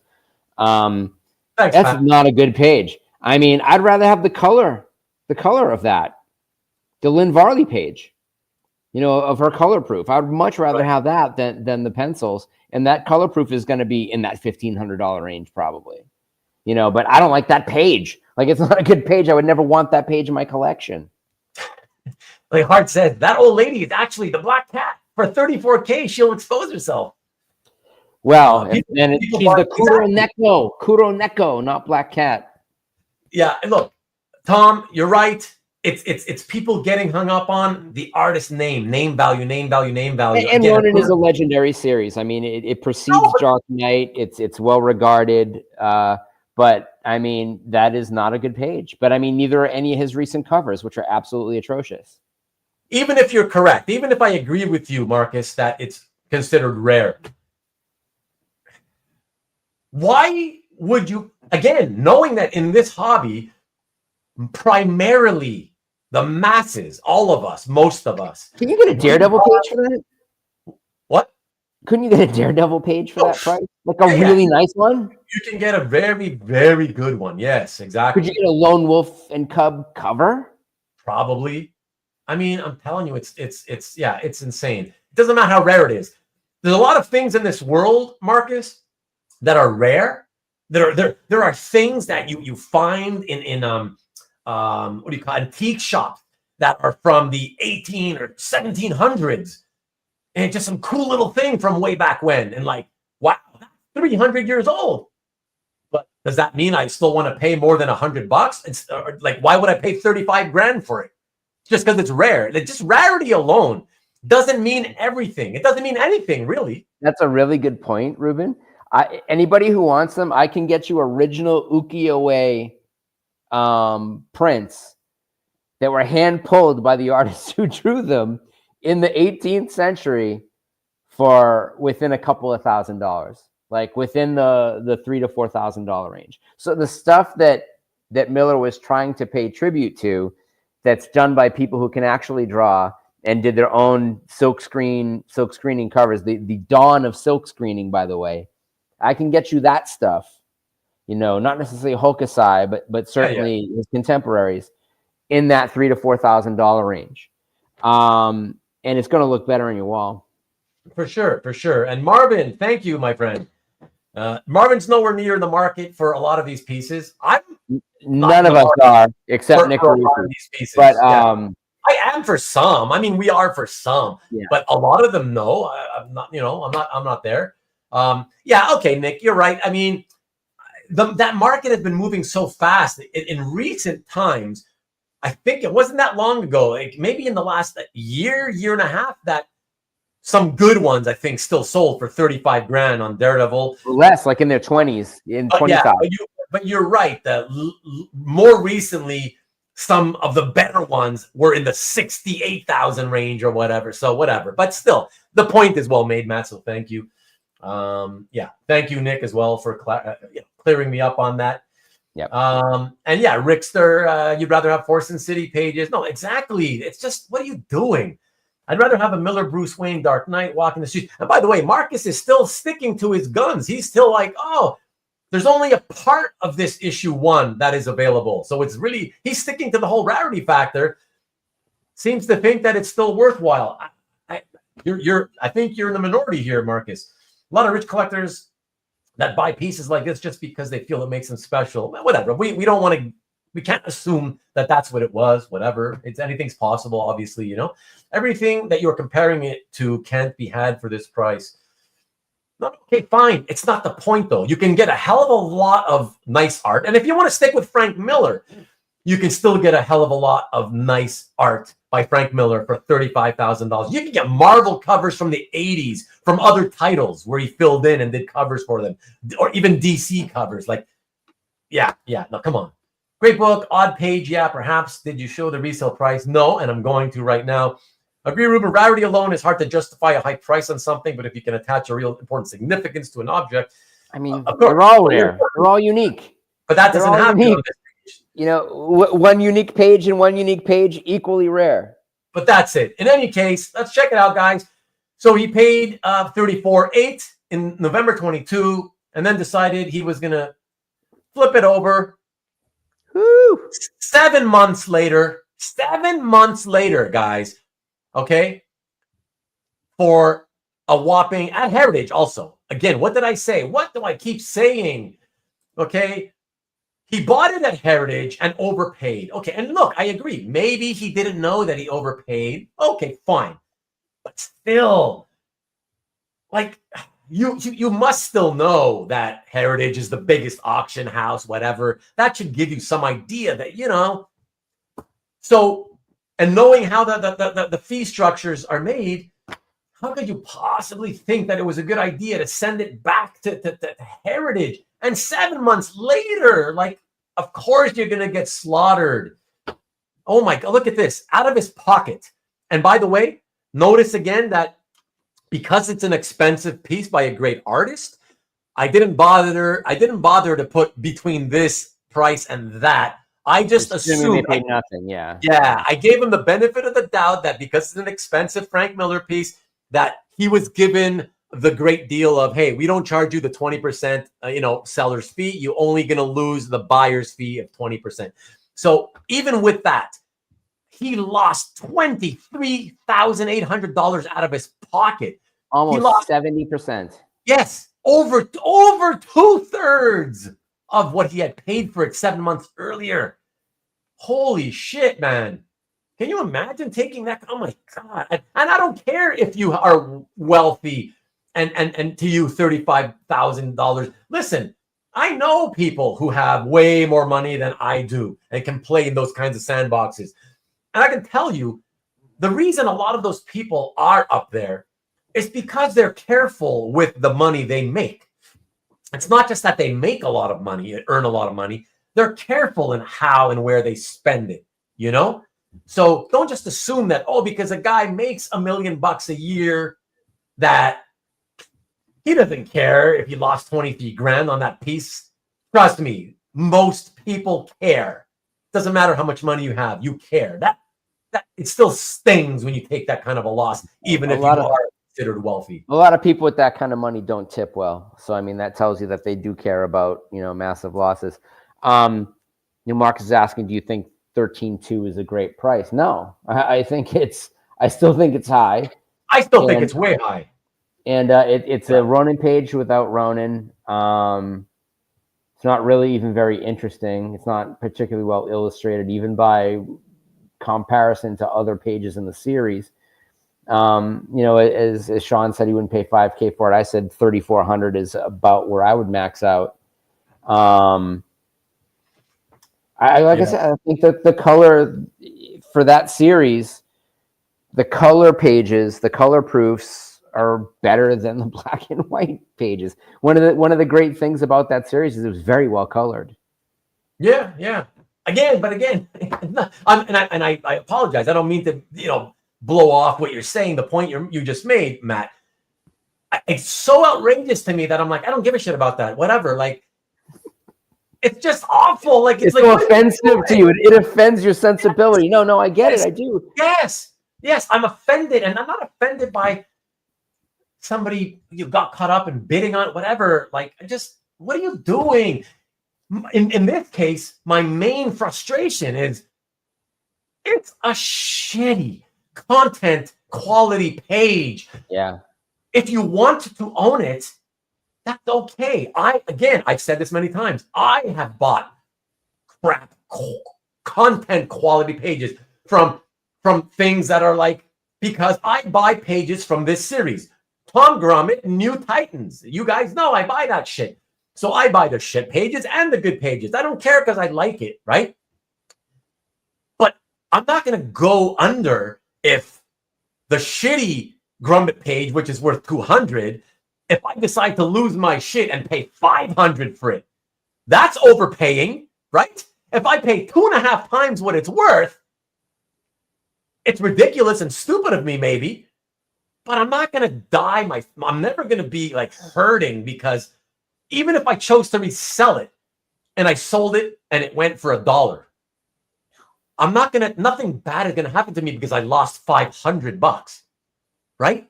But losing $1,000, you can buy a car. Like, come on, man. It's buy a really, really good used car. Yeah, that's what I'm saying. It's his wife. Lynn Varley was his wife. Yes, the wife. They're exes now. Wife. Yeah. Where Miller changed his style to the more current work. But he did that again on Sin City. So I mean, like, there's a couple of different changes in Miller's style, and I mean, someone owns that shitty Wonder Woman cover, that atrocious Wonder Woman cover. Someone owns that. Which one? That recent Wonder Woman cover. It makes the Wolverine cover look like a masterpiece. Are you talking about the brand new variants that Miller has been drawing? Yeah. Oh yeah, they're all hideous. Whatever. Like those things are atrocious, right? They're atrocious. Yeah. But people will buy it because it's Frank Miller. Oh yeah. How much did the Liefeld Captain America cover sell for? Oh, I don't remember. A lot. That went for kind of a lot because it's sort of famously awful. Steve, man, yeah, for sure. So he says, I agree. Rich people are rich because they can make money and also manage the money well. The second part is as important as the first. Thank you. That's true. All right, let's keep it rolling, everybody. I'm having so much fun, guys. So thank you to all of you. Obviously to you too, Matt. But I feel bad, obviously, because for the East Coasters, although I am kind of happy tonight that you guys, most of you, not mad, but most of you have no work tomorrow. So I don't feel so bad tonight. But typically I still do feel bad because I know you guys want to go to bed. But let's keep it rolling because we do have 5 pieces to go. So this next piece, holy shit. I can't believe Tom McDonald is not here tonight because he really have something to say about this. So we have Marshall Rogers here, everybody. So I'm going to show you guys. My first Batman comics were Marshall Rogers Batman comics. Really? Okay. Yeah. So we're going to show 2 examples here. So check it out, how it started, all right? So this piece, this is probably the earliest. Origins. Yeah. I had this. Yeah. And probably the earliest example we've ever shown so far. So this was sold and bought in December of 2013.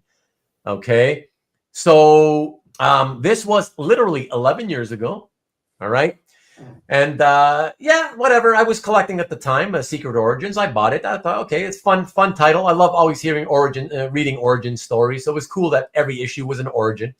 Marshall Rogers, Terry Austin. Okay, fine, whatever. But by this point in time, I believe 1987, Terry Austin. People love to talk about how Byrne no longer drew the same after X-Men. But Terry Austin also, like most artists, also changed and developed and his style just morphed, okay, over time. And by this time, as you can see on this page, not a single spot of Zipatone. Those of you who remember the Marshall Rogers, Terry Austin Detective Comics issues, a big part of the reason they look as great as they do is because Austin's inking and his heaviest, very copious use of Zipatone. You don't see that here. So this is not quite as nice as that stuff. I would pay more for this now. Okay. No, yeah, for sure. Listen, $4,300, nice price. Okay. But let's see what happened. This guy held it for a long time, sold it in October of 2021, right? The height of COVID. COVID's booming, sells it, gets lucky at Heritage. That's definitely the right place to sell it. Yep. At that time, $16,250, a 172 minimum % gain, maybe as much as 202, depending on what kind of a deal he had on the seller's fee at Heritage. But he made a minimum of $7,400 and as much as possibly $8,700 on this piece. Excellent. Can I tell you how silly I am? Yeah. Okay, that's too much, right? But well, I would probably pay $7,800 for this. At the time, I did think it was quite a lot. And then I would have thought it would have capped out around 10 or 12. Oh yeah, you mean at that time? Yeah. Sorry, which is Sean. already beyond what I was willing to pay, and I was trying to save money to buy a house. So. Okay. Sorry. I know, Nick, you and I, we both work. We know. And Sean, some of you have to work. I didn't say everybody, but some of you. Okay. Yeah. Oh yeah, $132K for that Liefeld cover. Yeah, which is nice, insanity. cool. It's a great splash. Okay, this dropped in price. Rogers, goodness, I'll go up. It'll go up and then go down. That's right. Seems this would be worth a lot more now. Yep. A really nice Batman page. Terry Austin morphed because he was inking Archie Con. No. He just morphed like any other artist. His work with Rick Leonardi. Oh my God, what he did for Rick Leonardi's pencils is just insane. I mean, but it's just you're as an artist, your art, just the way your technique, the way you lay down your pen stroke, your brush stroke. It just changes over time. You want to try different ways of putting down your line, and then you like different things more, and so you stick to that. So the style. Did Austin ever ink Perez? He definitely has. That must be beautiful. For sure. Almost had me at a loss. I say it's 8K. It drops to 5. Okay, what's the drop? I'm open more. Let's do it. All right. So this guy lucked out. Okay, well, sorry, the guy who sold it. The guy who bought it here paid $16.25. There you go. Austin inked Perez only on X-Men Annual 3. Huh. Yeah, I think he also inked him on some Avengers covers though in the 70s. At least one. There you go. Okay, Rogers' page was listed at 20K on some website before it went to auction this past month. Yeah, but which one? I mean, it could be a Jokerfish page, you know. But you know, Caesar, I don't blame the guy for trying to put it at 20 because he held on to it, right? He right. The guy bought it. Oh, he's talking about this particular page. Yeah, this one. Yeah. Oh. He held on to it. He's got it for 3 years, right? Mm. So he's got it for 3 years. He paid $16.20. Typically, when you want to get rid of your art, you're going to put it for higher than you paid. You know, because you want to get your money back, but hopefully and then some, right? So I don't blame the guy for doing that. It's just that he probably had no idea that he had overpaid for it to begin with. Right. You know? I mean, he didn't majorly overpay. No, that's fine. Whatever, that's fine. But it was strong. It was still strong. All right. Yeah, so let's see what happened. So October 21, he held on to it for a little while. Let's see how long. 3 years, 3 months, and it sold for, again, back at Heritage. So another mistake. Yeah. Reposting it, consigning it to the same place you bought it at. Yeah. Bad idea. It sells for 12,000, which, by the way, means the hammer was 10. Yeah. Okay, the hammer was 10. So he lost. Sorry for the 130%. That was copied over, and I forgot to change the number. Sorry, everybody, that's wrong.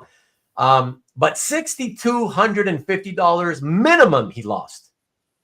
Yeah. Come on, man. You held on to it. I gotta say this though. This is a really important thing to bring up on this particular page. And to Caesar's point, you know, that he had it listed at 20K on a site, and then it went to auction, you know, just a couple days ago or a week ago. This could have also gone for 20K. Like it could have gone for 20K. This was a gamble, and he lost. Yeah. More so than most of the other examples we've been talking about. A Austin and Rogers Batman page, granted, 2 decades after, you know, probably their sweet spot where they were doing the actual Detective Comics, is still a very, very special thing. And for it to be a title page is also really, really important. It's whoever got that they all did okay. You know, he lost money because he picked Heritage for sure. Yeah. He gambled and he lost, and it sucks that he lost. But that also could have gone for $20,000. Like, right. It's just a shame it was this month or last month. Is not a good time to sell art. But think about also the fact that, again, it's why it's important where you sell, when you sell. Sometimes, most of the time, Heritages might go to for auctions, but this is about reselling the same piece. That's when you should not go there, because their fee structure will. Yeah. That fee structure alone will, by itself, almost guarantee that you will take a loss. Because what you just said, Matt, what you just said, it may have gone the other way and gone for 20K. Here's the thing. If it had gone for 20, it would need to have gone. That's the sad part for him. It would need to have hit the 20K for him to have gotten his money out just to break even. Because of the split. Yeah. Right. Because of the way the split's done, he would have been only at break even at 20,000 newly repurchased price, you know? I guarantee you when that sells next, it sells for 20K or more. And it's an interesting thing, you know, December terrible, January terrible. By the middle of summer, when we start getting a little bit of word about the next Batman movie and about whoever is going to get cast as Batman in the James Gunniverse, there's going to be a massive focus back on the classic teams that worked on Batman, and that's going to go way up in price. It might hit 30K this year. So even though someone bought it in January they got a nice discount price on it at $12,000, they could probably sell it later this year for as much as $20,000 or $30,000. I honestly believe that. I feel the resale buyer is good. Like I feel like 12 feels like a very solid price for it. It's almost. I mean, 10K plus auction premium. He got a nice piece. Like was it Tom, our other friend Tom, that got that Teen Titans like coloring book cover, that Perez coloring book cover for like $3,000? Oh my God, what a bargain. Like what an amazing piece to get at that price. Yeah, yeah. That was not in my running. I was not in a position to be buying a piece of artwork for $10,000. He clearly was. And he got an amazing piece that if he were to resell it, even privately in the community, he could probably get $20K for. Right. All right. Let us keep it rolling, peeps. And thank you, everybody, for hanging in, continuing to hang in. That's awesome. So this next piece is, let me see. I don't even remember what it is. Let's check it out. We'll talk about it then. Oh, yes, yes. This is a really nice page. Yeah, yeah. Oh, no, it's a great page. I love it. Yeah, and it's cool. It's early Mike Zeck art from Spectacular Spider-Man number 46. Here's the thing. So it's sold. Look how recently it's sold. Oh, Jesus Christ, people. Why? October. Why? Someone bought this in October of 2024, and we already know it's been resold, and we already know it's sold for less. And it's got to be January that it's sold in, right? Yes, exactly. Like so. Here's the thing. The crazy thing about this piece is that the seller, I noticed, had been trying to sell it as far back as 2022. Okay. And he was asking at the time, if I remember correctly, I believe he was asking $6,000. Sure. So he had no takers. Okay, fine. Finally, in October of 2024, okay, so just 3 months ago, I noticed that he had posted an update that the piece had finally sold, $5,100. I'm like, oh, finally, okay, good for you. So very cool. Like the images on this. Again, big Zeck fan. It looks pretty nice. I got to admit, I haven't been following the Zeck market so closely. I do know that everything went up after the Secret Wars page sale.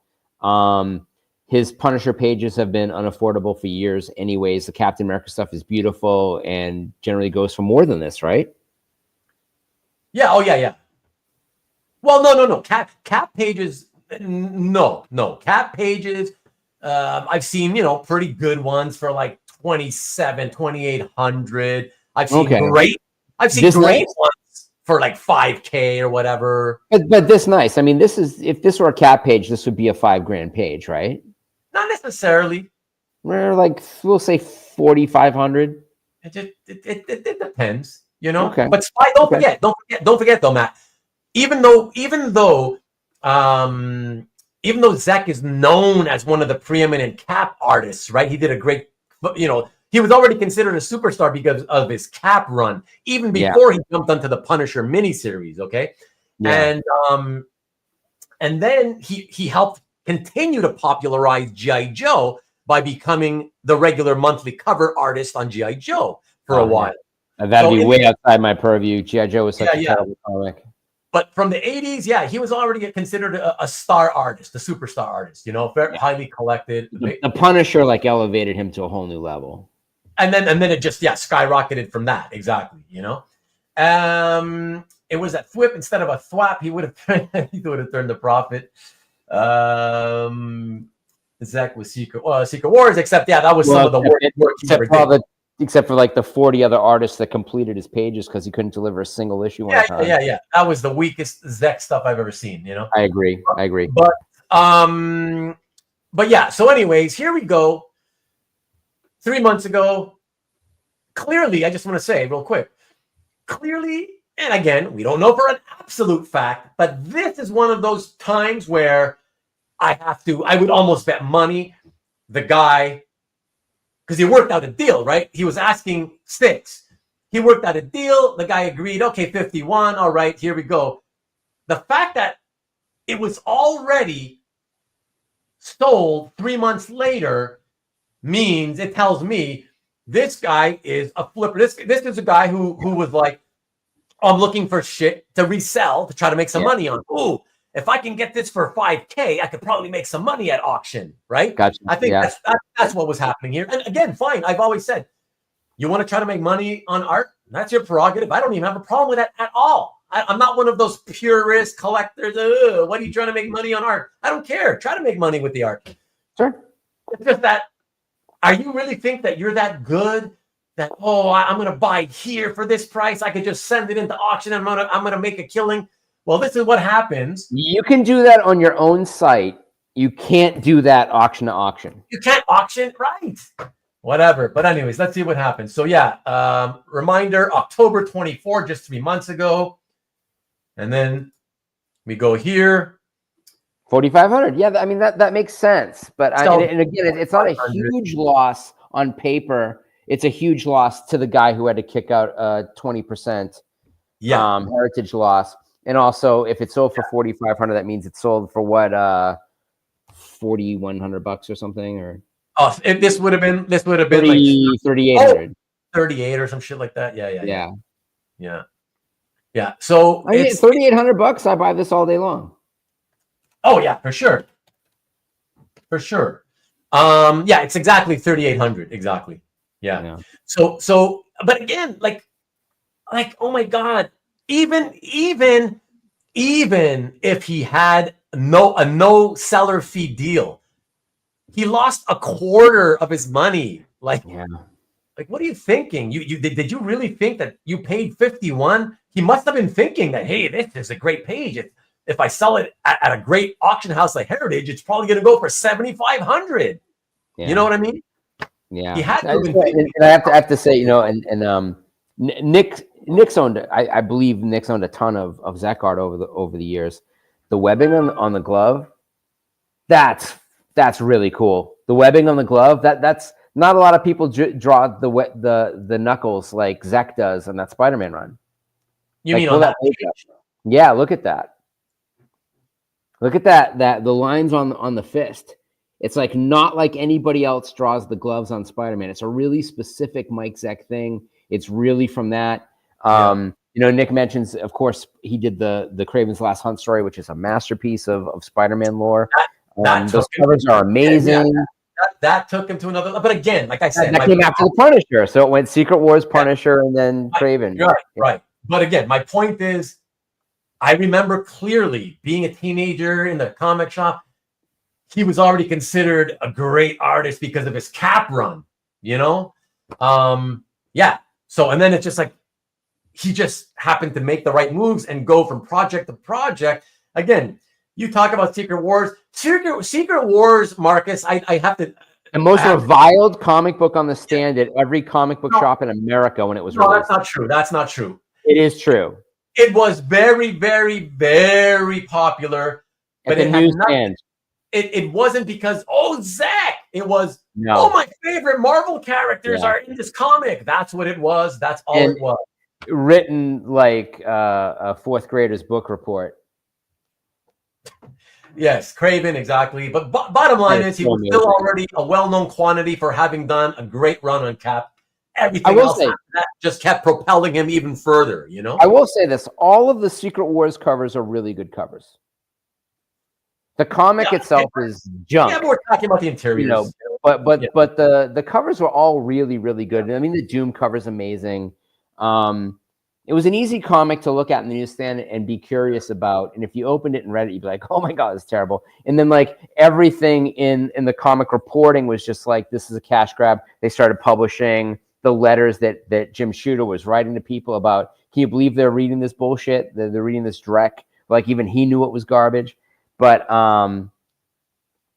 the Wasp slept with Magneto. I agree for sure. And don't forget that Wasp slept with Magneto, and that's a lot for a fourth grader to read. Well, you didn't go to the school I went to, Nick, but Either way, whatever. The point is, what are we here for? To try to tell people not to do certain things. But listen, you can't tell the speculator types in the hobby not to do it. They love to do it, so I don't have a problem with that, right? I'm not going to say don't do that because I've done it. Whatever, do it. But let me see if you're good enough to do it, and are you making the right moves to make money? I mean, well, let me ask you this though. So, how much room do you think that guy thought he had? Well, like I told you, I feel like if you bought it, no doubt it was asking 6. He probably figured nice round number. Okay, if I can get this for 5, I'll buy it. I think. And if you're paying $5,000, you must be thinking, I'm gonna make enough to where I want to make it as like at an absolute minimum a nice G note for myself really quickly. But I mean, is that even worth it? I mean, that's a 20. No. That's like not even 20% off. It's not about the percentage though. For some guys, a flip in 3 months, I make $1,000, and that's pretty sweet money. It's $1,000, you know. But I'm saying absolute minimum. More likely, I'm thinking he was thinking 50% was. He probably had 50%. He's probably thinking if I get it for 5, at Heritage, I might be able to get like 7,500 out of it. That's what I was thinking. But again, who knows? Who knows? Right? Who knows? Who knows? Bottom line is, he thought he could make some money. Listen, we have a guy here. Was Zaddy? I don't know what that means. Like speculator's going to speculate. That's true, Nick. Exactly, like Dan. I agree. He probably figured, I probably get like 7,500 out of it. I don't disagree with that comment, and I don't disagree with what you said. I think that he may have been thinking that. I just can't believe he thought that. Right. Even at that time, that seems like a really weird assumption to make. Like, maybe 6. But why would you spend $5,100 to make $6,000? And then why would you put that through an auction house? But remember, he also has to know that even if he has a no-fee deal with Heritage, he also knows that even if it hits 7,500, he's only gonna make about 61 or 6,200. I mean, that's what it is what he'll take home, which means he's netting about $1,000. That's not worth it. That's a 20%. That's terrible.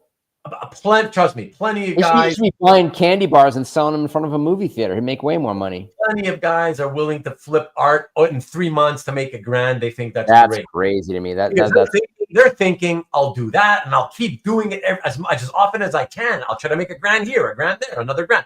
If I do it 10 times in a year, that's an extra $10K in my pocket for the year. I really boosted my salary or whatever.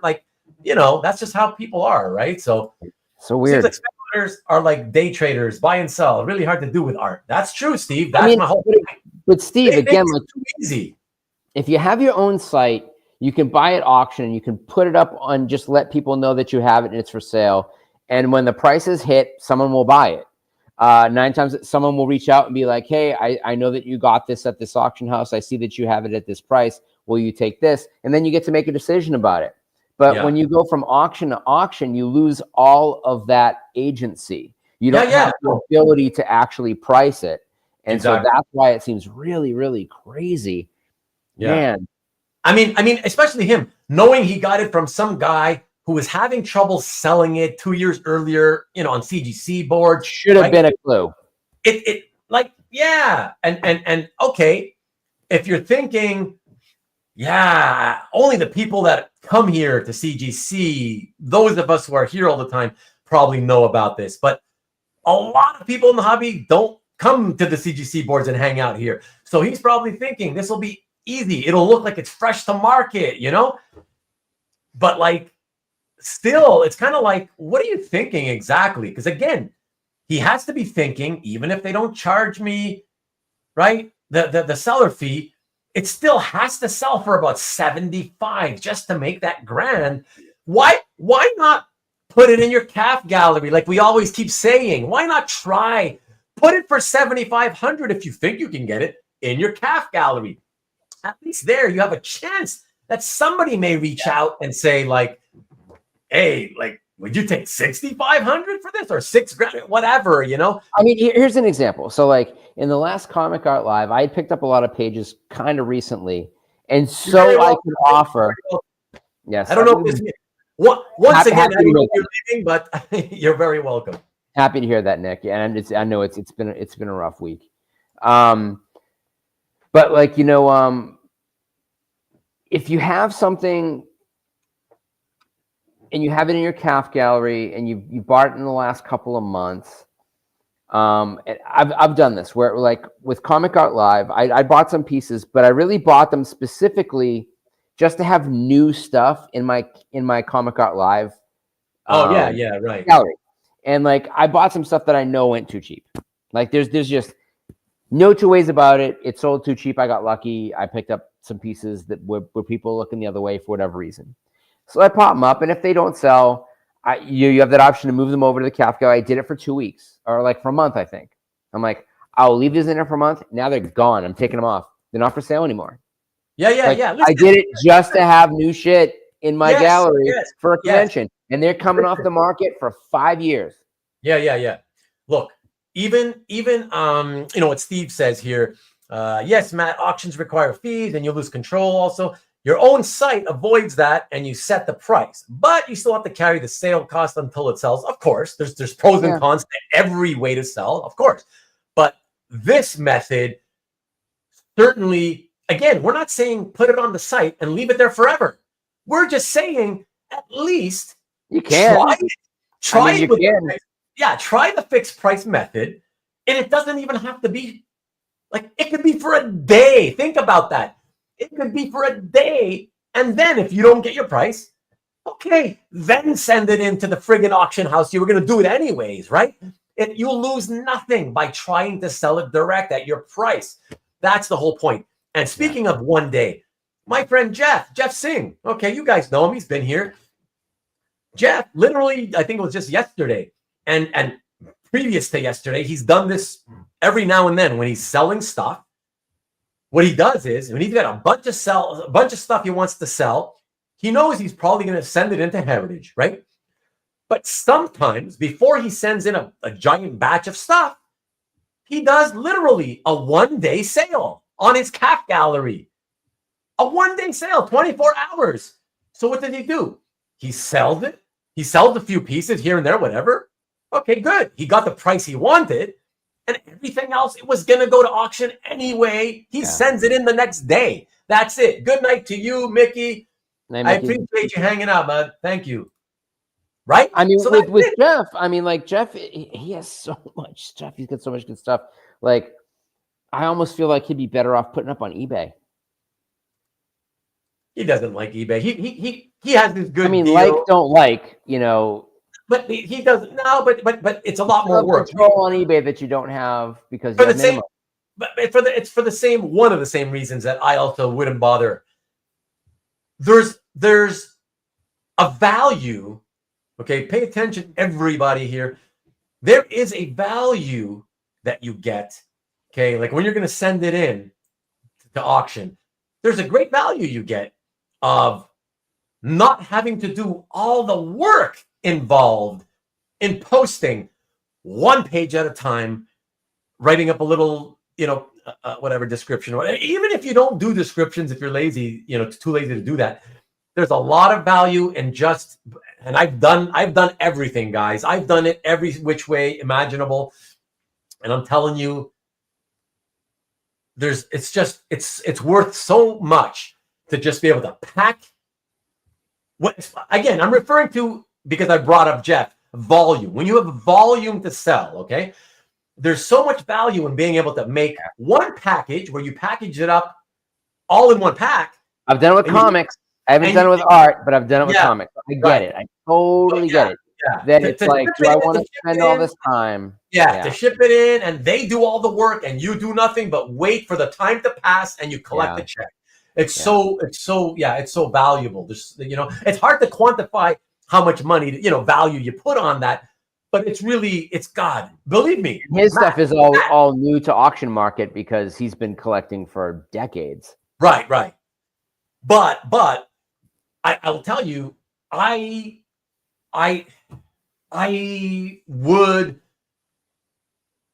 do the eBay thing if I really felt it was worthwhile. I would do it.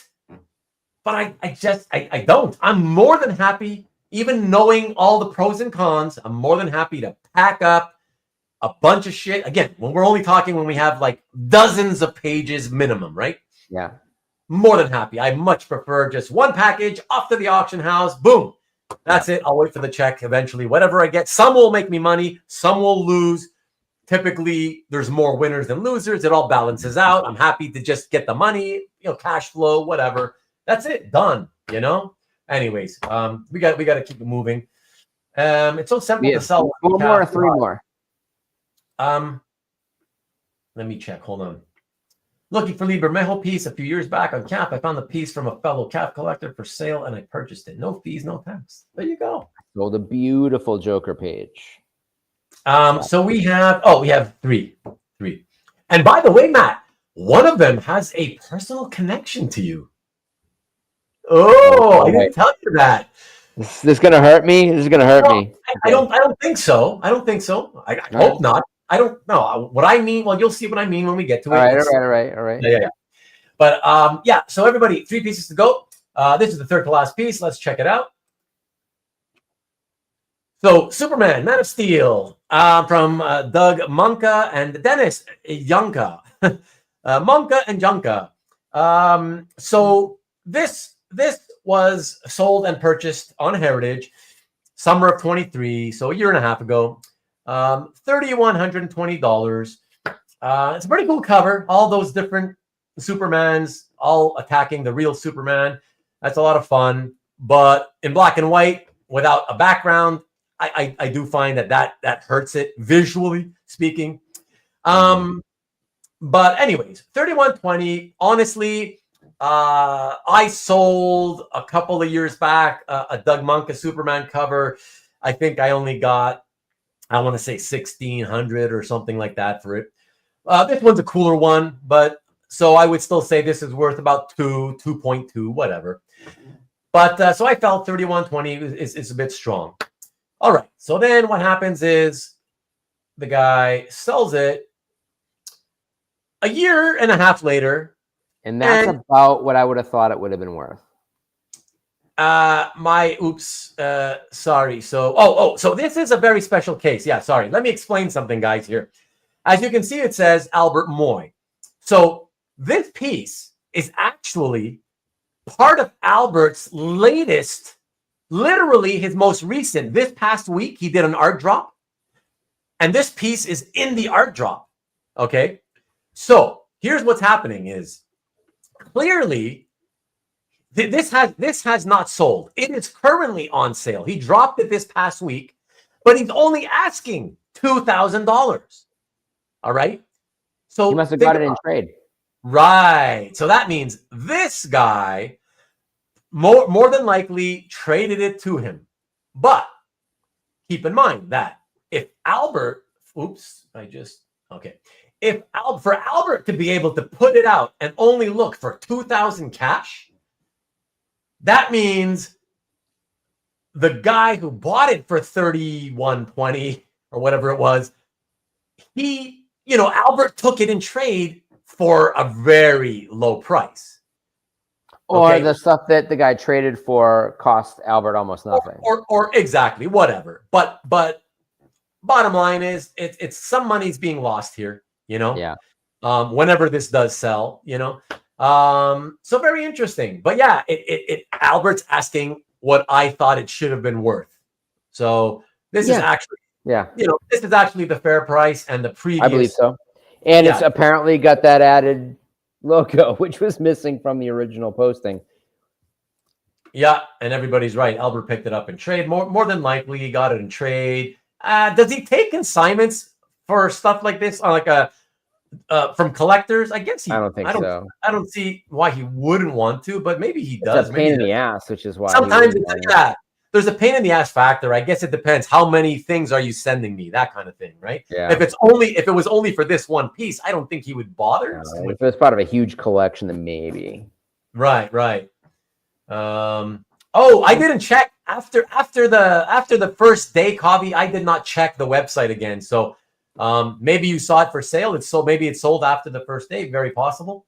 So is that how you pronounce his name? It's Mahnke, not Mahnke? Well, I don't know. Here, let me come back to you.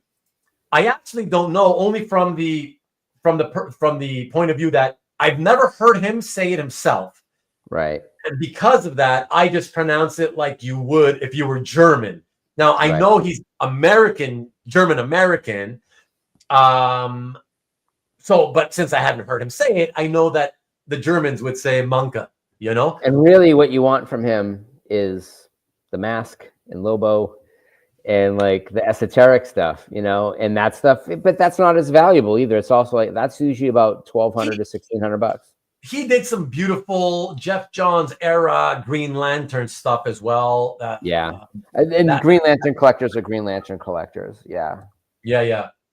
But again, he's not. Other than that, like, it's not like he's nobody's he does out these great little animated videos of stuff that he's illustrated on his Instagram, and they're amazing. Oh, really? Yeah. Thanks, Dan. Appreciate it. Oh, and of course, like Judge Dredd type stuff that he does. Okay. Just so you know, in case you're still listening, Dan, there's only 2 pieces to go. But anyways, two more. Hang in there, Dan. Hang in there. And we're jumping in right now to the second to last piece, the one that Matt has a kind of connection to. Oh boy. Yes, you are. What? Yes, you are. Yes, you are. It's not monkey. Yeah. Yes, I am. Oh. It's not monkey. What is that from? For a second, I thought you were doing the Touch My Monkey Dita from Saturday Night Live back in the 90s, but no, you're doing something else. GL Collector. One of my 25 page keepers is a Mahnke GL. That's right. That's right. One of your 25, final 25. But all right, let's second to last page, everyone. Let's check this out. Now, okay, I got to explain to you guys something here. This piece, it's not mainstream comic book art. Okay, it ain't superheroes. So that hurts it right away. The subject matter has nothing to do with superheroes. So what happened here? What? Is this Binger? Is this Binger? No. Okay, all right. No. It's like a loose connection to you. But what happened here is that I feel this should not have been sold at a comic book auction house because the clientele is not here. The client, or at these auction houses, the clientele. See, you'll see in a second where this was purchased, and this is where Matt has a connection to. This was purchased at a gallery, an art gallery. Oh boy. Okay, so let's take a look, everybody. Let's take a look. Oh, sorry. I'll show you that in a second. That's the last piece of the evening. Let's take a look at the one we're talking about. Here we go. So this is a piece by Tom Neely from a book called The Last Book on the Left. And it's about serial killers. It's all related to different serial killers. Okay. And this is after I left La Luz de Jesus. Yeah, I know. But I have shown Tom Neely. I absolutely have shown Tom Neely. Right. Okay. So I'm just saying the connection was because you were managing the gallery for a long time. A decade, yeah. Yeah, that's what I meant by your connection to it. And yeah, so this was sold by them at a gallery show for Tom Neely's work from The Last Book on the Left. And this piece sold at the gallery. That, I don't know if it was that, the first day of the opening, who knows, but it was a month-long sale and it sold for $1,500. Okay. Frame. So, frame. Rick says serial convention, a serial killer convention, more like it. Meaty art. Yes. But here's the thing. Again, what person who shows up to La Luz de Jesus art gallery in Los Angeles, right, and buys the type of lowbrow stuff that they typically deal in, how many of those people ever are in the habit or even know of the existence of either heritage auctions or Comic Link auctions, Comic Connect, Hakes, so on and so forth, right? So this is what happens. Get ready, everybody, because so you know in advance, this is the biggest loser of the night, okay? That's a Jeffrey Dahmer portrait. Yeah, that's Jeffrey Dahmer right there, FYI. Thank you, Matt. And so this is. And for those who don't know Tom Neely, right. Tom Neely is the leader of the Igloo Tornado Collective that does the Henry and Glenn comics. He also does The Humans, which is a series at Image Comics about basically a Planet of the Apes society, and it's a biker gang. And he won, I believe, Inkpot Award and maybe a Harvey Award for his work on Popeye. So Tom's, not a nobody. Yep. Yeah, that's it. It's just that he's not a mainstream comic book artist. Definitely not a mainstream guy. Yes. That's right. Right. So most people in our hobby don't know who it is and obviously wouldn't care if they saw his work at an auction, right? But, and look at that. Mark says, Tom is great. I'm sure he is, but that has nothing to do with what happened here, right? Let's make this piece the best of 2024. So just so you guys know, literally this piece, out of the first 2 episodes we did, plus tonight, this is 3 complete shows now. This is the biggest loser by far, okay? And it probably, I can't imagine I'll find an example of a bigger loser than this for future shows, future episodes, all right? Did they bring it to Heritage? And they did.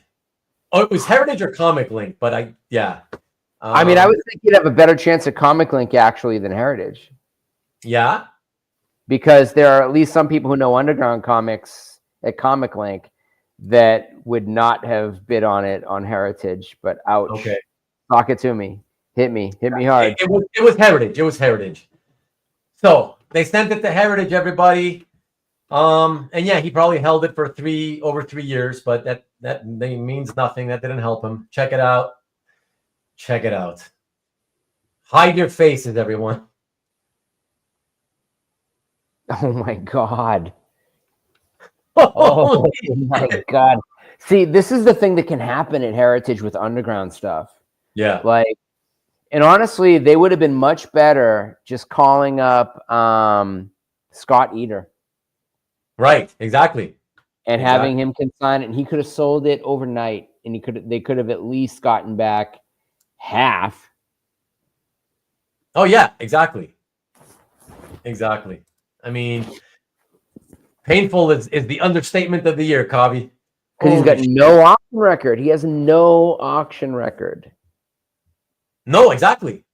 Exactly. See, I would think like, okay, you purchased this at a live actual brick and mortar gallery. Like, the first thing I would think he would have been thinking is, let me call the gallery again and see what they could do to maybe try to find, maybe they could call up some of their Neely customers. I have some better information here for you. Yeah. So I did not know about this, but what I do know is that the Tom Neely show happened under Matthew Gardaki's watch. Matthew Gardaki was also a member of the Igloo Tornado. He's the person I handpicked to replace me at La Luz de Jesus. He was gone by November 2024. So the gallery director that was there had no idea probably who Tom Neely was, did not know his customer base, and did not want to handle secondary art. And I'm guessing because she's also brand new as a gallerist. Her name's Byrne. And so I could see why she might not want to take and try to resell older art, because she just doesn't have any experience with it. Right. And most galleries don't want to take back stuff. I would take back stuff. I would do it all the time because I knew I had buyers for it. I get that. I get that, Matt. But all I'm saying, I'm not saying I get that. All I'm saying is, okay. Now I forget. I didn't think about it. Because I was going to make the point that all I'm saying is at least the guy should have considered it, but maybe he did. And they said, no, not interested, whatever, Possibly. So it's possibly, right? Yeah, exactly. But then I would think, okay, what do I do next? What's my next thought? I'm thinking, I got to find somewhere where there are people interested in like this lowbrow type of comic book illustration, right? Like serial. It's also, again, it's about serial killers. Man, what about like something like outside the box? Like, I don't know. Let me get on Facebook and see if there's groups for like serial killers or whatever. They're called Hyena Gallery in Burbank. I mean, like, as someone who specializes in serial killer art, I mean, like, there's so many better choices this person could have made, including burning it, honestly, than taking that fee. Let me just say, Steve, you say it's a horrible page. Why would someone buy it? That's very well drawn. that's not fair. It's nice enough. And let me tell you, I've mentioned this in the past before. I used to have a very strong fascination with serial killers, and I used to read books and biographies and about serial killers in my late teens and early 20s. So and I remember, I mean, when I see this, it immediately takes me back to the whole Jeffrey Dahmer saga. I lived it. I saw it in the news on television every day as it was happening. So to me, that's a part of my youth. I lived the whole saga of hearing the news report on this thing happening. So I of course I could see people being interested. So that's one of many reasons why people would be interested. So it's not fair to say that it's a horrible page. But Marcus replies and says it has appeal to guys who want to be edgy. That is partly true, right? People, there's definitely a market for this, but you have to know where the market is, and the market is not in a mainstream comic book auction house. No, right? I mean, Scott Eder would have been his best bet. Scott handles a lot of Tom's art. He has buyers for that type of thing. It's underground in that same way that like Tim Vigil stuff is underground. Bad decisions all the way around. I mean, Caesar mentioned Museum of Death. They don't buy anything. They're not going to give you anything. I have Neely pieces. Mike has Neely pieces. It's unfortunate. Yeah, it's because now his only appearance on auction record is going to suck. I sold a ton of Gacy stuff back in the day. And that's an important thing to think about, is that what's in demand changes frequently, right? And in the fine art world, sometimes Trevor Brown was really hot shit for a while. Trevor Brown stuff was super edgy. And I know a couple of people who own a lot of Trevor Brown stuff, and we tried to sell it at a certain point because I had sold my Trevor Brown stuff and gotten really, really high prices for it. So they approached me like, hey, you got really good prices. Can you represent this stuff? And I realized that when money went out of the kind of edgelord markets, so like there was like a big market for kind of dark art for a while, and there was a big market for like these heavy metal acts who were making really a lot of money and spending a lot of money on dark art. And then it just kind of changed. And then there became that weird, I don't know if it's so weird, honestly, but there was a sort of national opinion against dark stuff. So anything that was like explicit art was super easy to sell in the 90s and early 2000s. You could have really, I'm talking explicit, sexually explicit artwork or very violent artwork, and you could sell it, and there was a market for it, and it went away. And so like it became really hard to sell Trevor Brown. It became really hard to sell Stu Mead. It became really hard to sell, some of these like really fringe, violent, maybe sexually violent type of stuff. Yeah, it's very niche, right? It's yes. very it's less acceptable every year. Right. Now, what will happen in the next 4 years? Who knows? Maybe it'll become more acceptable. I mean, maybe this rejection of quote unquote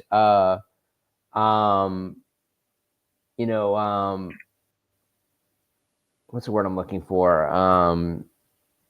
PC stuff. There'll be a big rejection of PC stuff, and people want the nastiest, most disgusting shit ever.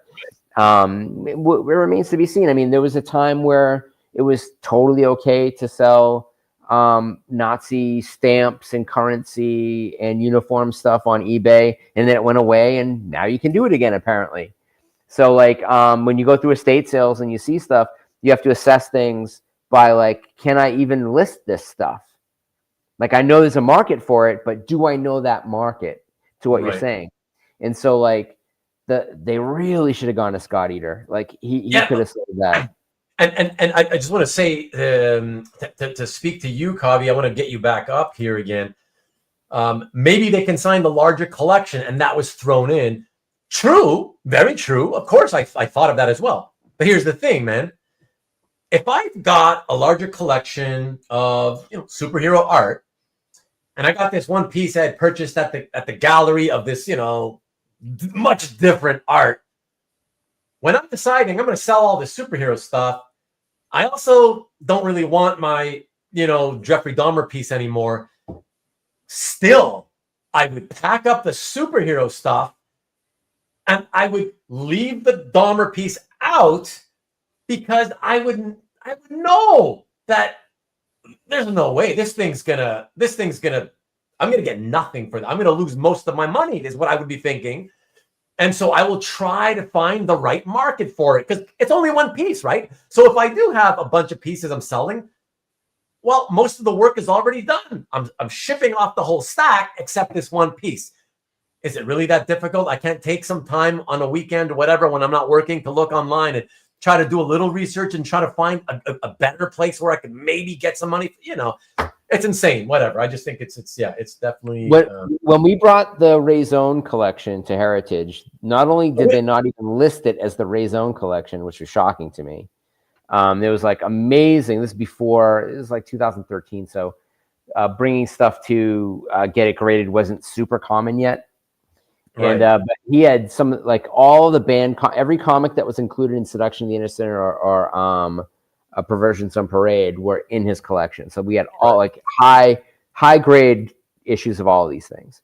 Right. And we made a lot of money, but if we had waited a couple years, it would have been a fucking fortune. And the original artwork, there was a lot of stuff. Yeah. And Mark's shown at La Luz de Jesus, by the way, and is shown at Gallery 30 South. So okay. Mark's also if you don't know, look up Mark Melcher. He's an amazing guitar builder, and he does these incredible cigar box electric guitars. An incredible artist. Look at that plug, man. I have an amazing electric cigar box guitar that I bought from Mark years ago. Incredibly talented guy. But yeah, he should have timed it for the Netflix series. Would have been the time to do that for sure. There's a whole lot of things you can look at in that aspect. But I think it's really, even more than knowing your market, you do want to split up stuff to get maximum pull off of whatever it is that you collect. I've sent many things into Heritage and left things out because I knew that it was too early, that I bought this for a longer term. But they don't always list stuff well. They don't always describe things well. And when we brought that collection of Raison stuff, there was art in there that we weren't really sure what it was. They didn't know what it was. They just popped it up there, unknown artist, $1. So I bought that shit back from them. Right. Rather than let it go for a minimum bid. And I got lucky in a couple of cases. There was actually, this is so crazy. There was a Robert Williams hand-painted Rat Fink sign in that auction, and it didn't sell. In which auction? In the Heritage auction of Ray's collection. Oh, okay. It didn't, no one bid on it. Oh. Opening bid didn't get a bid. Thank God for that. But was it not placed in with all the other, typically they put that kind of stuff with the underground art section or whatever? It was all part of one sale. Or two sales, honestly. Okay, that's true. So it had a lot of weird shit. There was Mr. Monster pages. That's true. An amazing Substance 3D cover by Ditko. There's all this weird. That's what it's all weird stuff that fits together. Anyway. All weird. And I don't know if they spelled Robert Williams wrong or what, but two pieces didn't sell, and I got them back, and so I purchased them, and I still have them. And one piece. Whenever I pop it out, I'm like, do I want to put it at 20 grand? Do I want to put it at 10 grand? I pop it out there and I pull it off the market occasionally. The sign has been in 4 museum exhibitions. Oh, yeah. And every once in a while I put it up and I'm like, oh, I'll sell it. And I pull it down. But Heritage, you got to give them all the information you can give them too. So. Yeah. But listen, you can't blame this one. You cannot blame on Heritage. Right. It's the buyer. It's the owner. It's niche. Yeah, it's so niche. He made the wrong move there. Whatever. Yeah. All right, we got to keep going. Last piece, everybody. One more. Last one. Yeah, last one. You can finally go to sleep, man. Let me see. Let's cue this up, baby.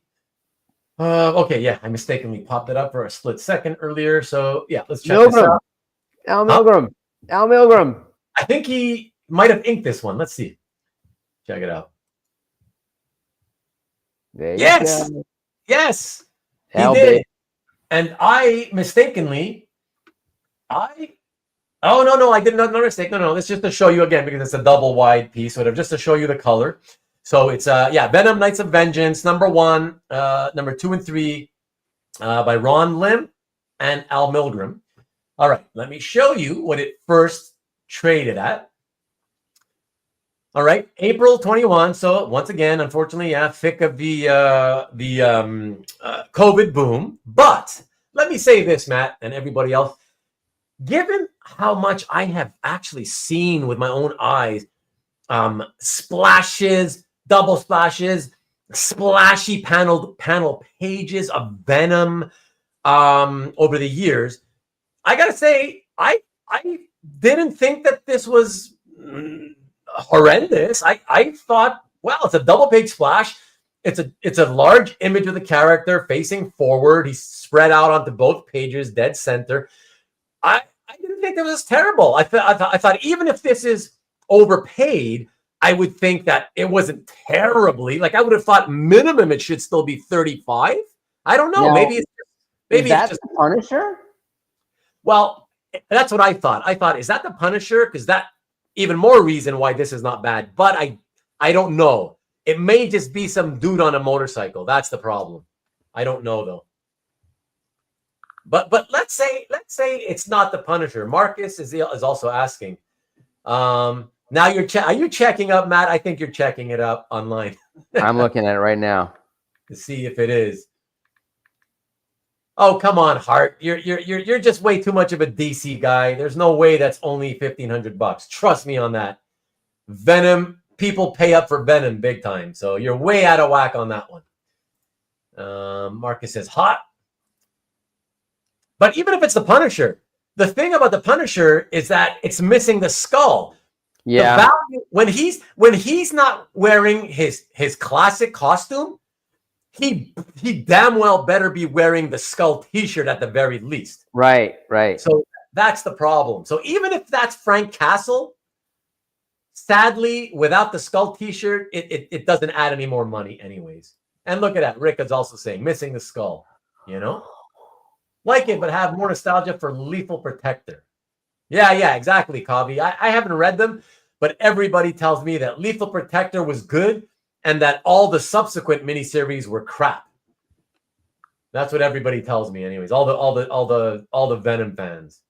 But I think it's great for sure. Yeah, I think it's really, really good. So, anyways, okay, I don't care if it's Punisher or not Punisher. The fact is, even if it's Frank Castle without the skull, it's not the Punisher. It's not the Punisher. Thank you. Okay. There is a Ghost. I think Ghost Rider crosses over into that, but that gun dude is one of the stalkers, whoever the hell that is. Hart is telling us that his name is Badalino and he's a government agent. Yeah, I mean this is dumb shit for sure. Yeah. So whatever. So it doesn't matter. It's still Ron Lim. It's a Ron Lim piece, and it's a great shot of Venom. Yeah, and I believe it goes back to the 90s, you know. So yeah. So I don't know. To me, like I said, I still thought that 3,500-ish. I wouldn't have been surprised. I'd say 3K, but sure, because I'm always surprised by what Ron Lim stuff sometimes goes for. Yeah, no problem. That's that's fair enough. I could go for that as well. Yeah, just looked it up. Thank you, Hart. By the way, appreciate that. Confirming that it's Badalino and not the Punisher. So yeah, let's take a look, guys.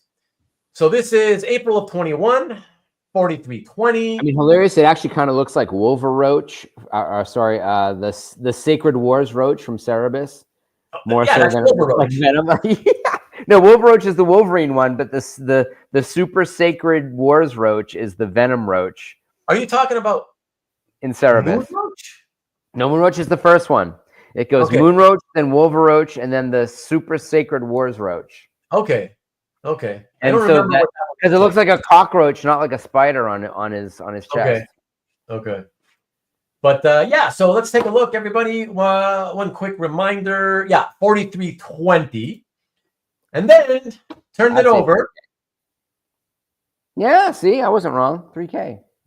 Held one out of tonight's showings, he held it longer than I think most of the people. 3 years, Almost 8 months. Years, yeah. But yeah. But December 2024, the curse of December 2024, and clearly January 2024 for anything that isn't Golden Age. Comic linked it. Took a loss because it only sold for, it sold for like 1,100 less. But it sold for 1,100 less because, it's more of a buyer's market. So he lost on the 1,100 just on the value. And then, of course, the quote unquote only 10% seller's fee dropped him another, $310 for a net total of $1,530 or 35.5% loss. So that hurts. Whew. That definitely hurts.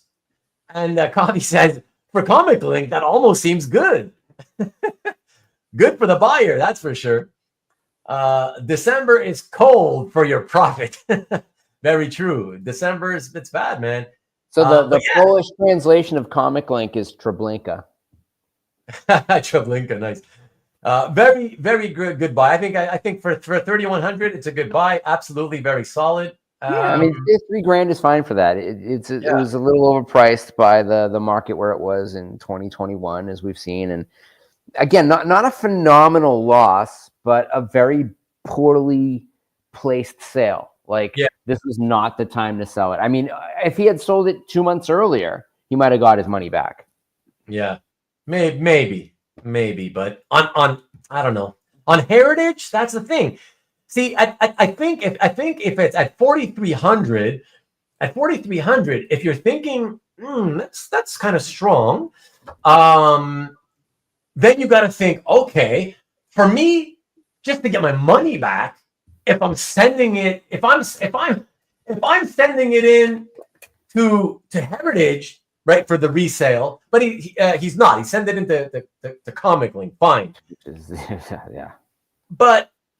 Right, but it's kind of like, but that at Comic Link, you just won't get the same type of eyeballs. So were you really confident that people were going to bid it up?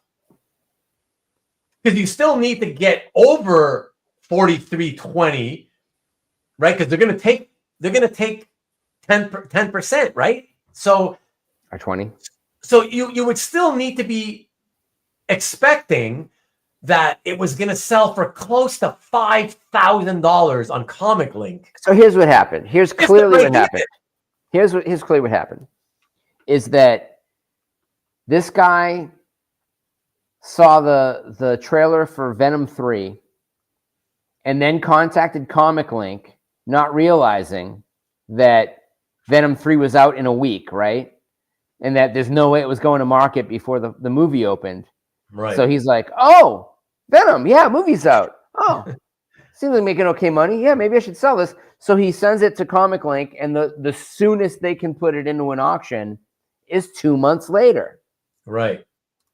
So he misses. He should have, when the first trailers started showing for Venom 3, realized that this movie was going to get released October 25th and should have organized 2 months beforehand to put together a deal at Heritage, not Comic Link, to get that stuff done.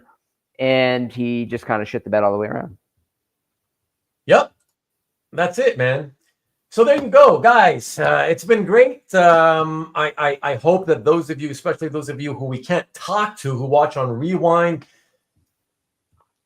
you guys are the ones who mostly fast forward through the episodes, obviously, and watch much less of it. Most of the value comes from the information. From all the talking that, you might try to skip, that's where the value comes in. So I would hope that for this series, you're watching more and listening. Yeah, man. Matt, I think we provided another bunch of great samples of what not to do, why not to do it, right? And I think we're providing a great service to the hobby. Hopefully, all we can do is keep doing this and hope people eventually listen. Even if we only reach a few, right? At least we've helped somebody, Hopefully somebody will reach out to us one day and say, I didn't kind of realize this stuff. I wasn't too into the whole pricing and how to sell. And I saw one of the episodes. And so I stopped and I held on to it for longer. And I eventually made money. Hopefully you can hear some of that kind of stuff, Yes, sir, Rick. 5-hour show. And like I said, it's the information, all the talking. It's very valuable information. That's really what's the value is. So that's why I don't apologize anymore when this episode, the side quests are really the gems. The side quests are the gems. I mean, we got into some really, really different stuff that wasn't advertised in the show. Great stuff to make little, smaller videos out when, they finally give TikTok back to TikTok. But here we are. And cruising in. If we close this out in 20 seconds, we close it out in 5 hours. Thank you, Carl. I appreciate it. I hope you guys are enjoying it. Clearly, you're here for many hours, and you're here for the TV shows, you guys. So I appreciate it. Thank you, Antoine. I am. I care about this shit, And I don't want people. Literally, I don't want. Even if you're a stranger to me, I don't want you to lose money. If I can help you not lose money, I'd love to help you not lose money. It doesn't feel good to lose money. I've lost money. I've admitted it. I've lost money in the past. Okay. Learn from your mistakes. Don't do these things, Wish I came across the show when I first started collecting. Never too late to learn, though, right, Carl? Thanks, guys. Thanks, JT. Can't wait for my art to show up on these type of episodes when I eventually sell. Let's hope not. Man. Recap the lessons learned. Well, don't buy badly. Buy smart. Don't overpay. Don't get overexcited. Don't, Hey, stay within fair market value. Do your homework, I guess, is the first lesson. Do your homework. Don't be lazy. Do your homework. We'll repeat that to the end of time. Do your homework. There's no shortcut for it. You gotta research and know your stuff to know what the stuff is worth. Okay. When you're gonna resell, since we're talking about these shows are about resales, if you're reselling, the most important thing, try to hold off if you haven't owned it for 5 years.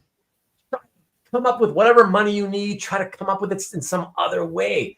If you have to sell art, try to at least sell it direct first. Comic art fans, Facebook, Instagram, whatever. Try it all. Then go to auction. I don't know, Matt. Any? I mean, we're just repeating ad nauseum the same things we always say, right? So it's not like there's more we can tell you. It's just the same kind of lessons, But that's the bottom line is even if you try to reach out, that's the best thing, I guess. If you're reselling the same piece in less than 5 years, try to go direct first. Please try to go direct first. There are want lists posted on CAF of what people are looking for. You can type into the want list what people are looking for. And if you have that, you can reach out to those buyers. And if they have it and they think it's good, they'll buy it from you. If they have a problem with the price you have, they'll let you know they have a problem with the price you got listed. So, I mean, that gives you the best indication of market value before you actually take it to a place like an auction house. So you can figure that there's an over-under of between 10 and 20% on any difference between what the feedback you're getting from someone who wants to lowball you and the fee that it will actually hit at hammer price. Understand that if it's 20% and your seller's fee is 20%, sell it to the dude on CAF. Just sell it to the dude on CAF. You'll have goodwill. The guy will sing your praises, maybe even post about it when he puts it up. And then when he posts it, he'll say he got it from you, and the other people can check out what else you might have for sale. Exactly. Thank you, Matt. Thank you. Rick, I think it's a typo. Ruben's vent fan crash impersonation was worth the price. When you set the fire on the making the French fries and it broke the fan. That's and you made the noise and people love that. That was like, people want that as its own little thing. All right. I appreciate it. Thanks. Your ringtone. Oh, that's hilarious. Thanks for tuning in and supporting as always. I appreciate it. Al Bundy. Hey, Paul, you're back. Good show again. Wow, it was 5 hours. It was. Shoes. Let's talk clip corners and re-inked art. We may do another show like that someday. We get very, very into it, you know. Sell your soul, not your art. Exactly. Sell your ass on Hollywood Boulevard if you have to. I'm just joking. Don't do that. Good night, Carl. Talk to you soon. Brett Fenchak, my fellow Canuck. How are you here? And you don't even 5 hours of a show, and you don't even step in to say hi, Ruben. You just pop in 5 hours in and say good night, Ruben. Come on, dude. By the way, Brett, we need to do. I need to do a show with you. We need to do a show and tell. Are you still here? If you're still here, let me know if you would be willing to do a show and tell, and I'll reach out. Linda Blair is the Mona Lisa as his. We can talk about. Yeah, he's got that.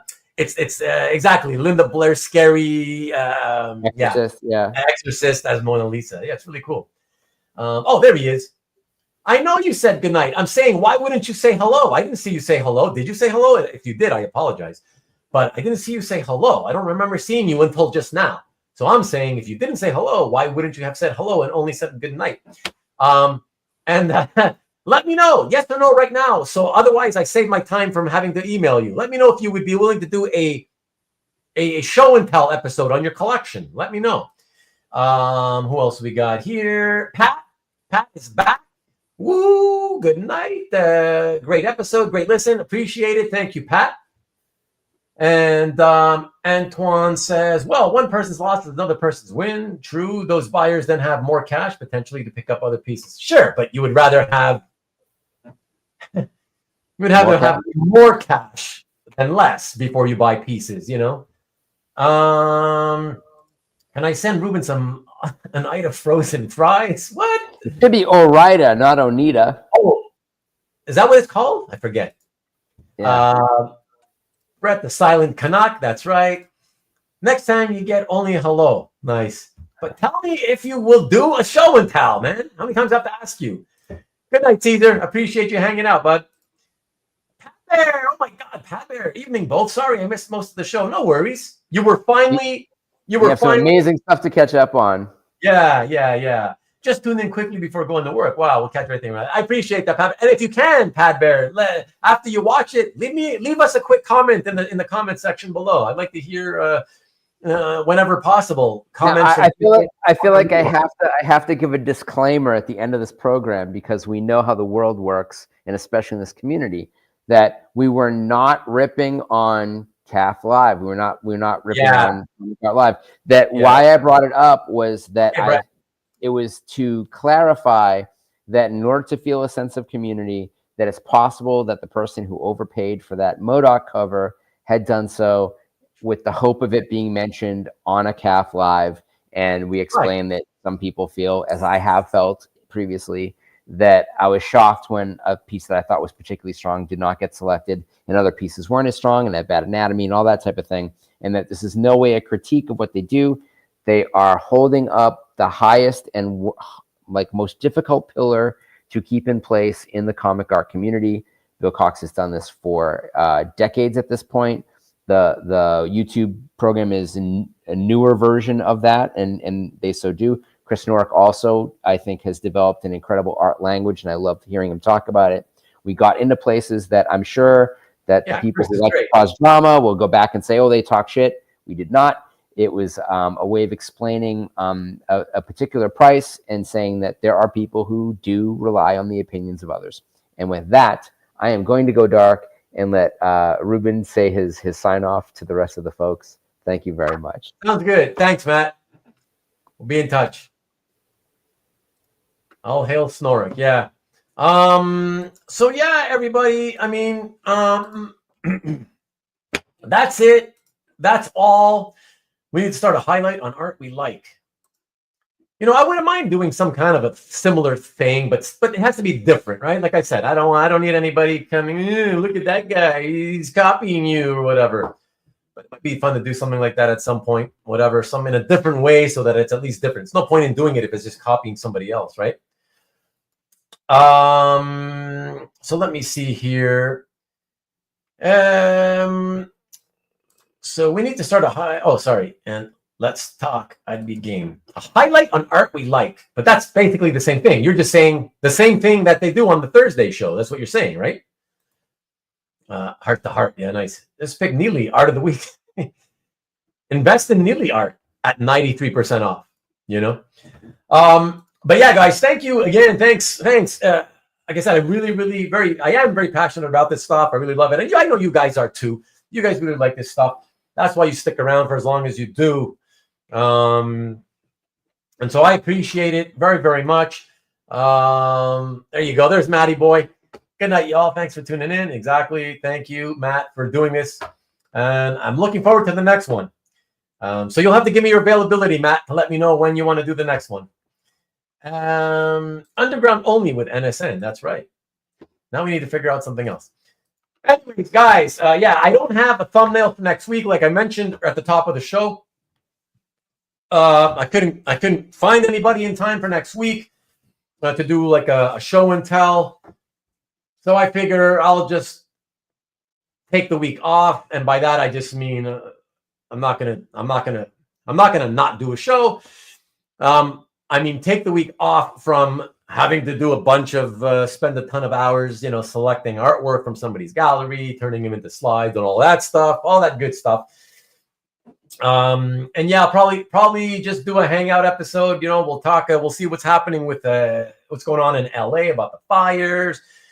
By that point, see if we have any more stories on who may or may not have been affected. If anybody we know in the hobby. Yeah, thank you, Matt. Thank you. I appreciate that. That may be something. That's a great topic. If for anybody who read the article in, I believe it was it Variety? Big long article on Neil Gaiman and the whole sexual abuse accusations. So yeah, I mean that alone could take forever. But yeah, that'll be so yeah. So I think it'll just be an episode of Hangout, and yeah, and we'll just talk about the topics of the week. Whatever topics are on your guys' mind, then we can just chill out, hang out. That means I don't have any guest planned. So any of you who want to hang out with me and shoot the shit with me about whatever from the confines and comfort of the studio, email me, let me know. And yeah, I'd like to have at least one person. Man, shit, for a hangout show, I'll take 1, 2, even 3 people if you want to hang out. If you have stuff to say about random topics, yeah, we'll do it. So reach out to me if you want. Next week will be the Gaiman episode. Oh, sorry, that's what we just talked about. Matt is a master. Bader? Do you have a backyard bathtub? Who? Not me. Best NFT of the week. Oh yeah, we're going to talk about that. The Trump NFTs for sure. Those are going to be worth tons, Carlos, I would have done that. But only if people at OAX would have been willing to tell me in advance that yes, we guarantee you we're going to be here 8:00 Eastern time Sunday. Nobody did. So no recap for OAX. And if I'm just looking at my schedule here,